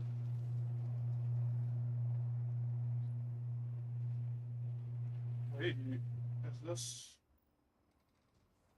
I got a shiny. I got a double purple one.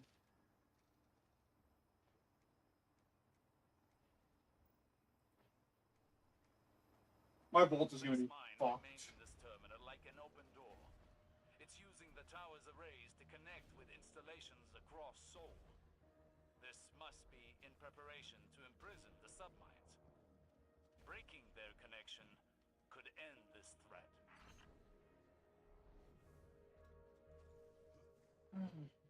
Title this.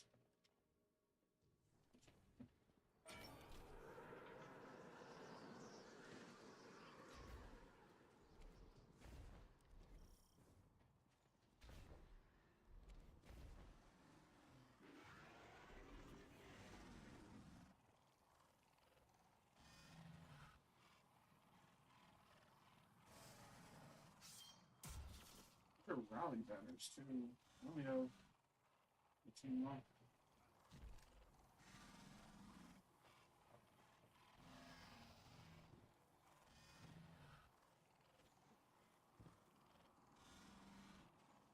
Dude, El Diablo's using double primary. Like, guys, what are we doing? El Diablo is running double primary. Oh, what the, this guy has finalities harder. What are you doing, brother?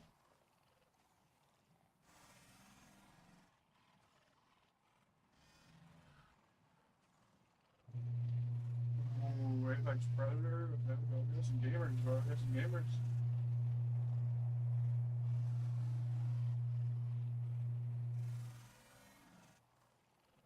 I'm gonna be the first one to shoot.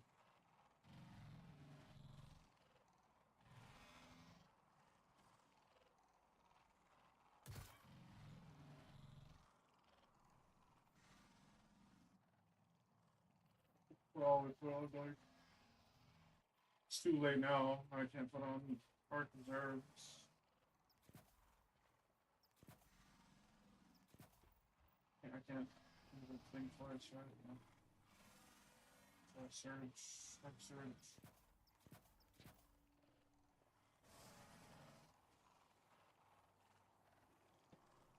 I really wonder how the armor 3.0 is gonna work.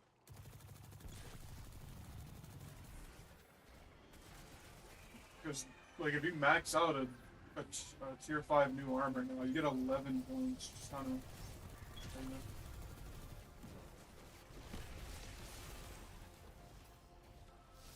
What?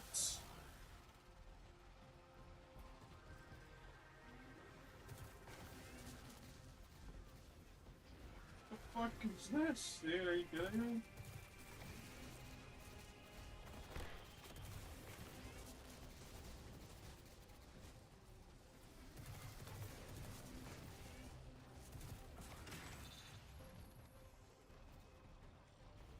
Now I have to do that.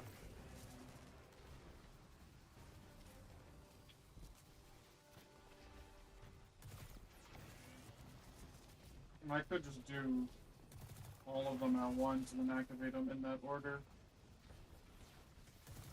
That's neat.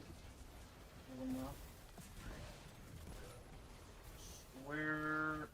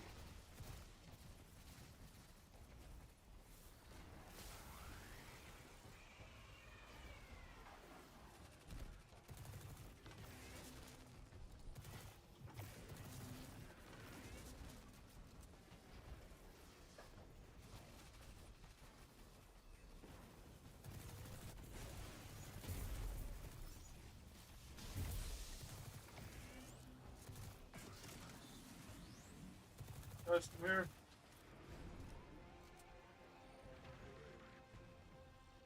Christ, come here. Oh god. That is gonna be so scuffed. Oh Diablo, what are you doing?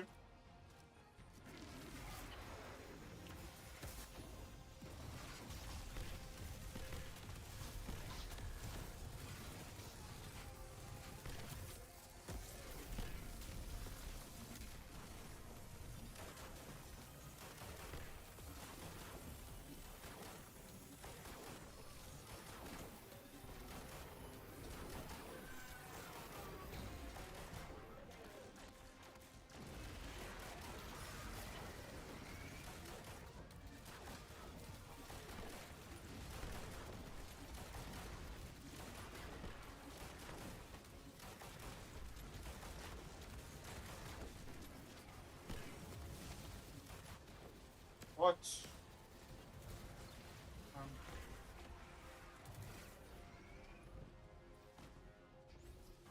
That's kind of tragic.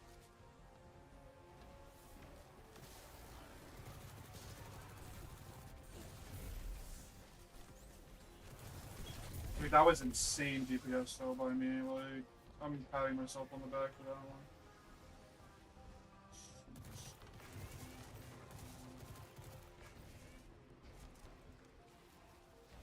Swear.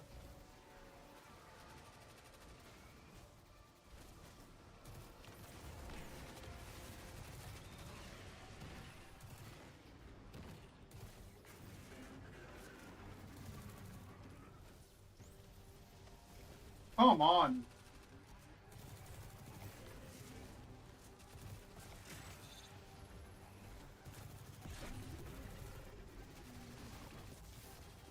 Triangle. Wait. Kind of triangle. Triangle's this one.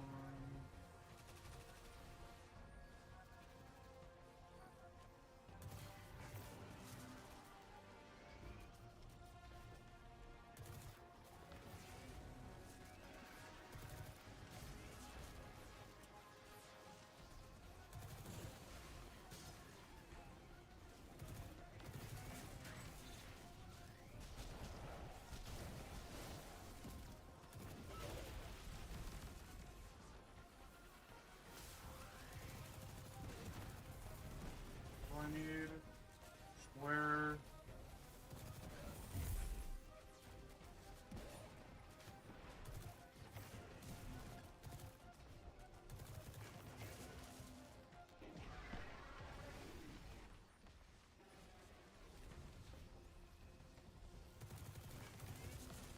Can finally like solo flawless these. I feel like, because I'm gonna get so much practice on these by like just playing the event.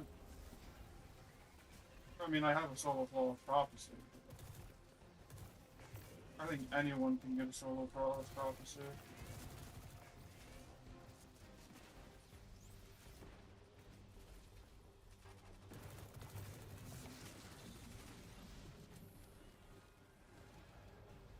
Dude, El Diablo is just like is reloading us, bro. He has no idea what he's doing.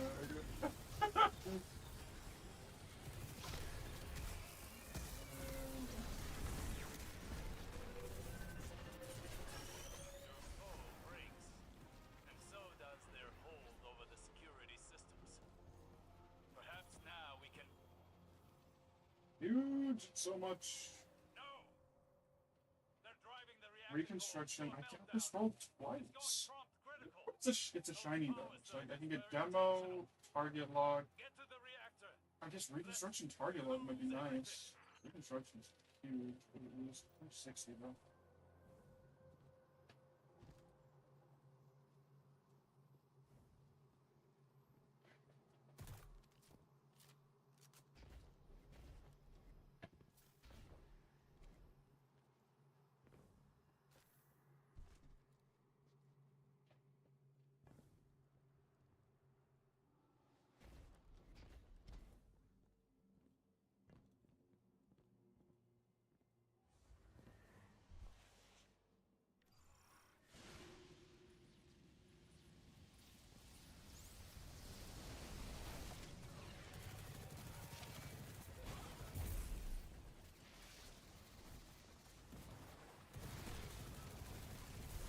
zealous here.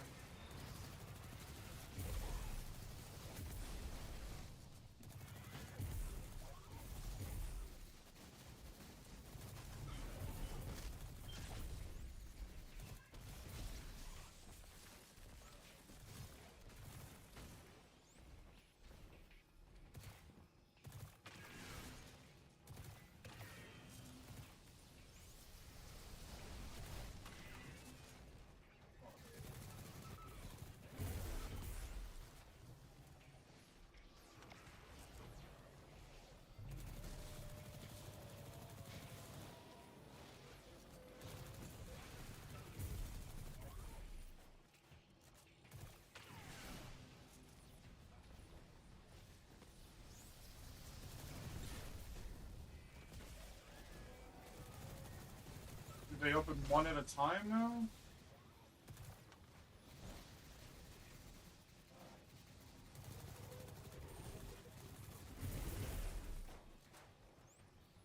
What the fuck? Okay, there's 3 here.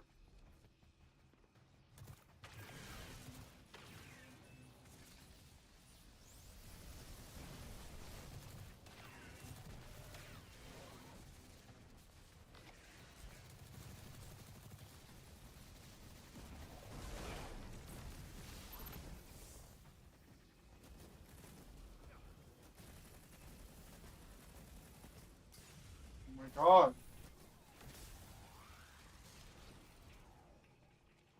Oh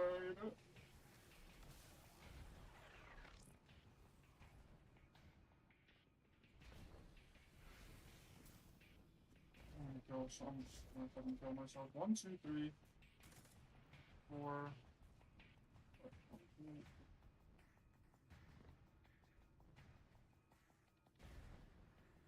Where's the other one? I'm confused. 1.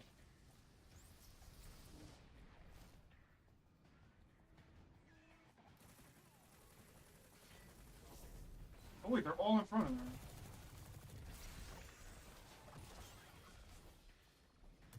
One, two, three.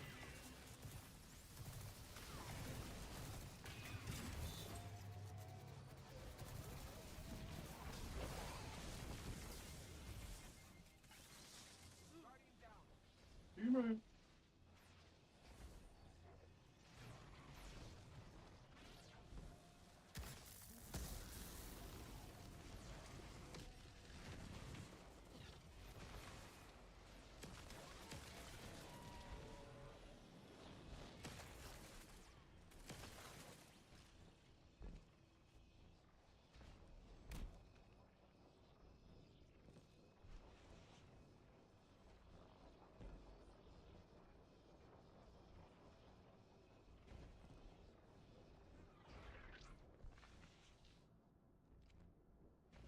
Guardian, what we've seen here proves my visions have merit.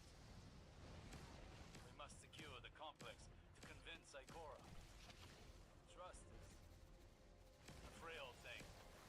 As much as our mission, if this can restore her faith in me, Hi. What the fuck is going on? I need this. Guardian down.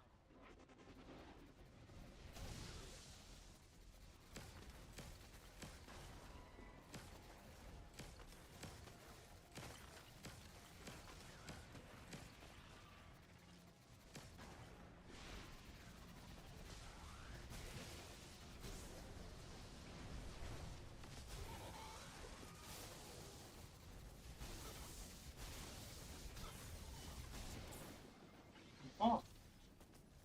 Ooh.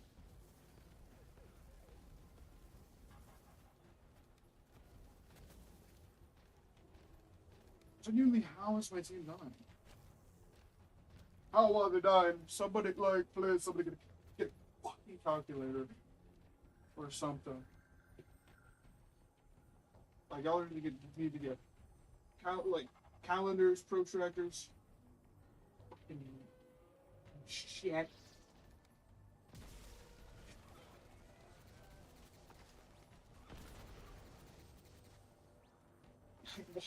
Why are we dying? I don't understand how we're dying, but there was no enemies. Oh, there it goes. There we go.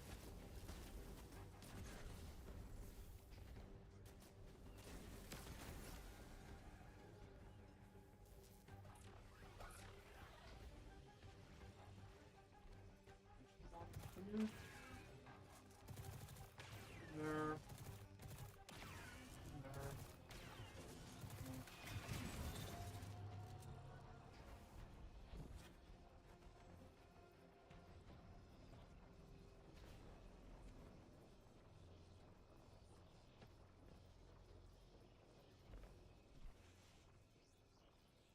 We're probably dying to the fans, aren't we? Wait, what's that? Oh no, there's...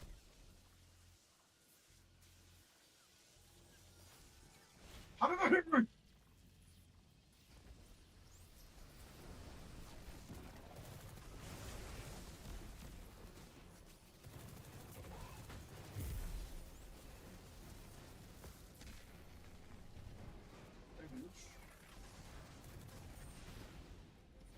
One. Okay, this one's gonna be a pain.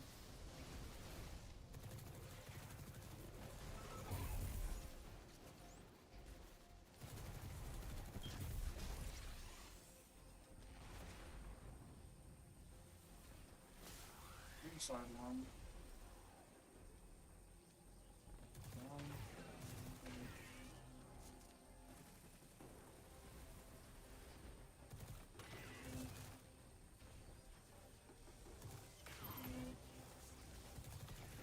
Oh my god, that was so close! Like, how?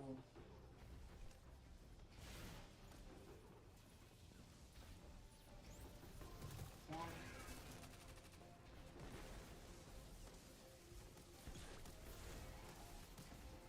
That's insane.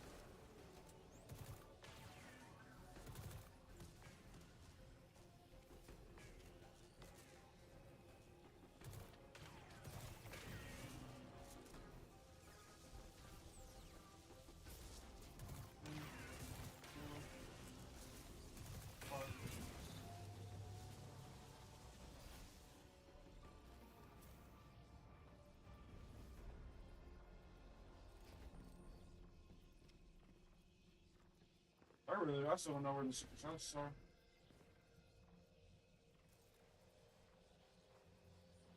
Avex mine directs power to the reactor. Kill it, and the complex should stabilize.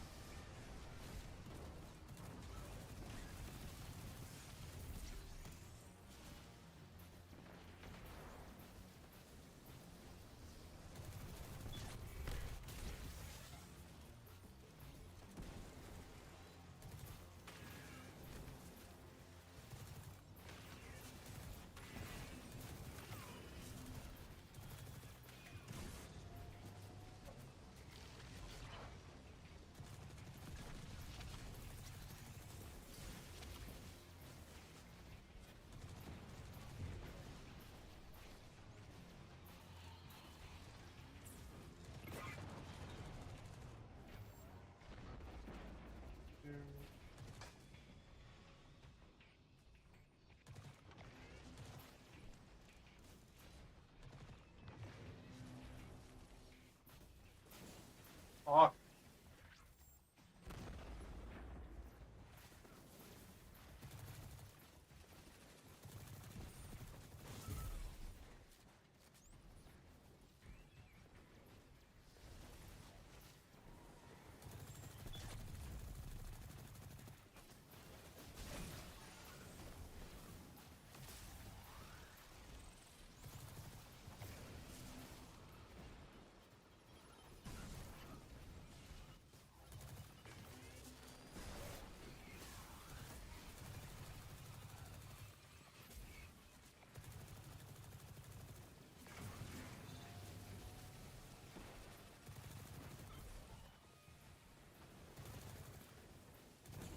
gonna need like a heel flip weapon or something.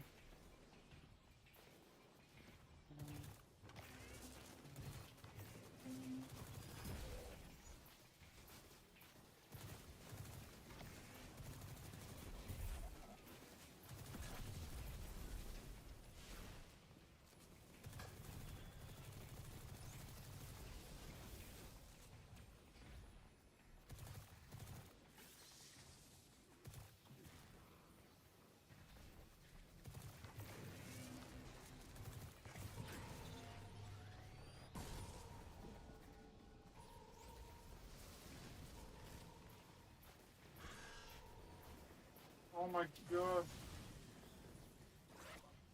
Are you fucking kidding me? The boss isn't even here. Oh my god.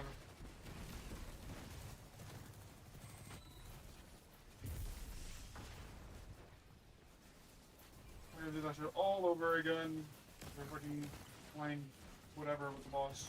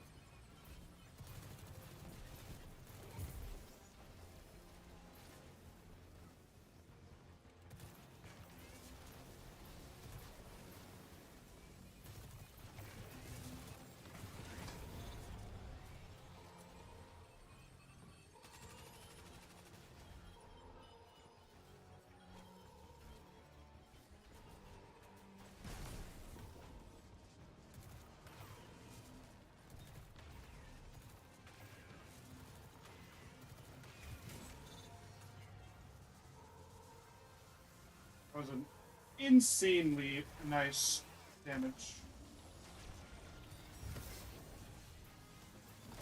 Should be it.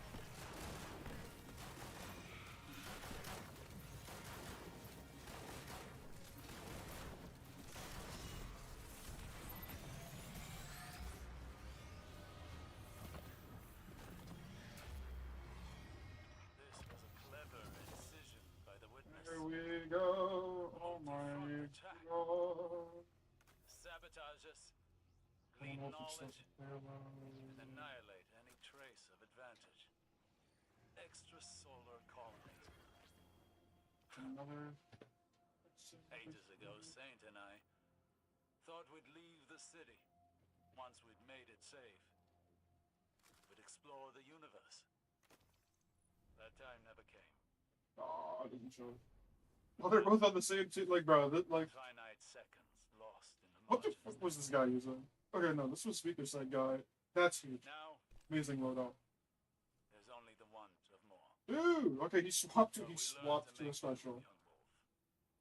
And turn the edge of defeat into victory. Patience. I'm giving him patience. But that was good. That was fun. You get good amount of loot for doing it on regular, but then you have to constantly do fire team finders.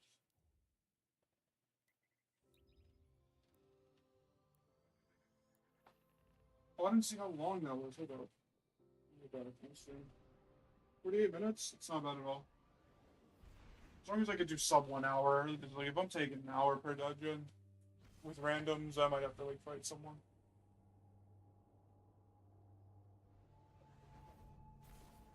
How much do I have? 600. It's 2 weapons.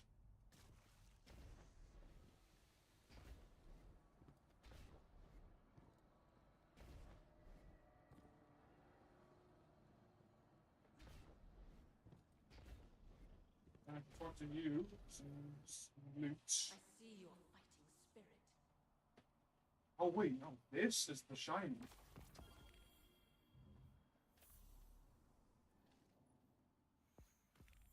Oh, it looks so much better, dude. Look at that. I want these.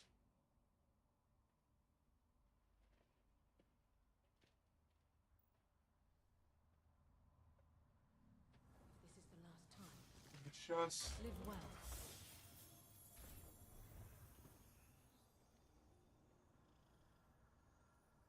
Which chest, dude? I opened it.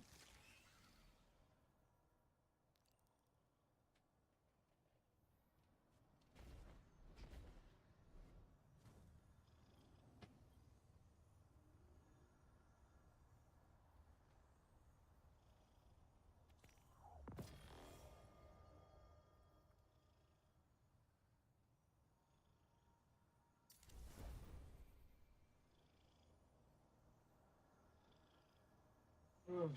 Thank fuck they're giving us. Free 2020, free Pinnacle.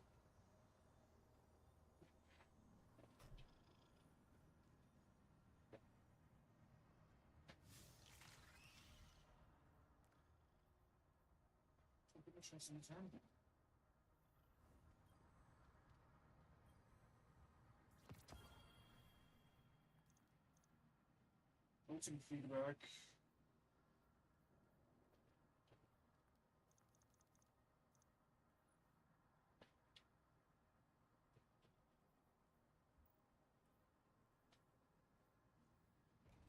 My vault is gonna be like just fucked, isn't it?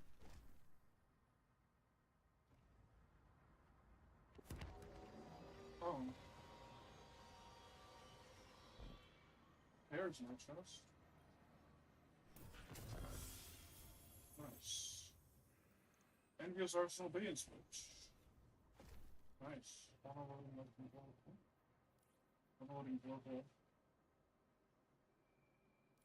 It's so nice. Does it shade well? Huge.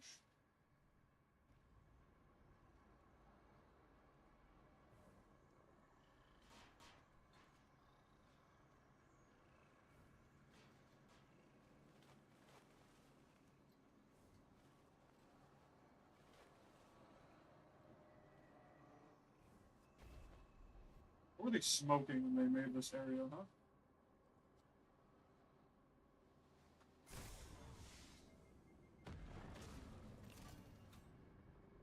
Just down the line.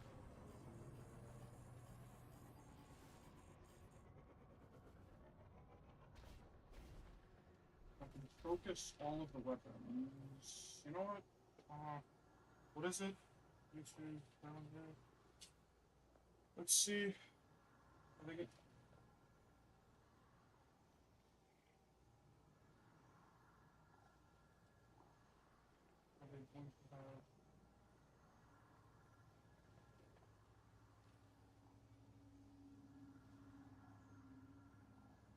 Is this the Red of the Nine one?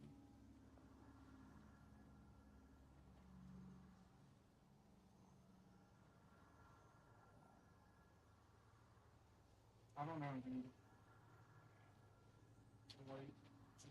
Does Light GG have all the new ones? Weapons.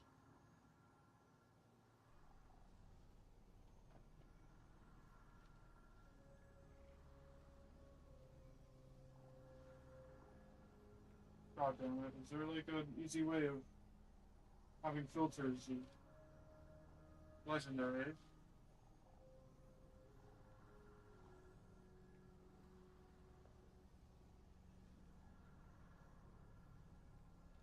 Oh no, a new Pacific Epitaph. This is the wave frame. What is the background?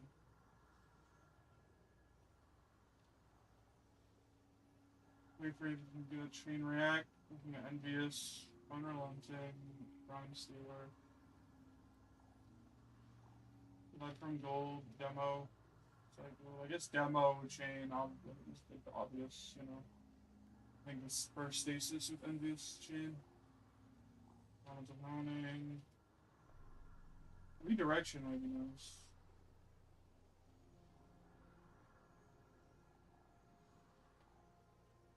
Yeah, I guess I'll be going for Chain. Demo, probably. Regiment. Yep. Demo, Keep Away, Lone Wolf, Headstone, Rapid Slideshow. What is this? Timed payload, projectiles attached to enemies are stored up.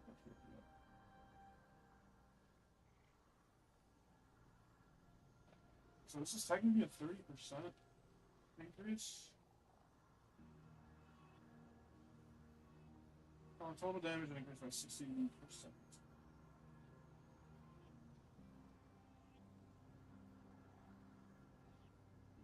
Seems like the only real thing we can work with here.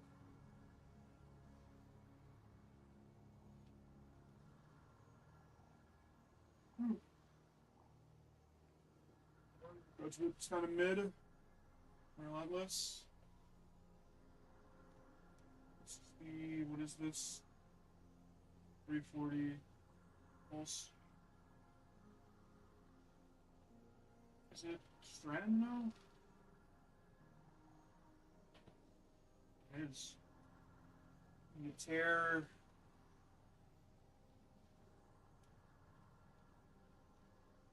Firefly.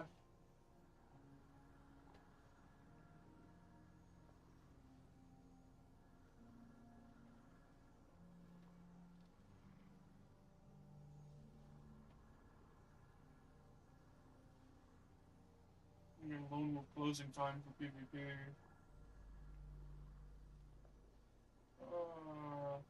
It's Firefly Desperado or Firefly like actually maybe nothing too crazy there. Liminal Vigil.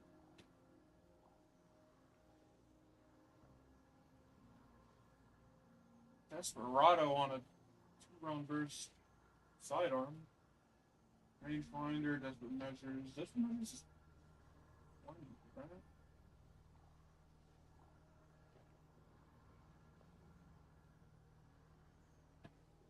No, it's actually 30. Desperate Measures might be loaded here. Or we can do Rhyme Stealer Headstone. That might be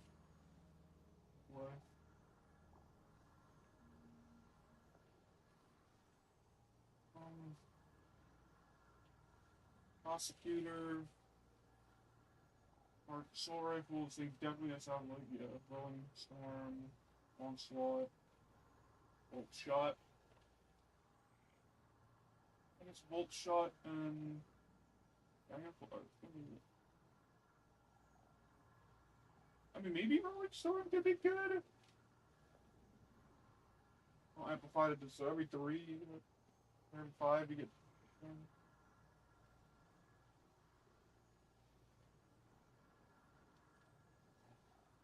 Eddie Current might be good. Eh.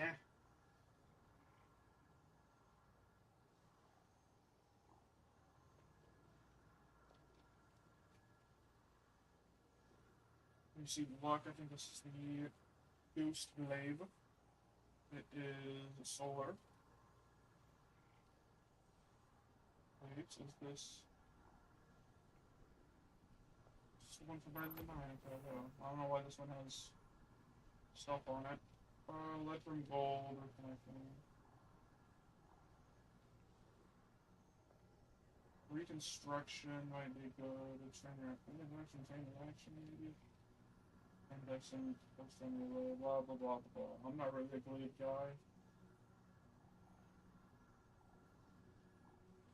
Identify, it's just like a rest. Sudden death. No survivors. No survivors.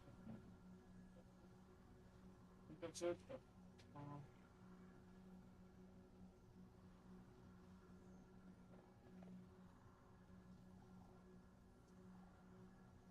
Also brace stabilizing, maybe. Yeah.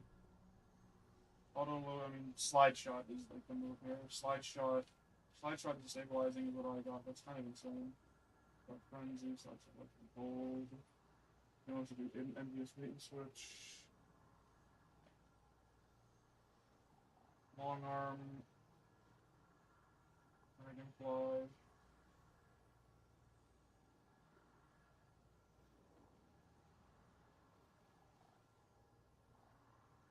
Dragonfly recycled energy might be good if recycled energy gets buffed. Right now, I don't think it does like anything. Like this shit does nothing. I think it's bugged. Supposed to payload 99 is sudden death. With shotgun. I guess like the pulsar burst might be good. Discord would be nice. Discord destabilizing might be fun. Because that is like just unlimited ammo. You can use a special shotgun or like ad clear. Survivors. Solar. CT. Incandescent demolitionist. Target log.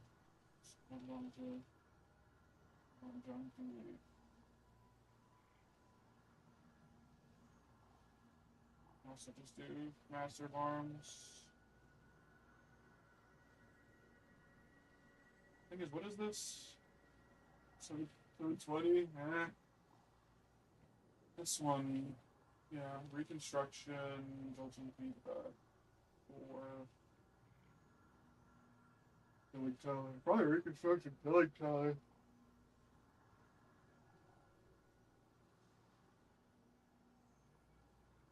That's like, yeah, that's like 30% increased damage for like the whole mag. Hold comfort. Envious, bait and switch, obvious. Switching, they all have their own little quirks, I hope. I'll just be lame. I think I'm done streaming. I think that's good enough. I'm not sure.